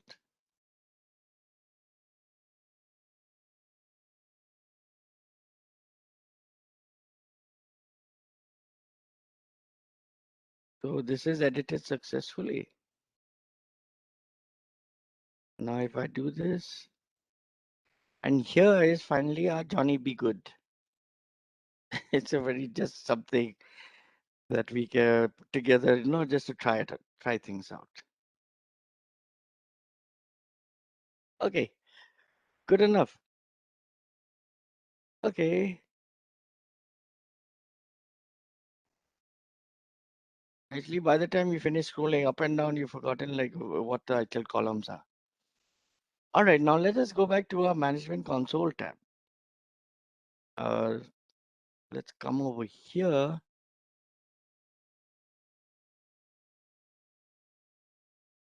We have to go back to our bucket, not any particular object, the bucket itself. Now, this is our bucket.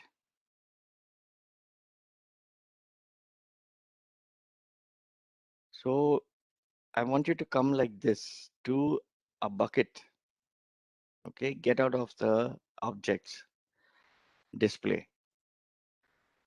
Now from here, we go to properties.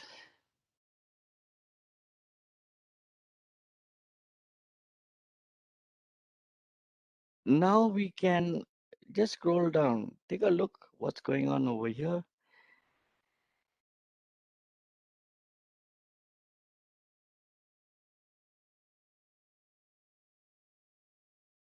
And here we come to static website hosting. Now we have to say that, yes, we do want to use this to enable static to host a website. So everything we got over here. So we need to enter a name. This is just grayed out. Nothing is there. You have to enter it manually. So mine is index.html. We can choose to go in and put in a custom error document. Basically, this document, as anyone who has some experience with web development will know, it will be shown every time the bucket needs to throw an error, like a 404 error, which means they're trying to access a file that isn't included in the bucket. In that case, they serve that error document. We're not going to enter an error document for now. We also have the option to go in and use the redirect rules. So, for example, if we wanted to redirect someone from index.htm to index.html, we could define those rules over here. Okay.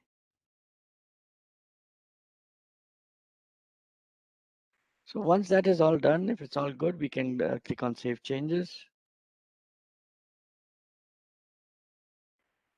Successfully edited website hosting.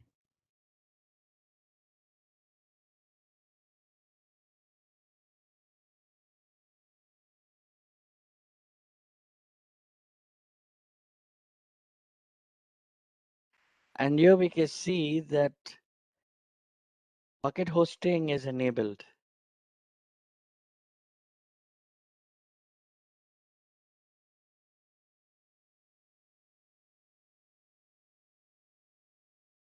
So anyway, let us see this, if anything is there, nothing much. Okay, so now we've enabled it for static website hosting. And as you can see,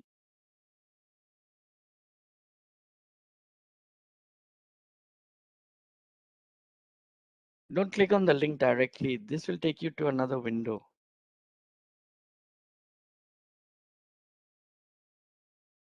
Okay, so basically we now have a unique URL. So let's do that. And then we get a 403 forbidden message. Because we haven't set any permissions for our index.html file. So you see, Amazon's very heavy on security. Okay, so let's navigate back to the console. We'll go back to our bucket and let us go to our index.html file.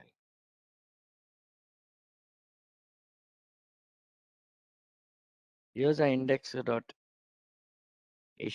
file.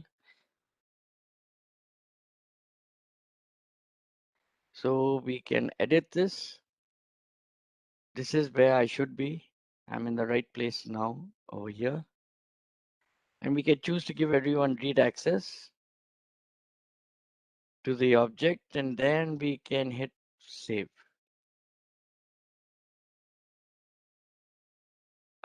We have to acknowledge the access to everyone. Now we can hit save.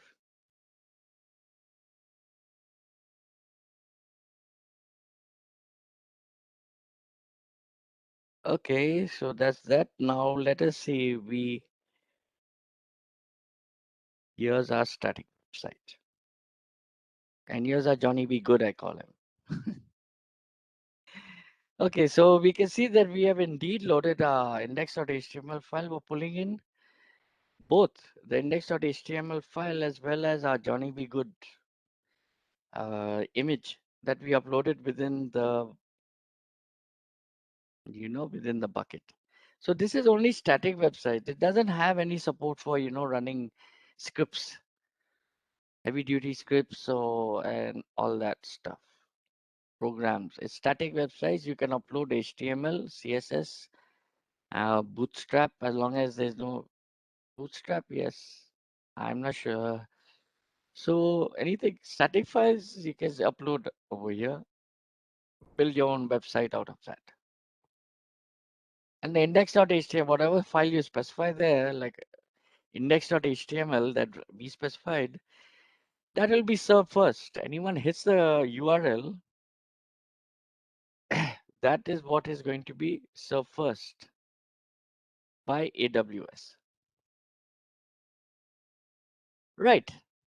So then let us, so we took a look also at all the different storage options, which I wanted to show you. It's available even for a simple thing like an image and an index.html. We've got all these options available. Intelligent tiering, for instance. We got the standard S3, which we used.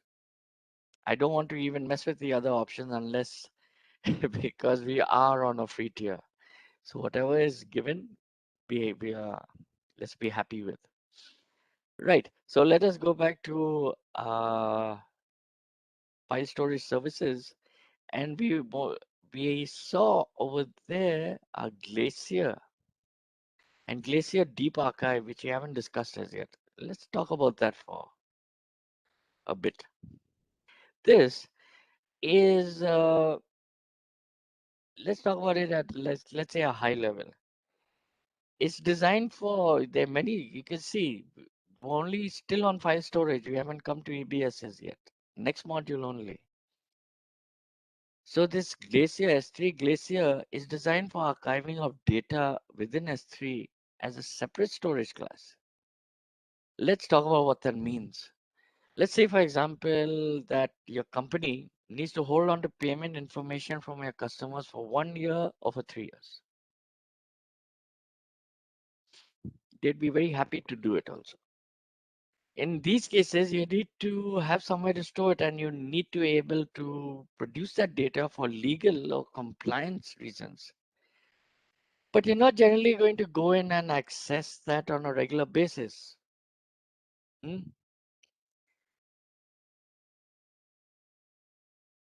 So this is a great use case for archiving data within S3 using Amazon S3 Glacier. Now, the way that it works is that it offers configurable retrieval times. So with this data, you won't be able to retrieve it right away, but you can choose to retrieve it quickly or retrieve it less quickly, and you'll pay different based on the choice that you make. Does that make sense? It's sort of like a fixed deposit where if you break it, you pay a penalty. You wait a little bit till it matures, and it's okay, no penalty. It's like that. So that is what it means, configurable retrieval times. Like magnetic tape storage. Okay, very good. Yeah. We're coming to that. We're coming to that.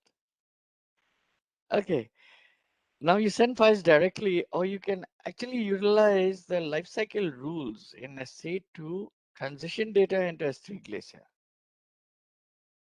That is possible. So it provides two different storage classes, which are being S3 Glacier and S3 Glacier Deep Archive. So let's quickly compare these two different options. First of all, S3 Glacier. This is designed for archival data as mentioned already. It has a 90-day minimum storage duration change. So we wouldn't just store data here for like a week or a month. It needs to be at least 90 days. It can be retrieved in either minutes or hours. This is where you pay based on the decision that you make. You would have a higher cost to retrieve in minutes or hours. And you do pay a retrieval fee per gigabyte retrieve. So in this case, in addition to the storage cost, you do pay to retrieve it. Now it will be about 5 times less expensive than using the S3 standard storage class. So I just want you to understand, even though there are all these, how do you say, additional charges that might seem, when you actually put it together, it works out less than standard storage. So there's a good reason to utilize it. If you have data that you know you won't need to access at all except for rare circumstances. Then we got the S3 Glacier Deep Archive. This is designed also for archival data, but in this case, it's got a 180-day minimum storage duration change.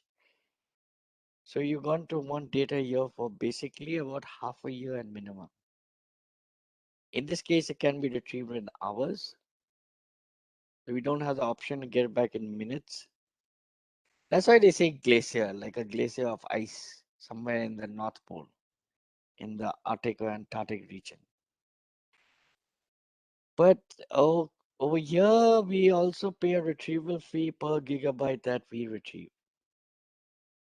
But in this case, it's over 23 times less expensive than S3 standard storage class. Okay, right. The AWS Management Console, and this is from Amazon Web Services, this port actually. This can be used to set up S3 Glacier. However, when we're looking at uploading and retrieving data, this is where we're going to be using the programmatic approaches. So either utilizing the CLI or the SDK. We look at it, the CLI, we haven't looked at it this way. We've been working strictly on the console. But you know, if you want to program, you can everything that we done on the console, we can do programmatically within Angular. Sorry, Angular. I got Angular on my mind. Within the Amazon CLI, command line interface. You have to download and install it. Actually, I recommend that you'll do that. It's very simple. Just go find the download link. Or you can just Google it. It'll be somewhere in the management console. Get the Angular CLI, download, install on your computer. So that with that, we can connect to the management console. Oh, they also have Amazon has SDKs as we talked about right in the beginning. These are the software development kits.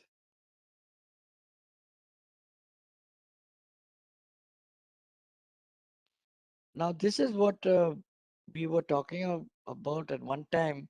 The console can't actually do everything. So there's certain things like this is a good case, use case. And AWS has said it clearly that the data you have to actually upload or retrieve it programmatically. So interaction with the console won't work over here. Anyway, we'll talk about Elastic Block Store now. But before we actually look at it, there are a couple of other things that some different approaches actually that we have for file storage within Amazon EC2. So of course, the first is Amazon EBS, which is persistent block storage for use within Amazon EC2. But we're not doing this in this particular module. We'll do it next. The next option is called Amazon EFS or Elastic File System. Now this is a network file system. And you can see it's for use with Linux-based workloads. So that we're going to see now. At a high level, EBS is like a block storage that is designed, and we know this because every time we create an instance, it always shows storage. It always says EBS, Elastic Block Storage. So it's designed to be connected to a single EC2 instance, but it can scale to support petabytes of data. So even those days of like terabytes of data, as you all well know, even that is gone. MBs used to be a big thing at one time, then tetrabytes came along, now it's petabytes of data. Also support multiple volume types because for each instance, you know that it has an associated volume. You see it when you're creating the instance. You also remember you have the option of deleting the volume or not having the volume deleted when you terminate the instance, right? That is what I'll like to cover in a little more detail, what that actually means.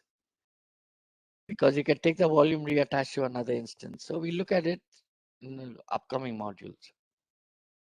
Anyway, it can also support multiple volume types based on what you need. This is just a little high level overview of EBS. What it basically does, it enables redundancy within an availability zone. So this way we can actually make sure that our data is durable. So it also allows users to take snapshots of his data, which we've done. So we have data that you want to have on a drive attached to your EC2 instances, but you do want to periodically take backups of this data, then EBS is a good choice. Also, it offers encryption of his volumes, but it doesn't encrypt anything by default. Not necessarily.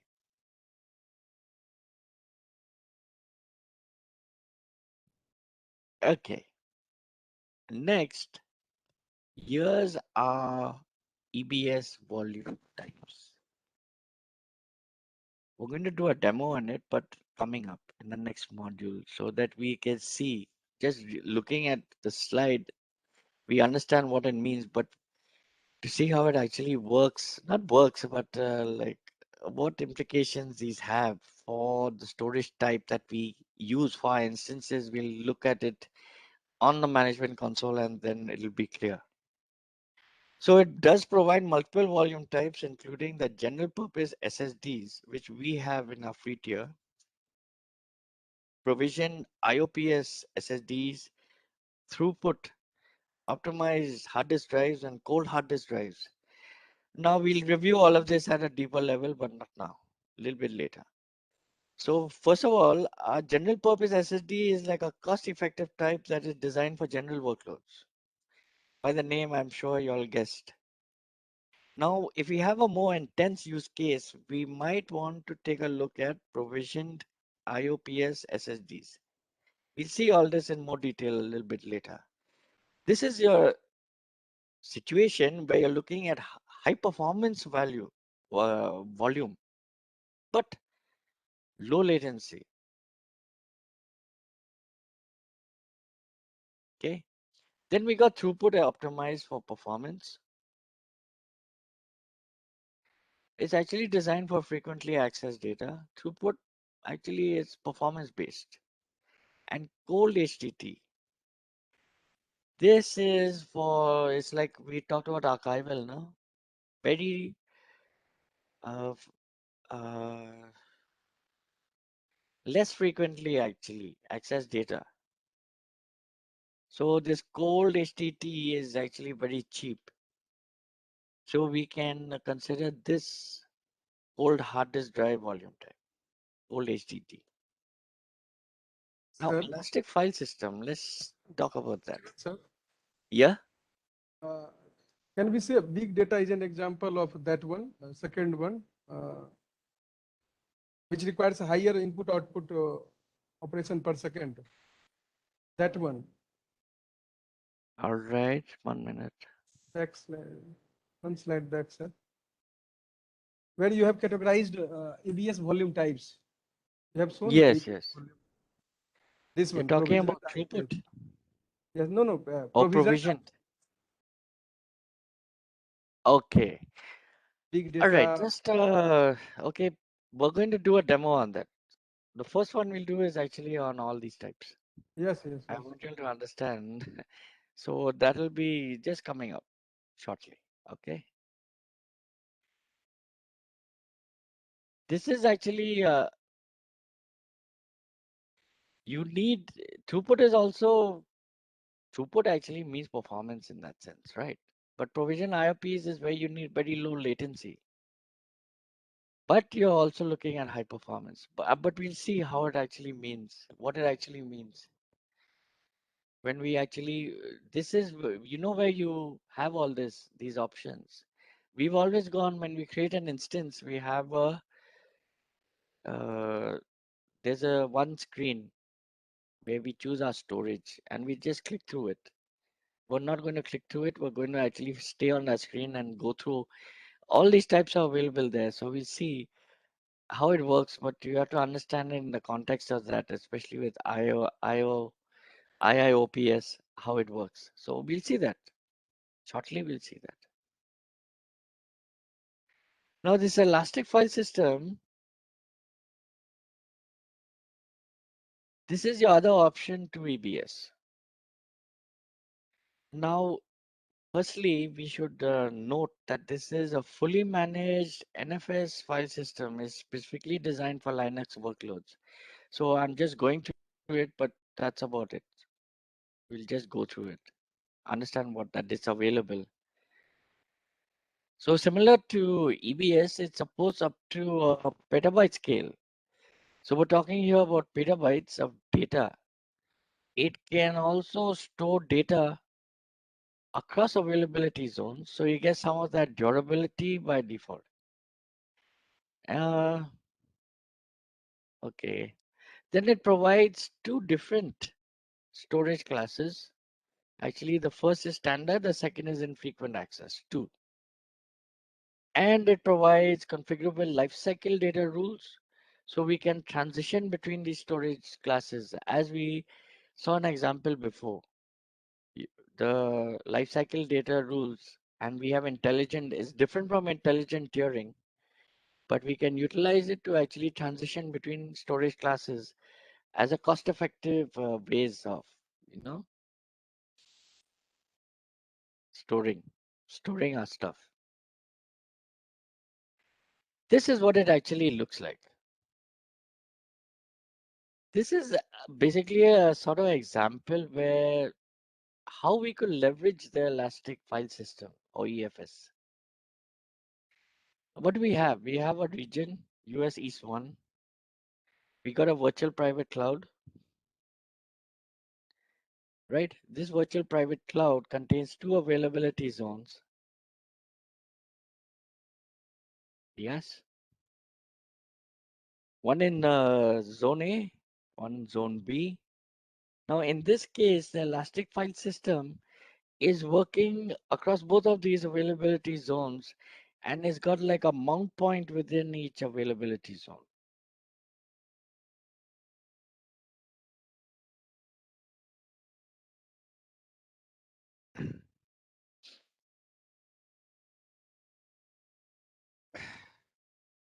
This symbol over here, if you might remember, this is for your ASG that we had created before. Anyway, so unlike EBS, what we're targeting attaching a volume to a single EC2 instance, right? You know that because every time we create a EC2 instance, there's a volume created. So unlike that, the Elastic file system is a network file system. In other words, you can attach it to multiple instances at the same time. So this is just a point to note. So suppose we are running like this Windows workloads on AWS. One option, just so that you'll understand all the different options that are here. This is Amazon FSx for Windows file server.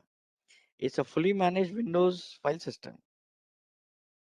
It's not like a Linux file system like EFS. So it includes native Windows features, and this includes things like Active Directory integration, support for Windows and TFS, and it utilizes SSD drives for low latency.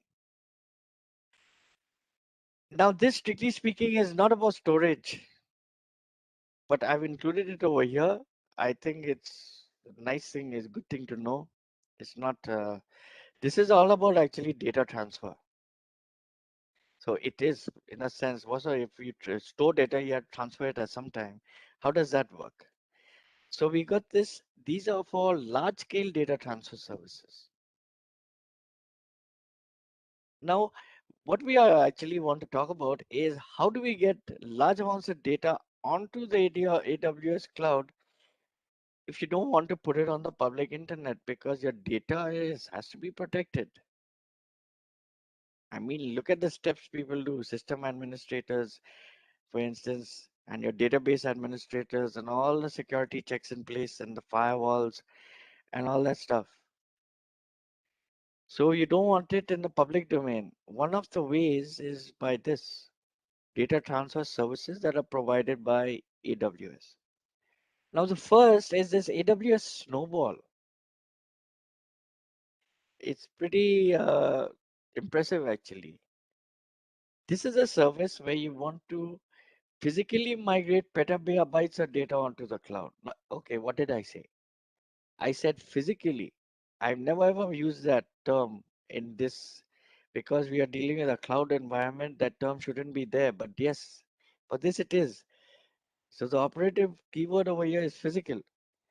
So you want to physically migrate petabytes of data onto the cloud. Now I won't get into too much detail about it, but what about AWS Snowmobile? This is a service if you physically want to migrate exabytes of data onto the cloud. So let us compare these two options and understand what we are talking about. So first of all, we got AWS Snowball. It's designed for large-scale data transfer. As we mentioned, it's supposed petabyte scale in terms of data. So in this case, it's going to be actually a physical device that is delivered by AWS to your office location.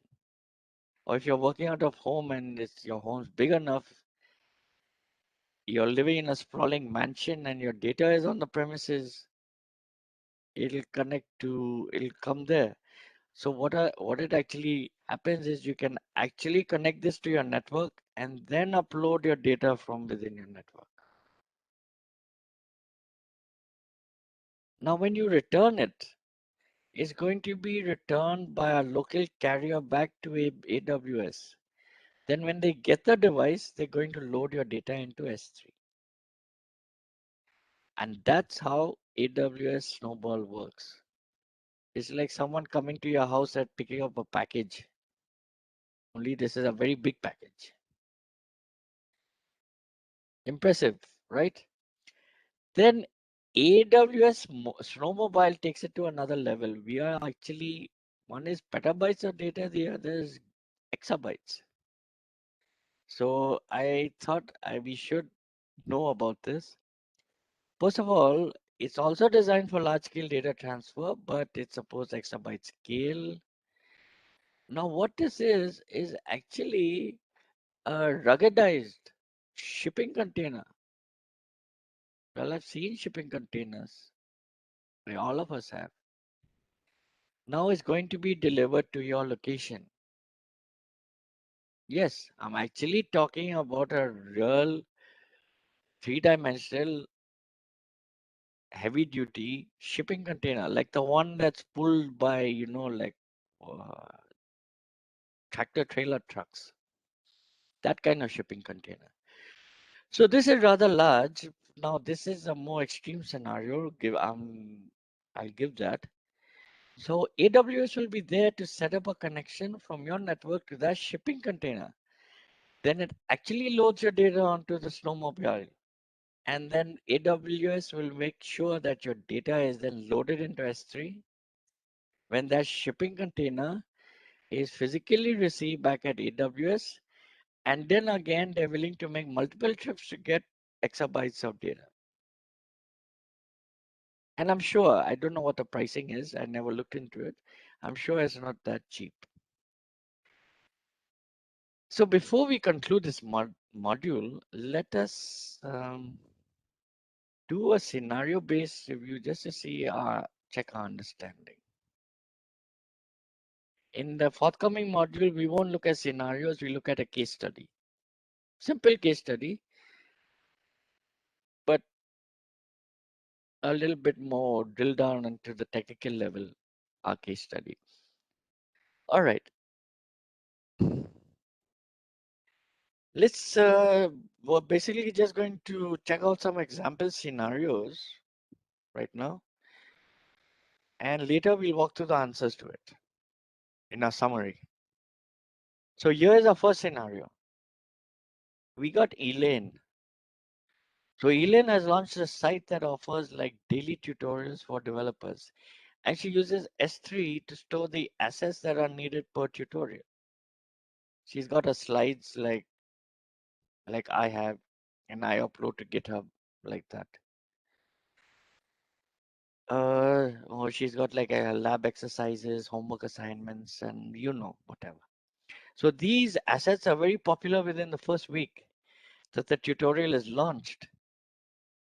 But then you know what, like after this initial week, those assets are rarely accessed. So how could Elian reduce S3 costs while maintaining durability? That's scenario one. So what we are looking at,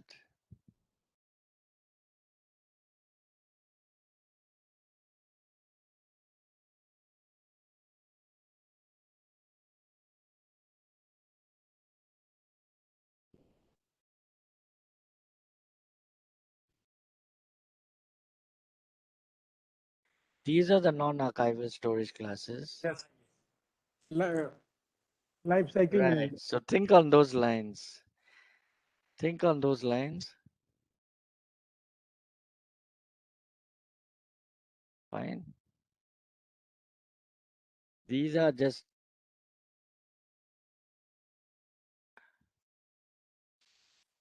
okay. So think on those lines, the storage classes, think on those lines.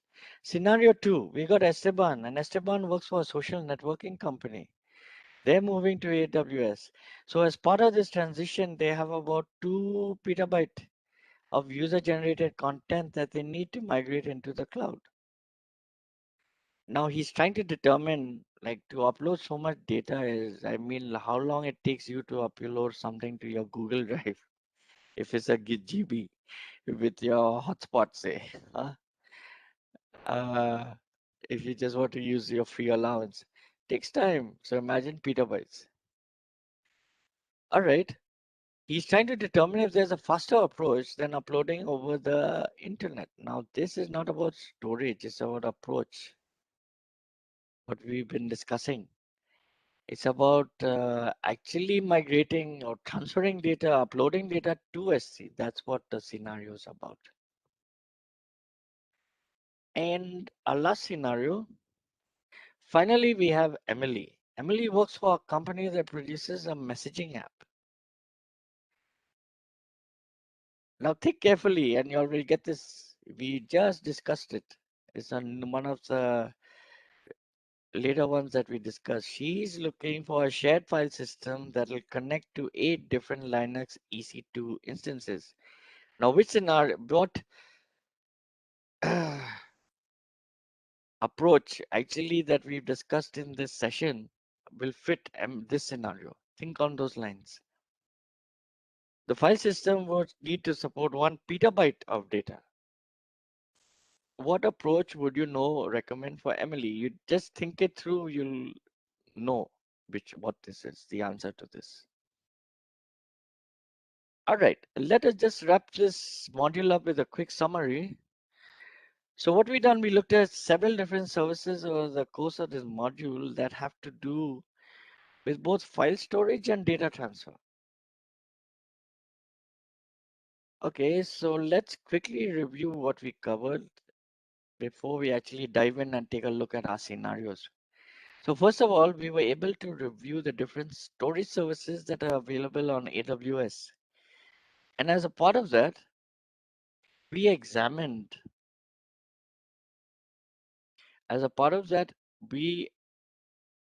examined S3 and its capabilities. We also implemented a static website on Amazon S3.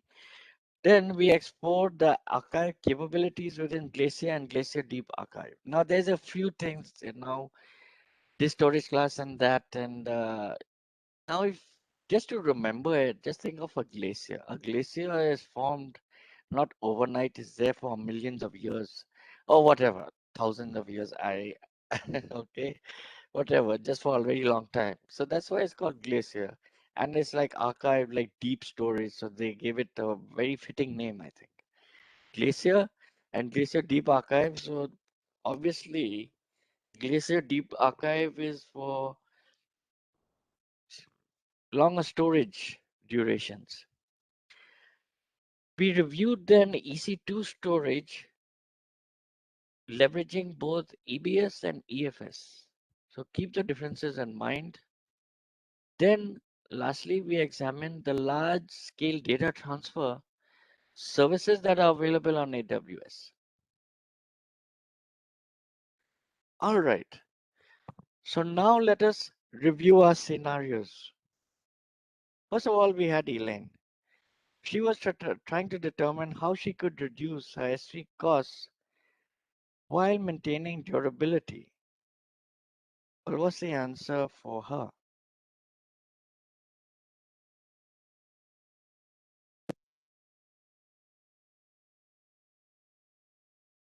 This is a little bit difficult. You have to put it all together. Sir, yes, sir. Right answer, but sir, we will create a life cycle policy for this. Very good. Now there is, remember there is that, what you call it, intelligent tiering. Yes. But that you have to pay for, it costs extra. Yes, sir. We have to pay See, comes with comparatively its own more life than. cycle rules, so it's not going to affect your budget, your pocket as such. So she can use this S3 lifecycle rules because in this case, the assets are only popular within a week of when they are released. So she can change the policy that would, define a policy that would change storage classes for the data after 7 days of when they are placed inside the S3 bucket. And then we could choose to leverage the S3 standard infrequent access storage class. So this is about the actual classes. Because the data is not infrequently accessed. Anyway, we would want to stick to this storage class. And we won't take the one zone. There's also one zone infrequent access because we want to maintain like the durability of our data. Scenario 2, I think you'll all guess this. In any case. So what approach would we recommend for him to get 2 petabyte of user generated content onto the cloud? Is going to be AWS Snowball. Actually, Snowball. what other option is there? Yes, yes, Snowball. If we look here, we're looking at 2 petabyte of data. If we were looking at exabytes of data, AWS Snowball wouldn't work, right? So we would need to look then for exabytes. We need to look at AWS Snowmobile. But because we're still dealing in petabytes, this would work just fine. Now, then we had Emily was looking for a shared file system, right? Our last scenario. That would work between, I think you all got this. It would work between 8 different Linux instances and would need to support up to a petabyte of data. And in any case, EFS supports petabytes. So it would be Amazon Elastic File System or EFS. Now, you have to choose this intelligently because this needs to be for Linux instances, right? Like our initial instances that we created was the Linux instance. Amazon's version of Linux, Amazon Linux 2 or something. That's what we've been using. So it has to fit these conditions. Also, it needs to be in petabytes of data or less, but not in exabytes of data. So it seems both these criteria are met. So EFS actually would be a good candidate for Emily. So that brings us to the end of this module. We will now be looking at EBS types, volumes, and snapshots. We took a cursory look at it earlier on in this training as regards snapshots and volumes, right? We created snapshots and all that. We look at it a bit more in depth now. Okay, before we break, let us just take a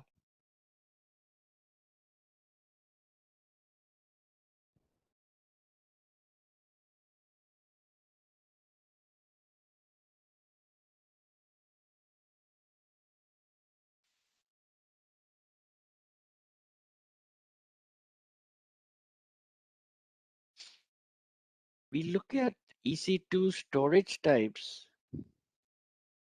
And then after that, there's another one which I will put the slides in here. It's actually managing. Okay, I'll put the slides in later. That's the last one. We're going to look at choosing the EC2 storage types, and then we look at actually managing them with snapshots.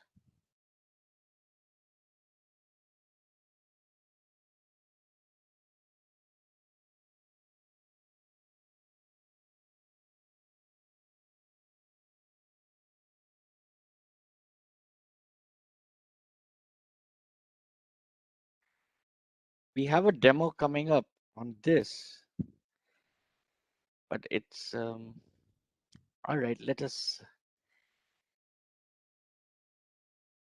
where we'll explore all these concepts on the console. All right, so let us see again the storage options that AWS provides for our EC2 instances. Now, there are different kinds of services which support different kinds of storage. So we look at the main AWS storage producing services. First, we need to know the difference between actually the three types of storage. So we will mainly focus on the block and object storage. But we'll mention the purpose of the file storage services. There was another type, but we won't actually look into it. Do you remember instance store? That's actually not available to us in any case as members of the free tier. But just to let you know, once again,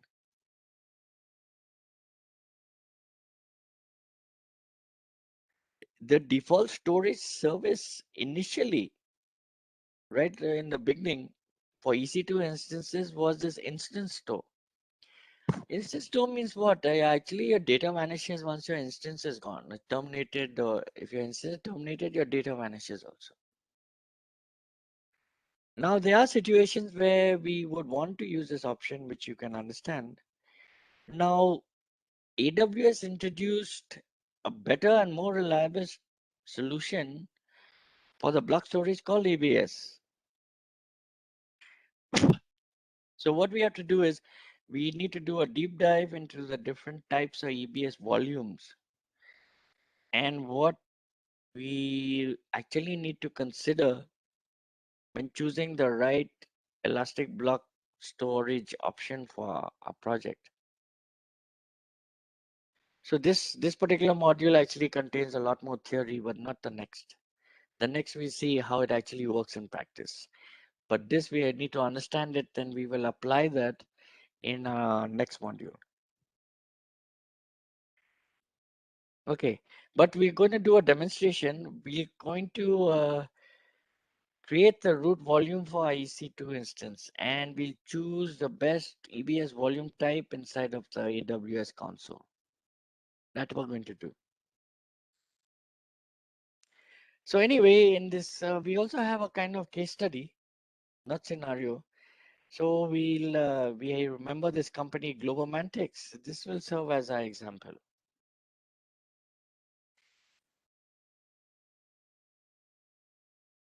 Okay, so y'all carry on for your break, please. And I shall see you all back, I believe, at 3:30. Yes, sir. Sure, sir. So participants, now it's a virtual tea time for 15 minutes. We all are gathered together up to 3:30. And sir, you too. Yes, thank you. Okay.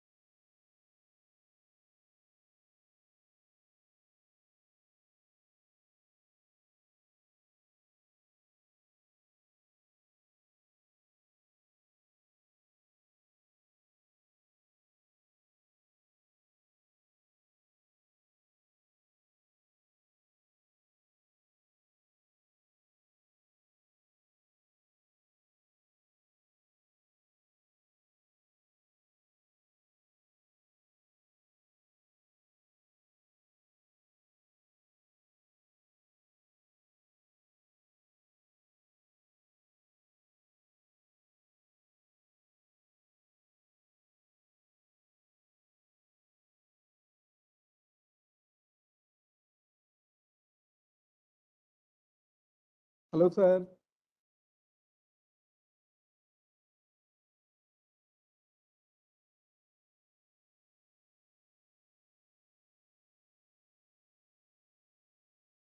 So participants, I thought you all have had taken virtual tea. So now I take over this session again to Steven sir. So Steven sir. Yes, thank you, Naveen. Okay, thank you. Okay. Now the one storage type, we were on storage types, we are actually looking at the storage types for the one that we look at most is block storage. That's the most important. That's what we use for our instances, really. Now, what actually also we know what types they are, what services we can use to utilize each one. That is important. Now, this actually does have a lot of theory, this module, but the demo that follows up, we can't do it unless we have a thorough grounding in the theory. It won't make sense otherwise, you see. And it's pretty, Amazon Web Services storage is pretty heavy, so you need to get a good grip on it to be able to progress to the more advanced stuff. So before we get to volumes and snapshots, it's, in the next one, let's understand this carefully, properly. Now, block storage, it requires like a storage device which will give the operating system a byte level access.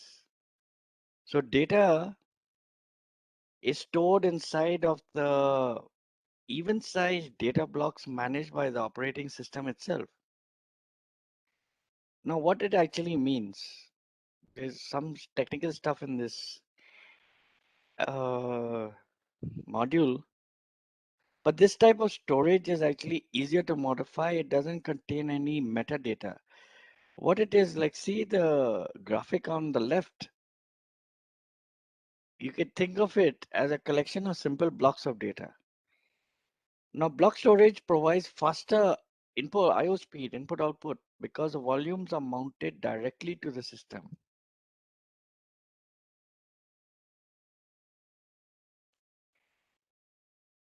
Now, the second type of storage is called object storage. This contains objects of data, basically, you understand, static content like media. So these objects are usually accessed through the HTTP protocol managed by the RESTful APIs. It contains metadata, it supports versioning. So we would use this storage for static data distribution, backups, archiving, and disaster recovery. So simple storage service, also known as S3, is the main object storage option in AWS.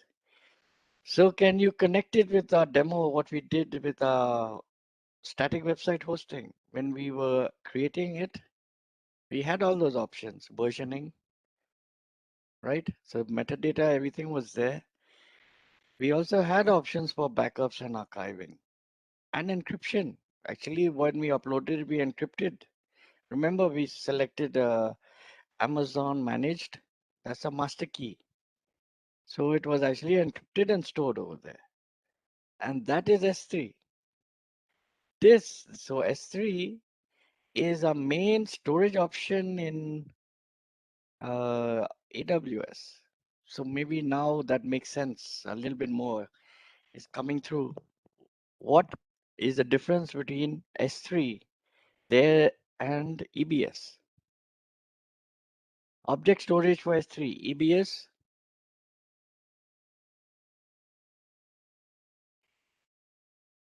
is a block storage, byte level access. In other words, static content, the whole object is actually stored. Now, finally, we have a shared file system. So don't make the mistake of thinking that S3 is about file storage. No, no, no. It's about objects. So file storage gives us the ability to create a shared file system, and we all know this. Of course, Elastic File System we're not familiar with because that's particular to AWS. So it's accessible for more EC2 instances and some of our own servers, which means on premises. So we got the Network File System Protocol, or NFS. What this actually does, it gives you a kind of file system which, how do you say, abstracts the operating system from the storage device. It's not tightly coupled. So the storage, in other words, has its own file system protocol. Now, EFS service is what you call the AWS way of providing the shared file system inside of the cloud. Now, this FSX is fairly new. This allows some third-party file systems integration. Let's look at specific AWS services. Now, so Elastic Block Store, how does it actually run? So as we know, this is a service that provides the block storage to our instances. So inside simplest terms, EC2 instance is like just a virtual computing power. Now, just like we saw on the management console, if we choose this instance type family, we choose how much CPU and RAM you want to utilize. So, but this is just like, buying a computer without any durable data storage like a hard disk. You need to have some type of block storage, which this instance can then use to boot up. Now, this is how EBS actually works. EBS is a network-based remote storage. In other words, it's not like your laptop. It's not like your desktop PC. Nothing like that. This means it connects to the host instance over the network rather than being placed on the same physical computer. So the EBS volume is not a single physical drive. It's actually a distributed system which is made up of multiple devices. So by splitting this data across these devices, EBS provides this added performance and durability. Surprisingly, that's actually what happens.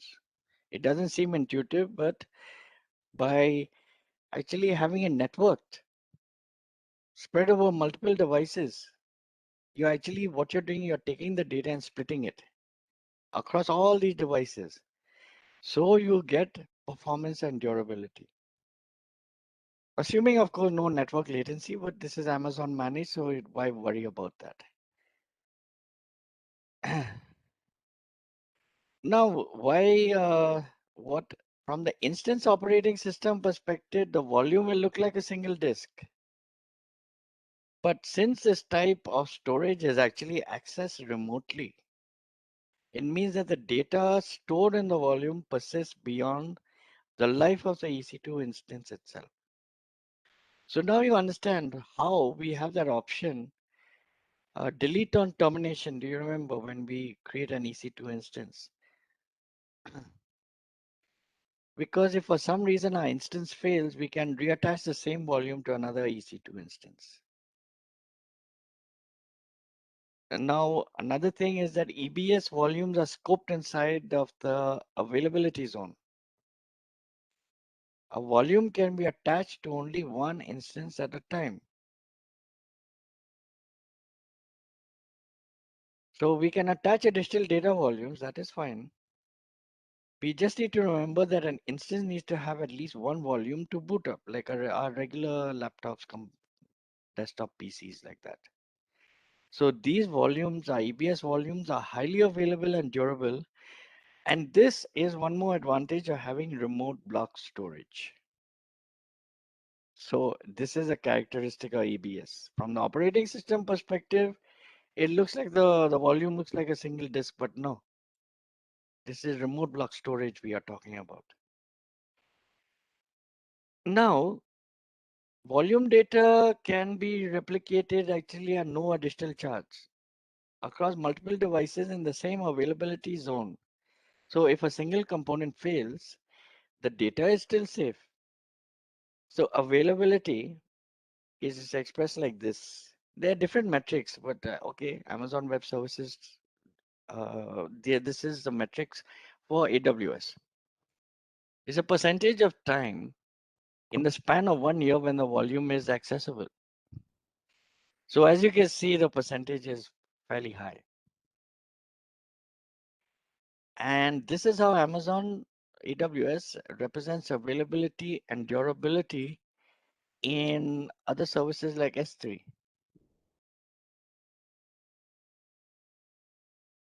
So since there's usually a lot of nines, we can read this number by counting the number of digits. So the availability of EBS value is about 5 nines. Durability is also sometimes expressed like this.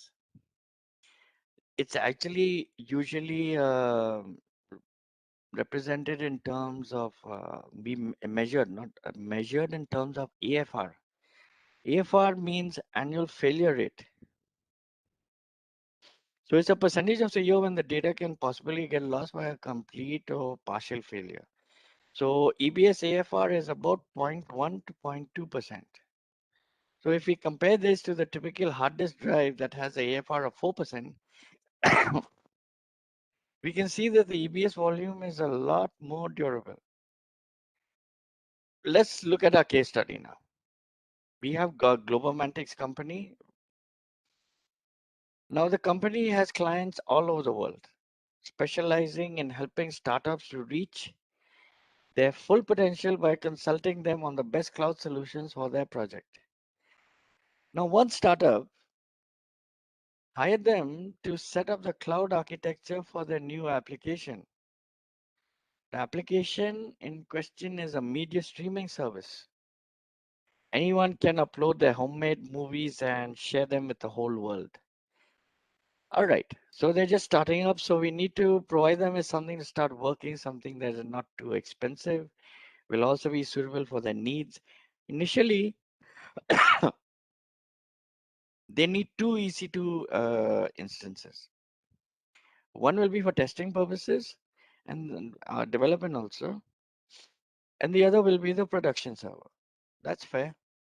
So that's enough for now, since their user base is actually non-existent at the moment. Now they also need a plan for the future so the application can scale well if the startup becomes popular. Now we already know that EC2 is nothing without some type of block storage. So what block storage options should we advise? So now in the following slides, we'll take a look at that. Okay. Now we've seen this before. This is actually all about measuring performance. That's what we are actually talking about. So choosing the right type of block storage for the EC2 instance is actually influenced by the performance we need. Yes, sir. Right? Yes, exactly. So in the case of Globomantics, we need some type of storage that will able to stream large quantities of sequential data. Because it's a streaming platform, so sequential data, we need to find some type of EBS storage that will be able to deliver this media with low latency, right? So hard disk drives do the best job in transferring large amounts of sequential data. Now, EBS service offers two types of HDD-backed block storage. First one is called throughput optimized, also known as SD1. Other one is called cold HDD or SC1. Now, the name of the first type reveals the main measurement we need to use when we are interested in the sequential reading speed.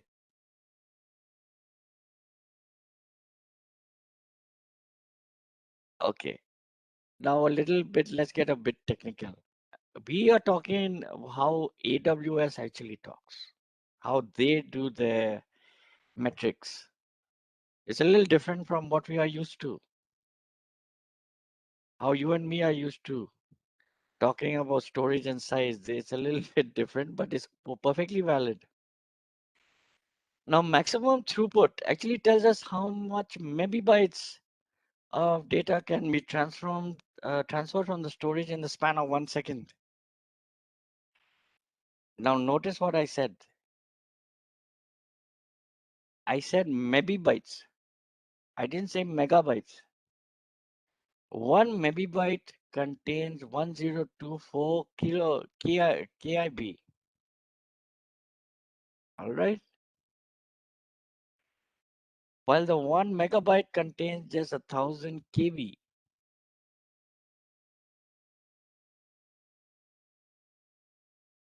It's not a very familiar concept. Yes, I know. First time I came across it, I had no idea what they were talking about. Now, measuring bytes was actually ambiguous for a long time since standard prefixes like they express the units in the base of 10. Now, this is how it came about. The computers need a base of 2, since we all know that is binary. So this problem was solved by this type of notation is perfectly valid. Hardcore computer science academicians will understand all this. So this is the type of notation AWS also utilizes. So we know exactly how much data is transferred. Exactly, right down to the kilo. You see, 1 megabyte 1024 KIB, 1 megabyte 1000 kilobyte. This is how. Because like I said, measuring of bytes is like not standard. This is what they've adopted. That's what we'll be using. Now, since the EBS volume types are attached to our instances through a network, so this is what we've done already on the left pane. Now, okay. We need something faster to handle all the usual read and write operations. I'm mentioning SC. Gold HDD, you already know it's for basically archival, but let's keep it over here. It's one storage type, so let's have it on the screen to look at. Now, operating system needs to frequently utilize a lot of random input-output operations. So EBS offers 2 types of SSD back storage. The general purpose, which is like GP2. There's a GP1 also. And the provision IOPS, IO1. We have the general purpose by default whenever we actually create an instance. So to boot up and work properly, an instance needs access to this randomly accessible storage. So this is why only these 2 SSD volume types are allowed to be used as root volumes. On a detail on the page where it says for storage, you'll see root volume. This is what it's talking about. Now you cannot use any of the HDD backed volumes because they're too slow for this job. So when talking about SSD volumes, the main measurement we are interested in is IOPS. Now I've been mentioning IOPS. What is IOPS? IOPS, very simply put, is input-output operations per second. That is your unit of measurement. That is what we will take it going forward. Okay. So it tells us how much read and write operations can this volume handle in 1 second. So size of just one operation or IO side is kept at 256 KIB for SSD, 1024 KIB for HDD volumes. Now, the size of the operation is determined by the underlying drive technology. Now, if it goes above the cap size, the operation split into like smaller chunks. So all of these volume types have both the maximum throughput and IOPS size. Actually, we are just more interested in IOPS when we are talking about SSD volumes. And we're more concerned about throughput when we are talking about HDD volumes. All right, so it's like this. If you know how much IOPS the storage can handle, you can just multiply that number with the size of one IO operation and you'll get throughput. You got me? If we know how much IOPS the storage can handle, here's the max IO sizes. We multiply that by the size of one IO operation and we get throughput, right? So this is how we can convert. Now our EBS SSD volume types.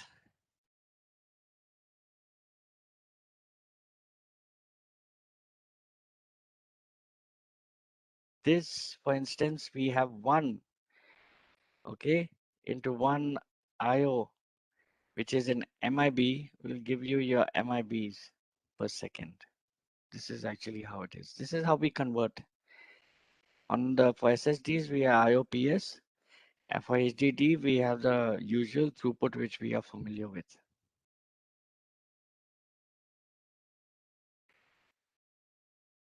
Now, this is actually true for all volume options.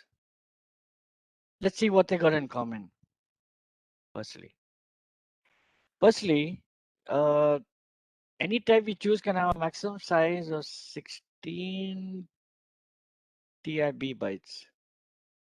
This is the maximum size of a volume, TIB. So AWS actually constantly upgrades their technologies and services, or like, you know, but this is the generalized idea. Anyway, we should be familiar with some of it. Because that will give us the ability, you know, to choose the best type of storage for our projects. If you are consulting, for instance, with a company, you need to advise them. So you need an understanding. This, you have to be familiar with it so that you can advise them appropriately. Now, one EC2 instance can scale up to 80,000 IOPS per instance, can scale up, no matter what type of volume it uses. Now, maximum throughput that one instance can handle is like about 1650 to 1750 MIB per second. So this is true for any volume types that you are that you choose. Now look, this is SSD volume types. Let's see this. This is actually what we have access to, right? So there are two types of SSD backed volumes. You have general purpose, which is like GP2. There's a GP1, but as far as it seems that is going to be, the shelf life is going to be over. But I think it's still available. It's still available, but this has been introduced, GP2. Anyway, and provision IOPs. So this is actually this is the default option. In any case, is the general purpose one. This can handle most workloads. Actually, that ranges from boot volumes, interactive applications, and all that. So maximum throughput we can achieve with this is 250 megabytes. IOPs per volume, something like 16,000 IOPs. The minimum is like about 100.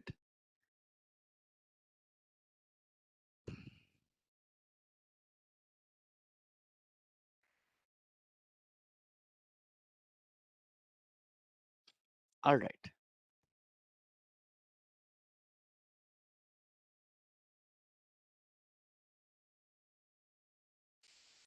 So anyway, this is the basic details of general purpose GP2.1.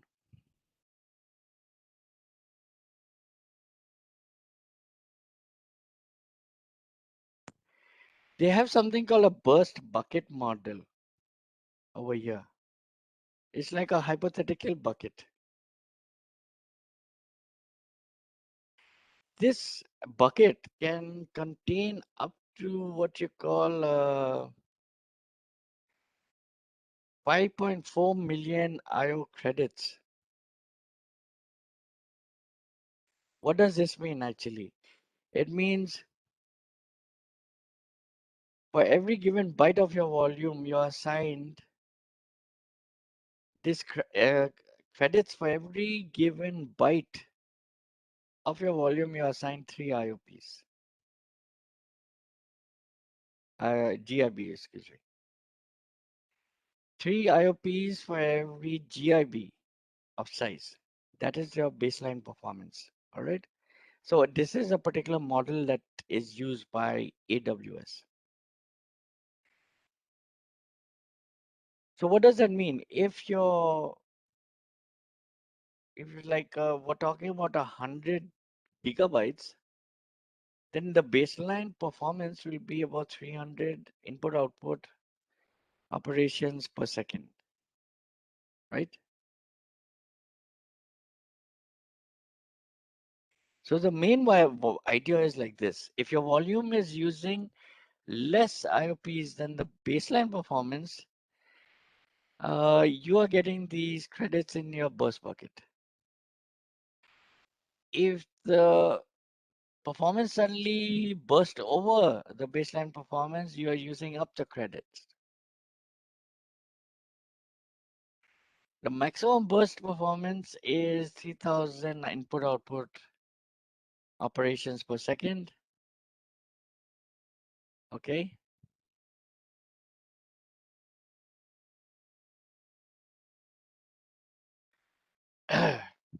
So this is one kind of, it's called the burst bucket model. This is how it actually works. Provisioned IOPs. This is a SSD volume type. It provides highest performance and low latency. So if you need more than 16,000 input output operations per volume, you need to choose this volume type because the general purpose one is not a neighbor, cannot provide that kind of performance. So a lot of like actually relational databases like, SQL, Azure SQL, Oracle will require this type. It's also true for like NoSQL databases like, Cassandra, MongoDB. So what this is, you can define the performance separately. What this means is that IOPs are not tied to the volume size. So it can perform something like up to 64,000 IOPs and 1,000 MIBs of throughput per second. I mean, MIBs per second. That's your throughput, right?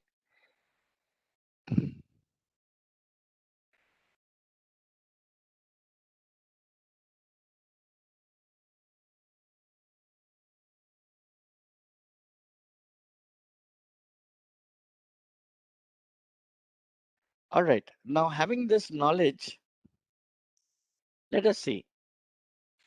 We can already suggest some volume types to our Globomantics client. Having this knowledge, let's see. Now they developed an application, we know. They're ready to try it out inside of the AWS cloud.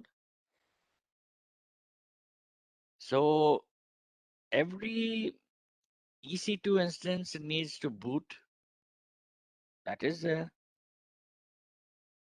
So the default option for this purpose would be the general purpose GP2 boot volume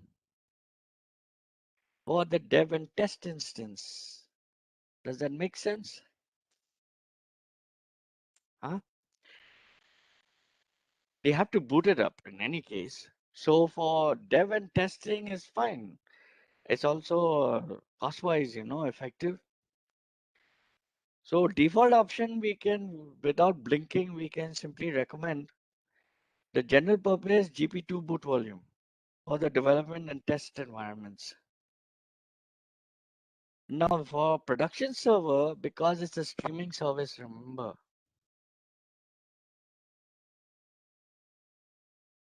let's just go back a second. It's a streaming service. Now that would be too slow for our customers, most probably. So for the production instance, this would be the provision IOPs, IO1, the IOPS volume would be a perfect solution for production. So see, now that we have this understanding, we can do an intelligent recommendation as a consultant, say, once we have this knowledge. Now this is mission critical actually. And so the provision IOPs will be a lot more responsive because bigger traffic and demand.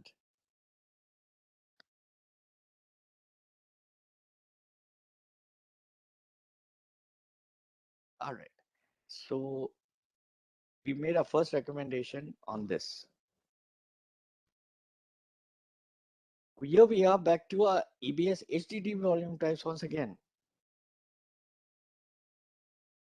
There's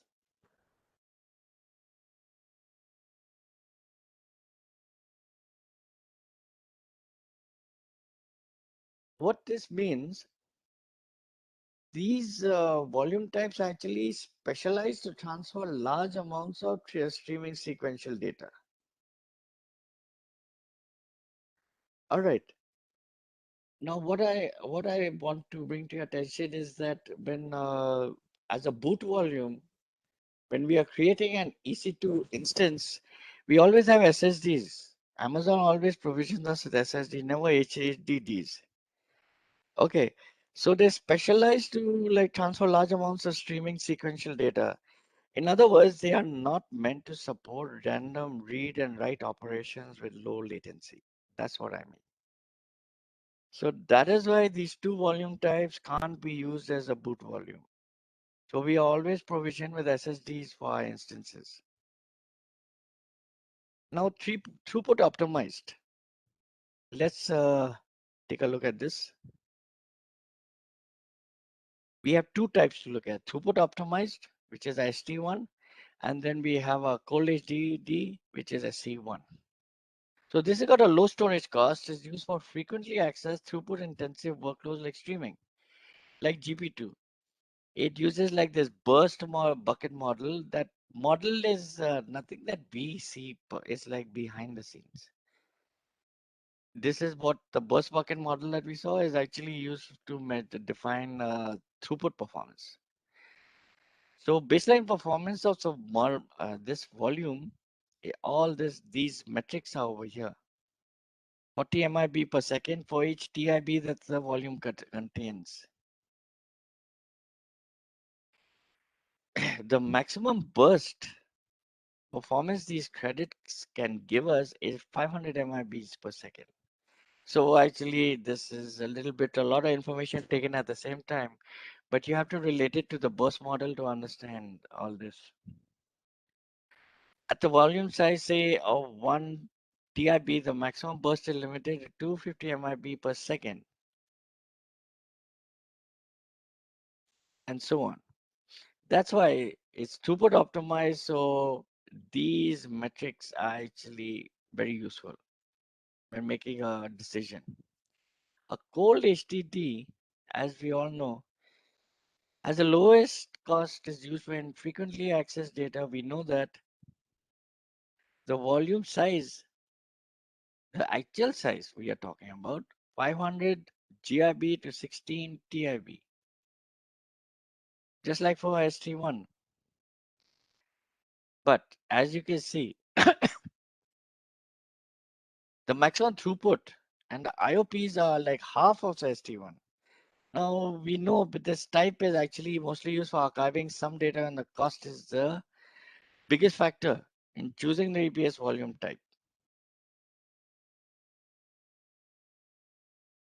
All right, so now we know actually the answer to the question that Globomantics has. We leave the existing IO1 boot volume in production. However, we will attach another volume to the same instance. This volume will be ST1. So remember, we have our boot volume. We can attach more volumes to the instance. So what we are doing here, firstly, we already provisioned. I mean, we already attached the provision IOPS IO1 boot volume. We attached it to the instance. Okay. Now we attach another volume to the same instance. Now the thing is, we have to additionally attach this volume, and this throughput optimized is not SSD, is HDD. So why are we additionally attaching it? We are attaching it because an HDD volume cannot be the boot volume. Got it? So this is how we actually handle our client's requirement. So the media, in other words, is actually streams from the HDD volume. So it's fast. Because why? Let's go back here 1 sec.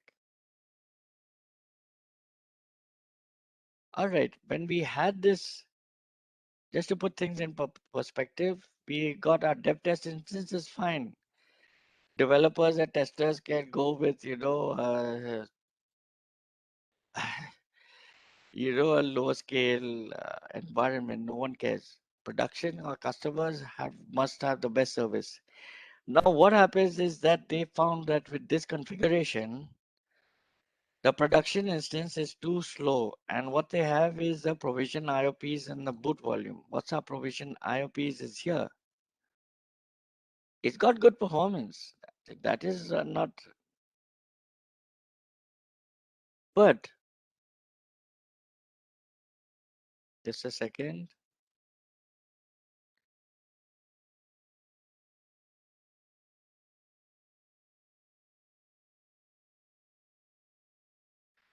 We were discussing something where I think I went back a bit too much.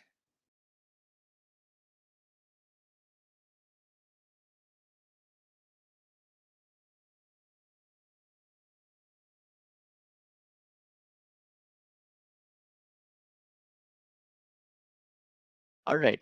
Now this is ideal because this is this throughput optimized is actually perfect. Why? We discussed this already. It's actually great for random access operations, random read out write operations. It's throughput or HDD. I'm talking about this HDD. It's actually built for that. What it's built for is that it's the best performance, for sequential operations, and the media streaming service is actually sequential data. So the throughput optimized is actually the best thing to use. So what we are essentially doing is like this. Essentially, this is what we are doing. Media is going to stream from this ST1 volume. Now the regular application will work in the provision IOPs, IO1, right? In production. And the GP2 is in development, but the media streaming actually from the HDD volume, which is perfect for handling sequential data. So now you get it. Why we have actually put this configuration down on our production instance. I hope I made sense. Right? I hope that does make sense. Okay. Okay, one more time. Your HDD is actually built for sequential data, read-write operations, random access.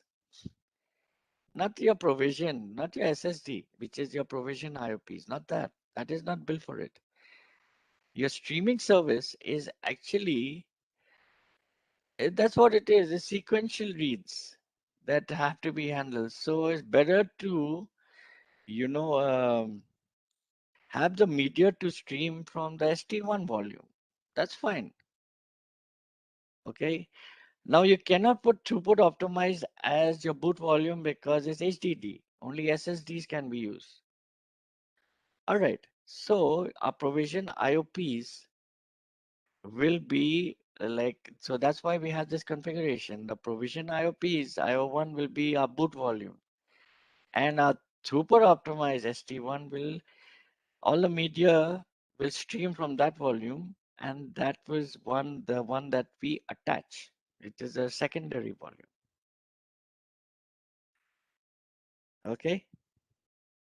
So we have attached the throughput optimized ST1 volume to the instance.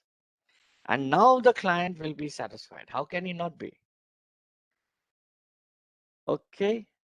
So with that knowledge in hand, let us now just go through a demo on our development on our console.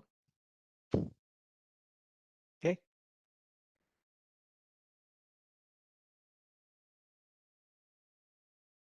So what we are actually going to do is that over here, we are actually was sort of going on with our case study. We are going to walk through the process of choosing the right volume type for the boot device and how all this theory that we've been going through, this massive theory that we've just gone through, how we can apply it in our AWS console. That is what this exercise is about. Okay. Because, and why we're doing this, because our console, which we have never ever actually taken advantage of because we were doing other stuff. The console can actually dynamically show us how many IOPs and throughput we can expect to have depending on the chosen volume type and the size of the volume itself. Our console can tell us, I mean, there's a lot of stuff on the console. That's fine.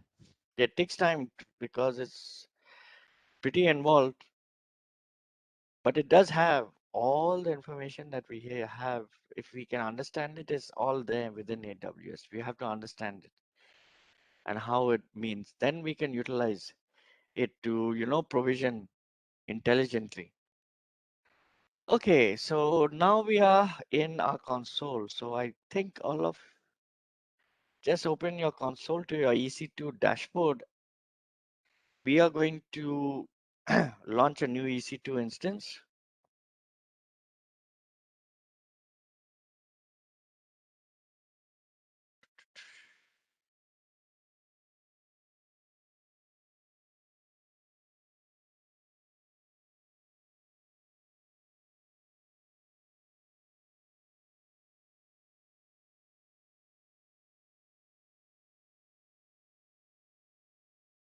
Okay, now this we all know, right?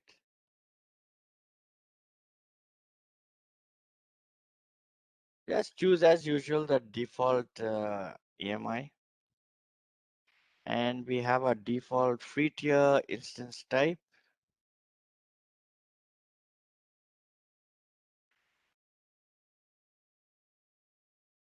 You can see under this that it says EBS only.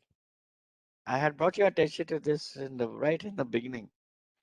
So this means that this type of instance can only support the EBS block storage for the boot volume. That's why EBS only.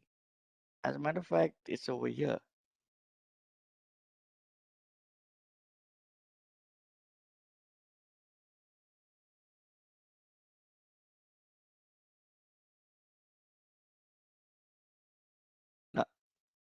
That's something else. Anyway, this is what EBS only means. Okay, so the rest of it, we can actually skip over the configuration, which is network. And then we are in the fourth step of creating an instance. This is the part we are interested in. Choosing the block storage that EBS will actually run on. Now, general purpose GP2 is actually selected by default. There's another one, GP3. Okay, so this is selected by default to be the root volume.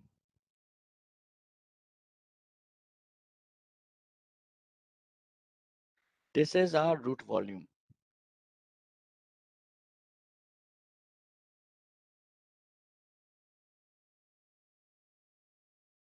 Now, what else do we have? We have a device. We can ignore this, and the snapshot will come to at some other point. You know, encrypted also we can ignore. Delete on termination, you all understand this already.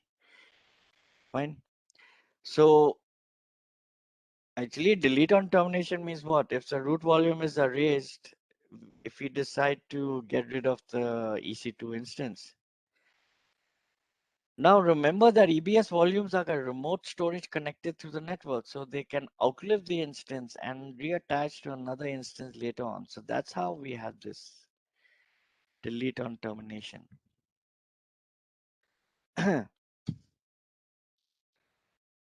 Okay, so that's pretty cool. Now, if we actually uncheck that box, the EBS root volume will stay under the volumes menu even if the instance gets destroyed.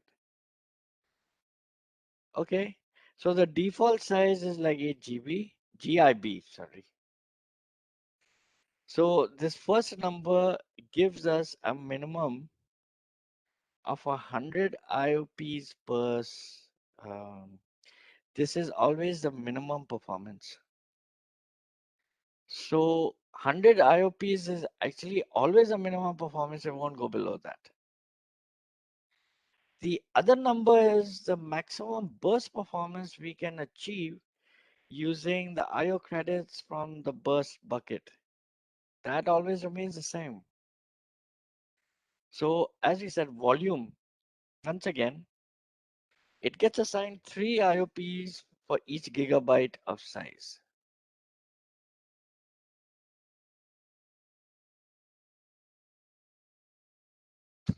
Right? But it cannot be less than 100 IOPs. Of course, it has to be. I mean, there has to be upper and lower bounds.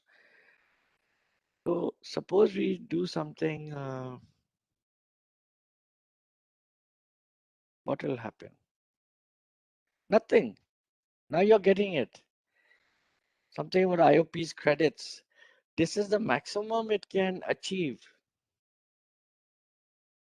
A baseline of 3 IOPs per GIP with a minimum of 100 IOPs, burstable to 3000 IOP. Burstable. You can burst it up. That's what it burst up. How much can be achieved? That's this burst model actually. Now, how did we get 33 and it's still, because 33 times 3 is 99. So this minimum is a baseline of 3 IOPs per second with a minimum of 100 minimum. All right. So we still have 100 IOPs with 33 size 33 GIB. It'd be nice if they provision that, but we have 8 GIB per instance. Okay.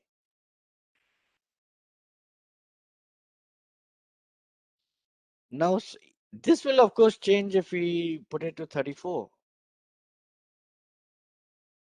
Now we have 102 IOPs. We have passed the minimal requirement. Okay. Suppose we go ahead and we put as a 500. A baseline performance, baseline, becomes 1500 IOPs. Now throughput is not shown here. This is SSD. So it doesn't mean it doesn't have a throughput. It's just that it's not that important. It can be converted, as we saw on the slides. We can convert it to throughput. Now we already specified that the maximum throughput that one volume can reach here is 250 MB per second. Right, that is SSD, and HDD is different, higher, right? That's what we learned in the slides. Now, if I click on this field, you'll see we have actually four up, no, 5.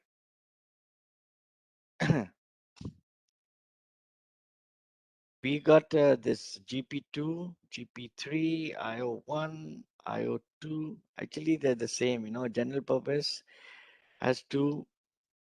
Provision IOPs is actually, so realistically, there's actually 3. Think of it as 3. Realistically. Whatever. Now, this is because only SSD volumes can be root volumes. Magnetic volume is somewhat actually, I think Naveen mentioned this, but it's a somewhat deprecated option. As a matter of fact, we get, probably that's why we get it in our free tier. But it's actually somewhat deprecated. The cost for this type of storage is really low and is used for infrequently accessed data that can be stored on small volume sizes. So those sizes range from 1 KIB to 1 TIB. So I believe this option is almost deprecated. You might not see it on this console some point in the future, and actually we ourselves will not use it at all. Okay, now let's choose the other option. Let's go with provision IOPs. Now see how it changes. This provision IOPs with we have got look at the IOPs, input output operations per second, 25,000. There's one more thing. You look at this. The IOPs actually, that field becomes editable. Wasn't editable before for general purpose. Now it's editable. So IO1 are values. They do not associate volume size and performance in the same way GP2 does, our general purpose. So we can choose explicitly how much IOPs we want. So 32,000 IOPs is the maximum. We can go with the instance types that do not run on Nitro. Now you're asking me, what's Nitro? Why didn't you talk about it before? Actually, Nitro is a native AWS, if you want like this kind of IOPs above the how do you say, the upper limit, you have to go with this Nitro. Nitro is like this collection of hardware and software components and which enable higher performance and availability. It's like a kind of, they call it a visualization tool. All right. So let us just take a look at this. Just come over here. 32,000.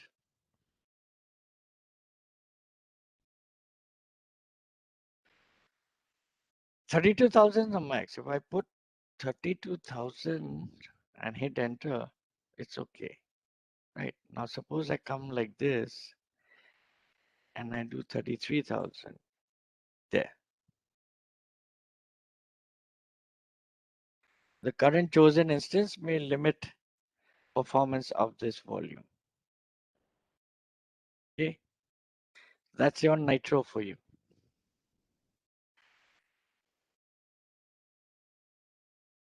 Now, on these instances, there's one more thing about Nitro, since we are on the topic. Since we are on the topic, Nitro is actually, how do you say?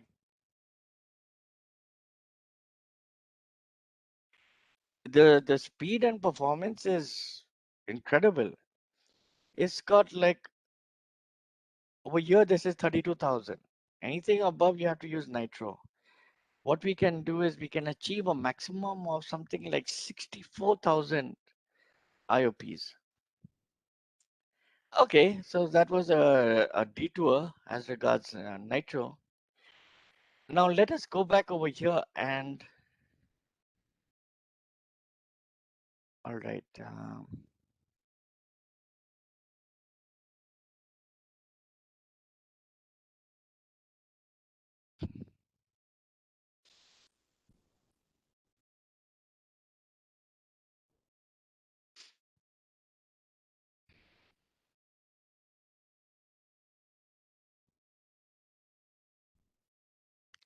So this is now your, hopefully we're getting an understanding of how things actually work, right? In this, especially as regards this input like IOPs, operations, and all that stuff. This is our basic. But of course, we generally go with, at least for us, generally general purpose is, general purpose actually means what? It's like an even balance between like speed and more like, durability. All right, so is there anything else that we need to do here?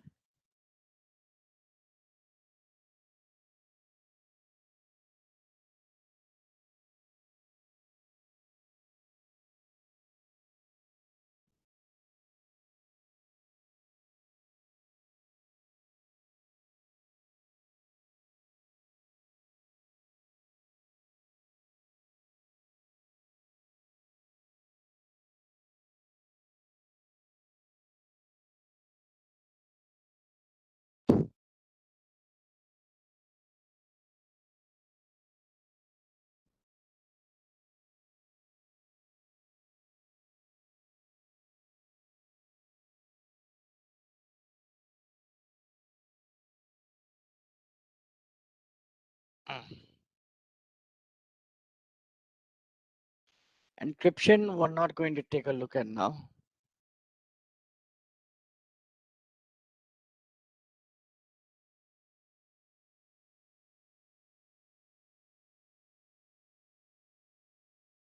So go ahead and click on add new volume over here. Okay. See how the type changes. Look at how the type changes. Device is still here, let it be. Forget about the snapshot. All right. The throughput is, come down over here and take the throughput optimized HTTP. See this, IOPs is not defined here. We are more interested in the throughput, right? So the first number over here is actually a baseline performance. And the second number, of course, is, it also gives you this very conveniently baseline 500 megabytes per second per TIP. So that's a 31, just like before, is the maximum burst performance. And the first number is a baseline performance. That's fine. That's okay. Now, both of these numbers will change depending on the size, unlike the IOPs in IO1, where the burst limit actually always stays the same. in IO1. So baseline performance is as given over here. The minimum volume size is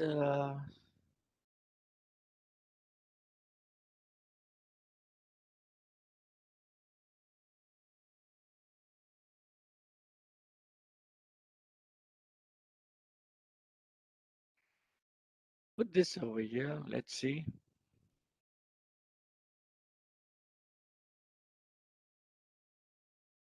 So the minimum volume, sorry, the minimum baseline performance is 20 because 500 GIB is half of 1 TIB of size. Okay.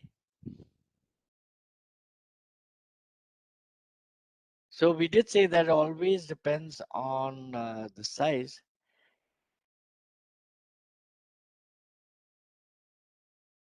So this is how we get, and as it says, actually the maximum burst for performance is also like 500 MIBs per second. Okay, so let us put like 1 TIB in this. So this 500 is actually half a T1, half of 1 TIB in size. So that's how we get this number 20, which is a baseline performance. Now, if we put 1000, what am I doing? You just put 1000 over here. So we get 40 and 245. So as we can see, the baseline performance is 40 MIB per second for each 1 TIB, just like we said. Now, why is the burst minimum 245? Because even in the theory, the slides, we mentioned that the burst performance is 250 for every TIB. This is because the throughput measured in megabytes per second, as you can see as this like what you call tooltip, whatever tooltip. So over here, we're measuring it in megabytes per second, not MIB per second, right? And you remember there's a significant difference between the two. Now watch this. So that's why it's giving us 245 when we had already said that the burst performance should be 250. Now do this 1024 and hit enter, and there we go. So we need to add 24 to the size of the column. Why? Because 1 TIB, as we saw from our theory, contains our 1024 KIB, and now the number is correct. All right. Now do something. Just come over here and let us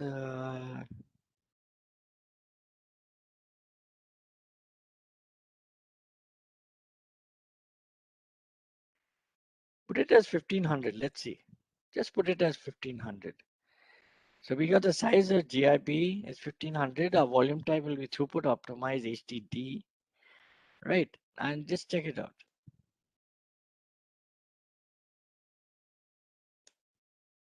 There you see, we got 59 and 367.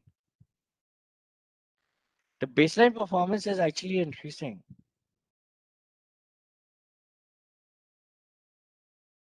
Right?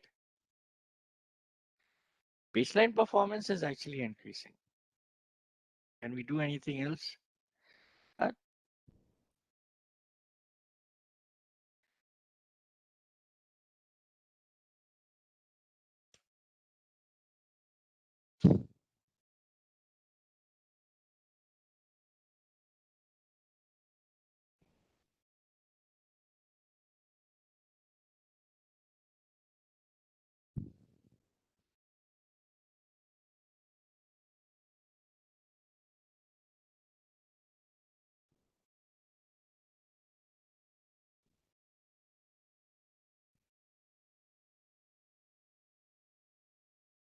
You see, that doesn't change. Okay. Now I'll just go and let us click on click on this. We have this SC1. Click on that. We all know what this is.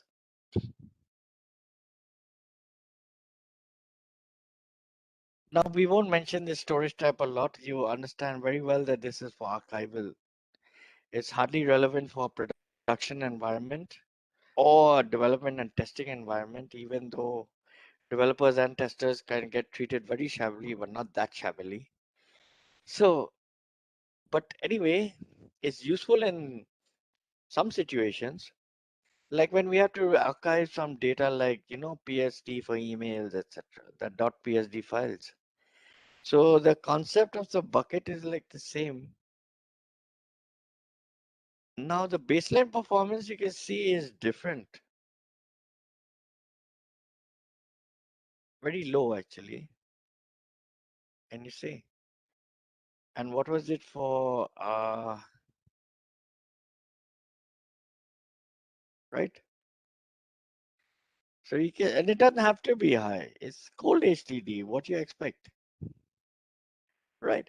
So that is it for now, for this part. This is how we can actually check it out, and we'll know for sure no matter what size. So the reason this is given to you is that accordingly you can mention, you have certain measurements that you can take advantage of, whether it's throughput for HDD or like IOPs for SSDs. You can take advantage of it. You can play with the numbers also, as you've seen. You'll know what the baseline performance is, but what the maximum, the burst performance is for all the different, like, these volume types that you are interested in. So this is how you can make an informed decision as to what, because at some point you'll actually have to purchase it. So you need an informed decision so that you choose the best configuration for your project, the best storage type for your particular requirements. So anyway, so that is that for this module. We've gone through this, and we don't need to create an instance. We are actually fully concerned only with our that screen 4.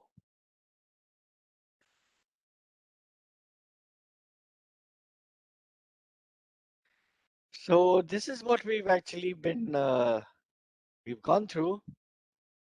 In this module, we've gone through our storage types, and we've seen that there are basically 3 different types of object storage. We have the file storage, we have object storage, which is our simple which is not SSD, S3. So that's our object storage, and we saw also because they provide objects with URLs, you can access or not access objects via their URLs. And we saw that when we were doing our demo to build a static website, how to create a static website in S3. Then it's got archival options. We also encrypted our data, if you remember. The files that we uploaded, we actually encrypted using the encryption option with the Amazon managed encryption. Basically, it's a master key that is used, right? So object storage is that. S3 is object storage, not file storage. Then we have the other file storage, which is storage options like NFS, etc. Now, our block storage is a EBS block storage, Elastic Block Store. That is instances. And we mentioned briefly, but nothing that we are going to, we can't do a demo on it actually because we don't have access. We had seen this. We can go all the way up to create an instance store. You use a community AMI for that, if you remember. We can go all the way down to the last screen and it'll tell you you don't have access in the feed tier. But it's not that important. This instance store, as a matter of fact, was actually the first data storage option available in Amazon. Then after that, Elastic Block Store came about. Instance store was the first. So the data is not persistent, the instance dies or is terminated, the data is lost.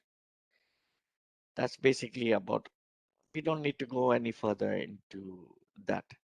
As far as the EBS volume types are concerned, we have the general purpose. You see now they've added GP3 and IO2. These are also SSD types. Now only the SSD types can be used for your root volume. You cannot use HDD for your root volumes. Then for your hard disk drives, you have throughput optimized ST1. You have cold HDD. You also saw magnetic. But as far as I know, that magnetic option is actually going to be deprecated soon and might be removed. So we won't do it. We won't get into it. We discussed something about it is enough. Now, as far as mounting a digital, not mounting, actually you can add additional volumes to your instance. So you need your root volume, of course. Your HDDs actually cannot be a boot volume. Doesn't have it. Not for these type of instances. So it has to be SSD. All right. So for the when you're adding an additional volume, you can add an HDD. That is okay, and you can choose one of these. HDDs, the measurements are actually based on throughput. The IOPS, input output operations per second, is not available for HDD. It's not that important. Actually, you can also convert IOPs directly back to your throughput if you wish. That is fine. So we have these options, throughput optimized and the cold HDD. For cold HDD is used for archival, throughput optimized would be used in a production environment or some development test environments too, obviously. So your IOPs also, they have a baseline version and they have a burst, which is actually a maximum performance.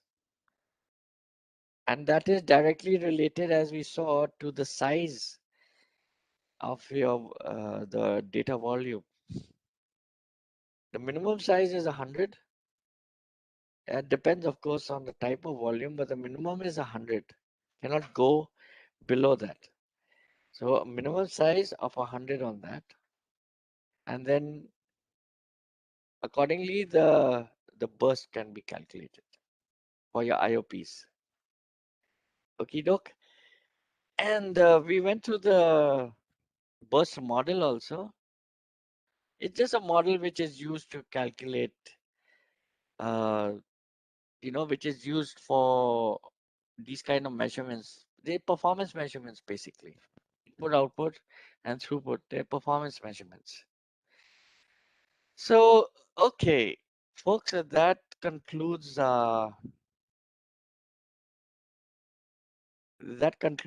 session for today,